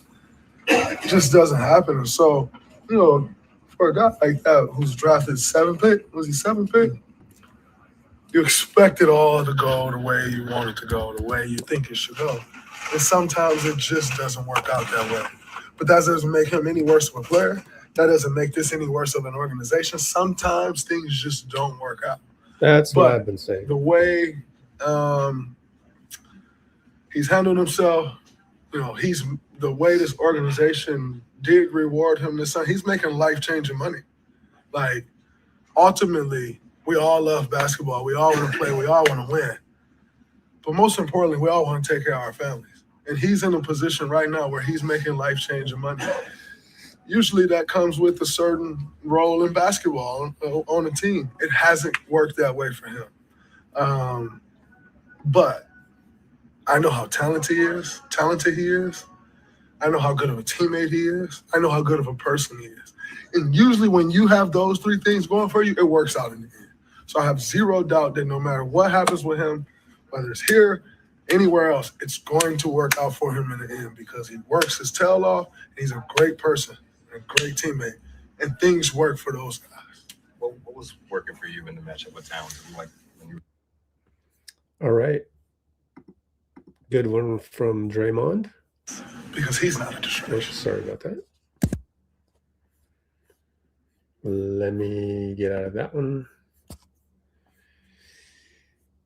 And before that, well, there's Giannis. kind of very curious on Giannis. Let's see what Giannis had to say because I've got to process the Steph Curry one anyways. So just out of curiosity, let's see how bad it is for Giannis and the Bucks after tonight's loss. Here you go. Quarter, you guys make a run, go up, second unit goes ahead, and then it's like a 17-3 run, and then it's 28-11 over that 6 minutes in that second quarter where it kind of separated. So what changed there, or what were they able to do in that kind of 6 minute stretch? Momentum, one of the best players came back, was able to get a rhythm from defense, got a block, then got a three. I think it just gave everybody energy. Started to move the ball better, knocking down threes. We got a lot. We got many open threes, open looks that we wasn't able to knock down. And if you knock one of them down, now all of a sudden it's a totally different game. You play better defense, the ball is moving. But at the end of the day, coming back here at half, you're looking at the stat sheet and you're like, okay, we shot 33s, which that means we were like moving the ball, boom, boom, boom, boom, boom. And we knew that that's something that's going to be available for us tonight because they have bigs that really protect the paint, and for bigs the tendency that they have, they always try to help one another, help in any drive. So we knew that if we kick the ball out, we're going to find a lot of open looks. We knocked down some, but we missed a lot of good looks coming out of the half. I think Ryan had 3 wide open threes that if one of them goes in, night's whole totally different game. We rolling, we move, feeling good about ourselves, but none of them went in. going the other way. They were making tough shots. Wemby had one falling away from the wing. Guys were driving. They had some offensive rebound, and they just kept having the momentum, and the lead was bigger and bigger and bigger. Obviously, as starters, you guys, again, didn't come out and play early. You didn't play in the fourth quarter for the wrong reasons, I guess. You did look frustrated and upset by that. How have you handled, or how are you going to try to handle, like, the way these last couple of games have gone to make sure it doesn't snowball in here or spiral? How many minutes I played? 21? 22. So, at the end of the day, do I want to play more minutes? Yes, I think play more minutes allow me to get in shape. I don't want to play 28, 30 minutes. I want to get back to what I usually do, but obviously it was a blowout. Coach made a decision to pull me off the game. Smart decision, probably, yeah. Both games haven't played in the fourth quarter, which is kind of insane, but and not for good reasons, for bad reasons, right? So just got to be able to play better. And if they go to the game and you know that you're gonna play the San Antonio Spurs. You know that they're a very good team. You know they're gonna be aggressive. They're gonna drive the ball, get in the paint for kick-out threes. You know they just beat OKC, they just lost from OKC, so you know they're gonna have a lot of urgency in their game plan. But your mindset is coming in this game to do the right thing, and I think at times we did the right thing, and we take it and go to the next one. Atlanta also plays well. I've been winning the last couple of games. We haven't, so we just got to go there with the mindset that we got to get one and then go back home. So often this year you've been able to match runs, right? Like when you come back on the floor, you're going to match the run and it's going to be okay. Yeah. What do you feel like has been the difference for you guys, maybe not to have that the last two games, where you could go back out there and make a run and have... All right, we got Steph ready to go, so let's just go to that. So nothing that bad for Milwaukee just yet. Yeah, you got off to a little bit of a slow start and looked like you weren't really thrilled with the threes weren't going in. What got it going in the second half for you or a little later in the game? Just keep shooting. Try not to ever overthink or dwell on some tough shooting situations, especially, the pressure they were trying to apply early in the game, and they were all over the place, defensively. So just stick with it, wear them down, know how to get some good looks, stay confident, try to do what I always do. Jimmy used the term mediocre the other night when kind of describing you. I think, that was somewhat record-based, right? You're 23 and 19, but I'm just curious, I think you won like 10 of 14. How believable to you is this stretch that it's really kind of like turning here? I was just telling them out there, like Coach Bob McKillop always used to say, peacock today, feather duster tomorrow. So it's an idea of just, we're playing well. Yeah, we're doing what we're supposed to do to develop an identity. We're trying to create a little bit of a run, especially in this homestand, but mediocre and average and whatever is based on, a consistent run of just never being able to really get a good, push up the standing. So I like where we're at. I like the vibes. I like the idea of how we're playing. And we've had a couple, probably 3 tough losses over the last couple of weeks, but the resiliency, we're showing it. And if we can keep doing that and try to get to the All-Star break with more of the same, we should be in good shape. Steph, it seemed like you and Jimmy run a lot of the pick and roll tonight. Sometimes he was a screener, sometimes he's a ball handler. Just what makes him so effective in that play when you two run it? Nobody can speed him up. He's very comfortable with the ball in his hands, whether he's trying to score, get in the paint, and play make and get other guys shots. And he's just physical. Whenever he gets a shoulder by you, you're not getting back in front of him. So that's all we're trying to do, especially against a team like that who's trying to switch a lot and keep us on the perimeter. If either me or him can, come off, get a little bit of separation, we do it differently. But his ability to just stay composed and see the floor while, you know, he's making his presence felt. It's tough to guard for anybody. Hey, Steph, they jumped out to a 31-14 lead, and you guys sort of came storming back, ended up leading at halftime. What changed after that start that allowed you guys to do that? We talked about before the game, we knew that they had a rough night in Sacramento, and, you know, with Jalen, you know, Brunson out, they didn't have anything to lose. They were going to come out and, you know, just firing away, and that's what they did. And they made shots. We had a couple turnovers early where it fueled their offense. I think they had like 11 points off turnovers in the first quarter. But after that, our defense settled in and tried to make possessions a little harder. And that group with Jimmy out there down the stretch of the first quarter into the second gave us a lot of life. They kind of walked them down, and, you know, the next thing you know, it's a 5-point game. That's just a different tone.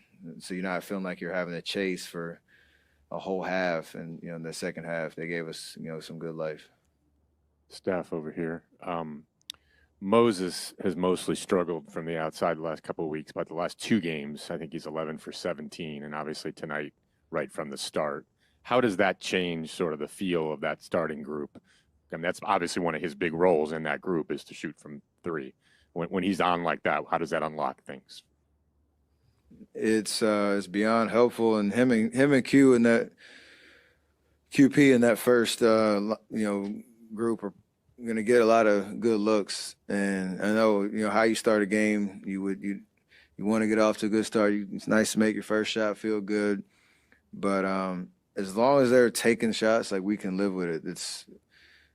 It's good offense, and you got to assume that eventually, you know, shots will start to fall. But one thing I love about Moses is I haven't talked to him, so I don't know if this is true or not, but when he shoots, it feels like he doesn't even know what his percentage is. It's not like you can see it on his face or he looks like he's pressing. I like that about him. It's nice to have selective amnesia a little bit, even if things haven't been going your way. You still have to shoot the ball. So I encourage him to keep doing that. Kuminga became trade eligible today. You know, how much, as you know, a guy who obviously is, you know, leader in the locker room, how much do you feel like this story, the looming story, is or isn't a distraction? And how much do you feel like just a resolution is needed in this situation prior to the deadline? It's not a distraction at all. It's a very unique situation, but our job is to just keep playing, keep winning. It'll resolve itself one way or the other. Steph, to follow up on that, why don't you think it'll be a distraction, given how much noise there is about it? You've been around for the last 3-4 years. We've done it this whole time, so very, very well trained in this area to just play basketball. Did you talk to him at all the last couple of days? Not specifically about that, no. Steph, another Moses question. It looked like there was even an ATO literally called for him. He's going all the way around. I think maybe one time when he was hot, you were almost pointing for him to take it, seemed like. Is there some kind of emphasis like Moses, yeah, take it, you know, and especially if he's hot, you're almost saying, this is fine, you know, almost like a Clay situation. You just go take the shot. Like I said, it's good basketball. It's about how the defenses are playing us. Most of the time, they're not hugged up on him. So if we can set screens for him, or like that play was a flare for him coming off into space, and it was a great shot. He got his, I threw like an arcing, bouncing pass, and he got his feet set and knocked it down. Or if it's random action, I'm able to set a pin in for him. Like, you got to be able to take that to soften the defense up and keep him honest, no matter how you've been shooting. And then obviously when he gets hot, that's when the vibes are flowing and you're looking for him. Steph, tonight was the third time you had on Sabrina's. Is there a No. reason why it's the third time? Do you like performing in the shoe or just showing support to her? All of the above. I've tried to kind of condense the type of shoes I'm wearing on the court. Just the more you get into it, you kind of want to have a little bit of consistency, even though I've been trying a bunch of different stuff. But yeah, they're great shoes. Obviously, I like her story, the friendship, the whole deal. So I love being able to support her out there on the court. but I'll wear different stuff. But it is always a great honor knowing that the relationship that we have. And WNBA fans were really excited to see that Angel Reese and Asia Wilson are going to be GOATs in your new movie. What went into that decision to have them as part of the movie? And in general, how did you decide who would be GOATs in the movie? I was working with Sony. It's crazy, this platform that I've been able to collaborate with so many amazing people from all different industries, NBA guys, WNBA athletes, other entertainers. So it's a new space, and everything that I try to do is about, shining light on other talented people that, can have great experiences right there with me. So it should be fun for everybody, no matter what background you have, whether it's sports, entertainment, whatever. You should be able to find some hidden gems with some of the voices of the characters. It'd be cool. And Steph, you constantly talk about turning the page at this point in the season. Do you feel like you guys are at the point kind of where you left off last year, and as far as how you guys are playing and starting to gel together? The record's starting to reflect that, but again, we have a long way to go. This homestand's been great. It's been nice to have a consistent flow of games and some practice time, film time, time for us all to get together and understand what we're trying to do. And I think it's mostly just the conversations we've been having around rotations and knowing who you're playing with out there. Because for any guy to have that comfort level of, I know some, where my shots are coming from. I kind of know some of the pet actions of, play calls that we're running. Chemistry starts to build that way. So that's been probably the most helpful. Just understand what's been working, what combinations have been working and sticking with.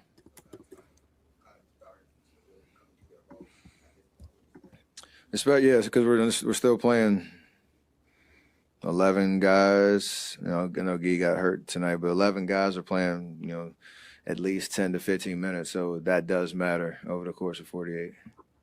Steph, what does it mean to see your dad get his jersey retired in Charlotte? Special.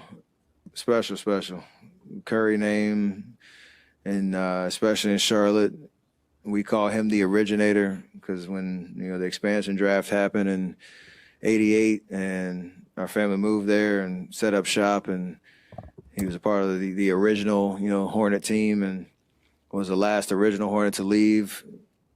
Was all-time leading scorer in franchise history for a while until Kemba came through. So, Bobby Phills is up in the rafters, and that's the one jersey for a great reason. But for my pops to be, the first athlete that, gets his jersey up there in this way is unbelievable. And the way that they did it, he's been a part of the franchise, since he's been done as a ambassador for the team and a, color commentator for over a decade, and it's rare you get to see that man shed some tears too. So it's pretty special the way that they surprised him. I'm looking forward to March to show him some love. What did you think of Brandon's game tonight, and what have you made of the trajectory of his season? His game was unbelievable. We encourage him to be aggressive, especially if he has shots, take them, knock them down. He always makes winning plays, whether it shows up in points or not, but we need him to score too when he's, got those opportunities, and play with confidence, shoot with confidence. He made a tough, sidestep into the shot clock three, the post up on the left, and he was attacking downhill, getting to the paint. So decisiveness and aggressiveness with him, especially offensively. He's going to do everything else great. And tonight he showed how capable he is. We love to see that. You think you're going to be able to make the Dell retirement? Oh, and for sure.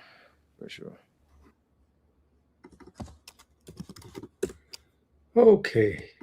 Yeah, that's already been, we actually reported that on the Discord. It's in there already. So if you are on our Discord server, which is the pinned comment at the top of the comments, then you know that stuff already.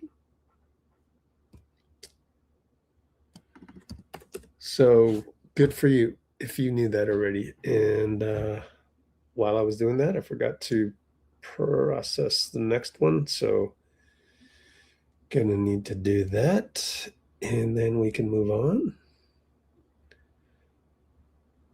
Oops.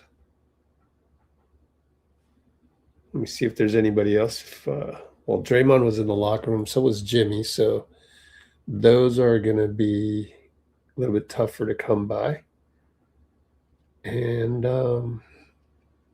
it might be time to call it a night. We'll see. We can go to Steve in a little bit. So just need that to finish up.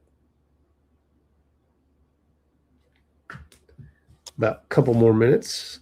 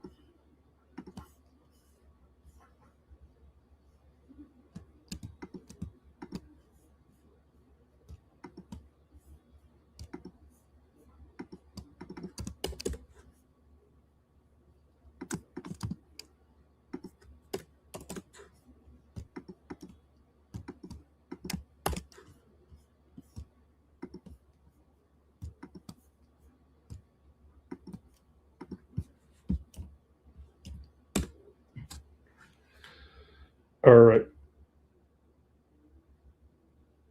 That's going to go there. So we got just a few more minutes. Let's take a look at Discord. Let's get rid of Giannis. Get rid of Steph. Let's see what's up here. NBA live feed.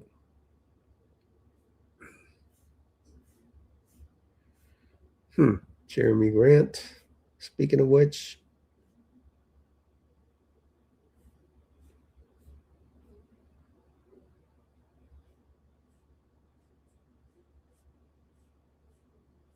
and we'll just take a look at this. We went through some of this already.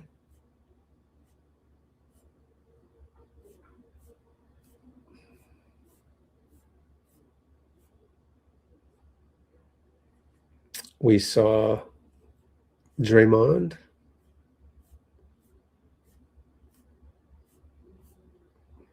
And Marianas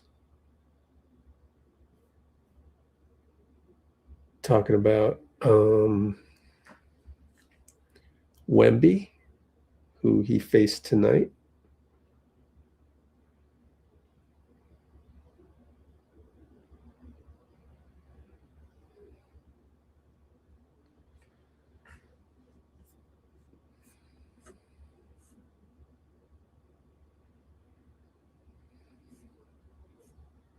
Looks like Jeremy Grant played pretty well.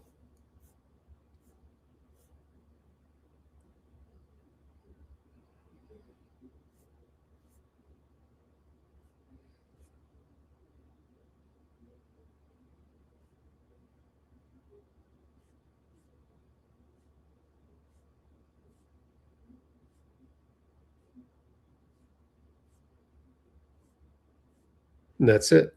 All right. By now, Steve should be ready Download that for you, and then we'll call it a night. Oh, it's not quite ready. Need another minute.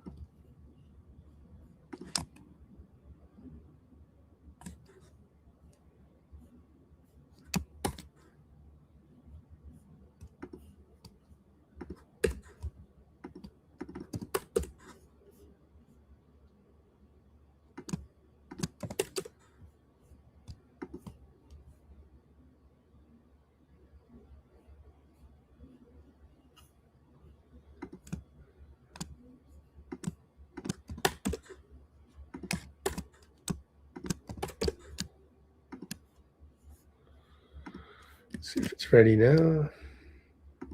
There we go. All right, so we got Steve Kerr coming up, and then we can call it a night. 7.5 minutes of Steve Kerr coming right up.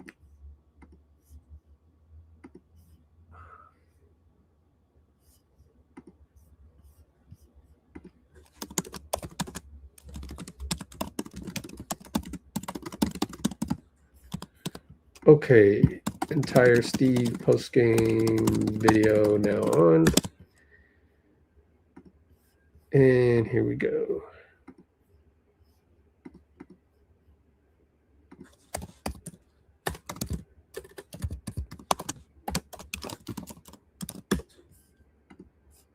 You talked before the game about Moses being aggressive, and then the shots come.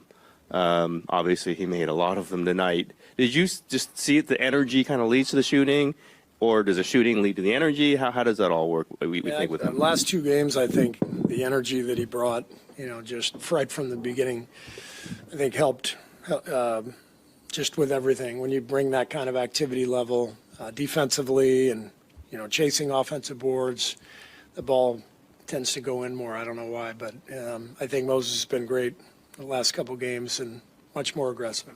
And you called it ATL for him, the one, the flare screen all the way around the corner? Yeah, that was Terry's play. It was like an old Portland play that he liked to run. And so, yeah, we called a couple of those, and then most of his shots just came out of the flow of the offense. And I thought the guys did a really good job of getting each other really good looks tonight, running the floor, throwing the ball ahead. A lot of good stuff.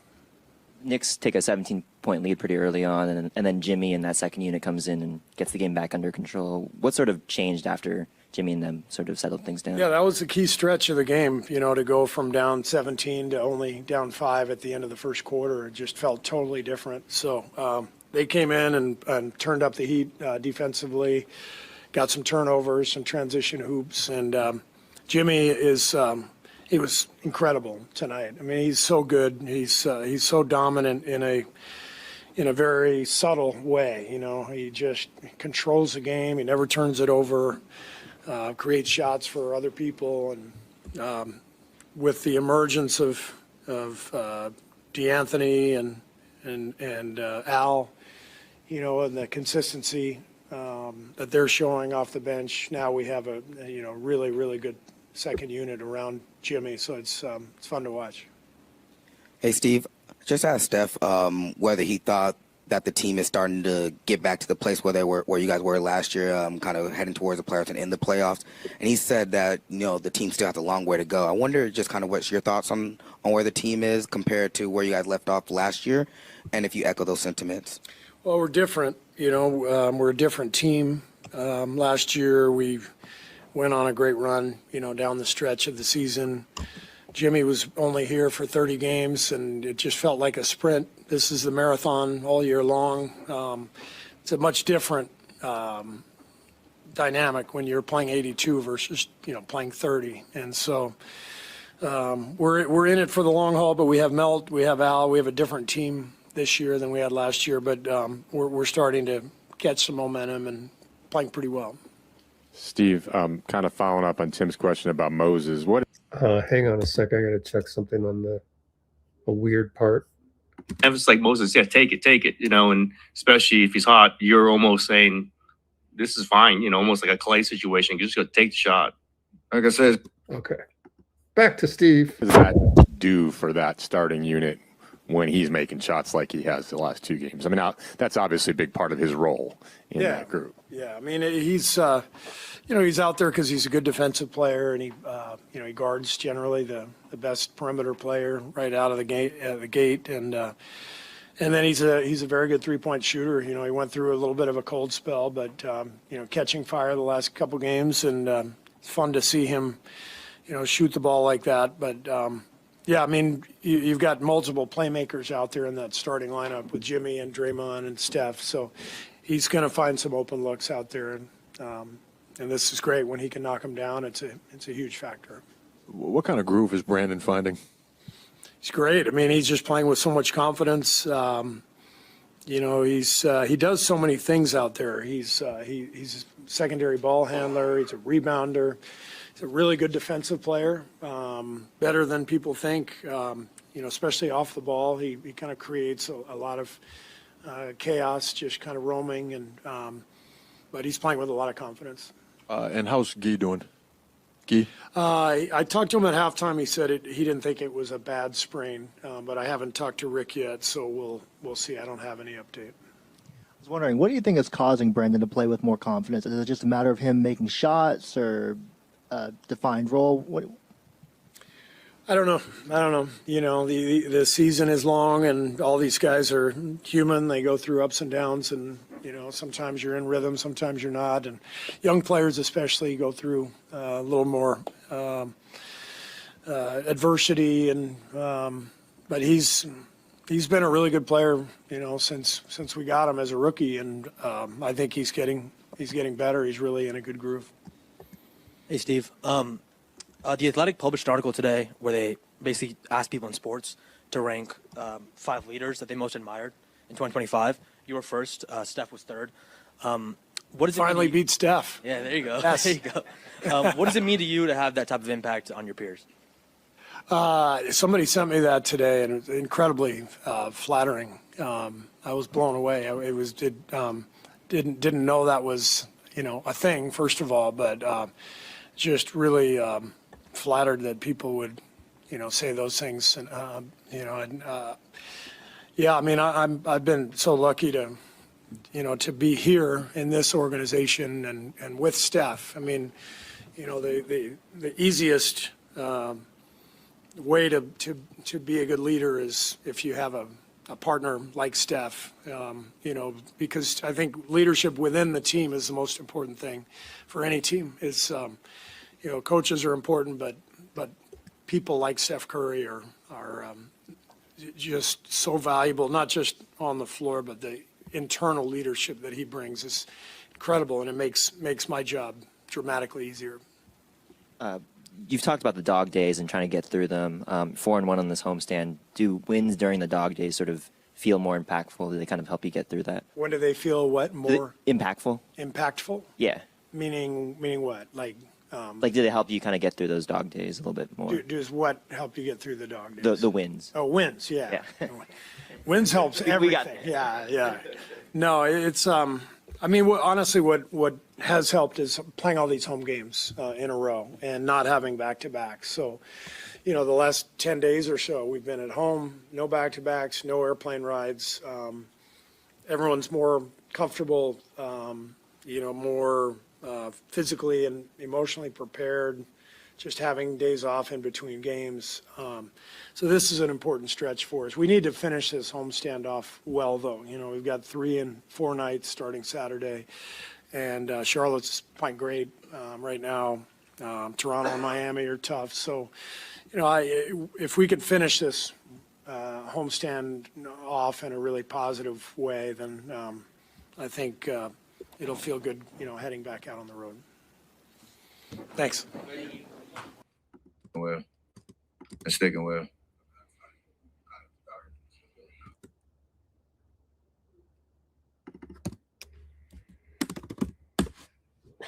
Okay. I think that's it, folks. And I fished up a transcription, and that's it. So the next live is going to be obviously Saturday. And it's Thursday today. And we have an overlap with the 49ers, but it's 5:30 Charlotte. So Saturday, the 17th, at 5:30 p.m. for Charlotte Warriors and SF Seattle. To be honest with you, I do not have the outro lined up yet. Once again, I don't, but that's okay because it's just hard to do a million things at once. And one last check at our Discord server, and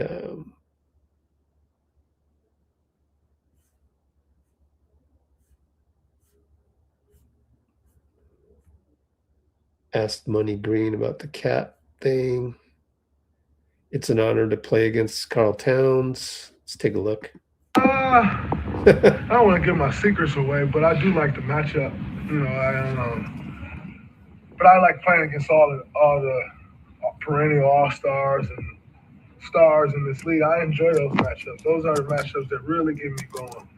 I was gonna say you look a little extra fired up because it's an honor. Like, it's an honor to play against a talent like Carl Towns. Like, make no mistake about it. Carl Towns is one of the better big men in this league.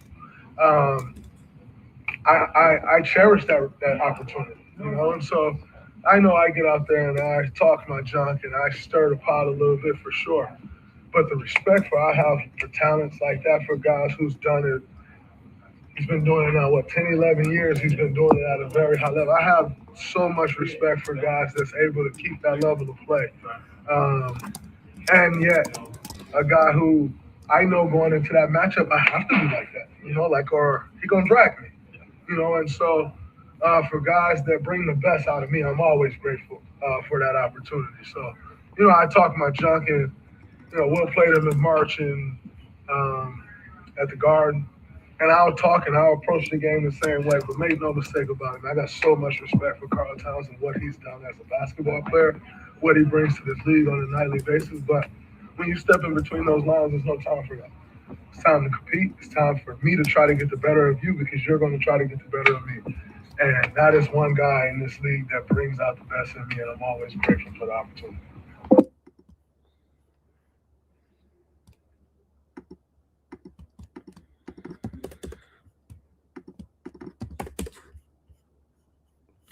All right. I still got a little bit more to go on that. So I think that's it. Cool. A little bit of Draymond and yep. The last little bit of Draymond there for you guys. And so, yeah, next live coming up right there on your screen. So, and if you want to check out our Discord, it's in the pinned comment at the top of the comments. But yeah, we're pretty much set to go now and call it a night. So Dray post game on Cat, and that's it. So see you on Saturday, everybody. I don't think I'll go live tomorrow, but all the off days are up in the air. Thank you to Substack for those of you joining us on Substack, and that's it. We're on a roll and hope to keep it going Saturday, and go Niners. And we'll try and watch both games at once. Take care, everybody.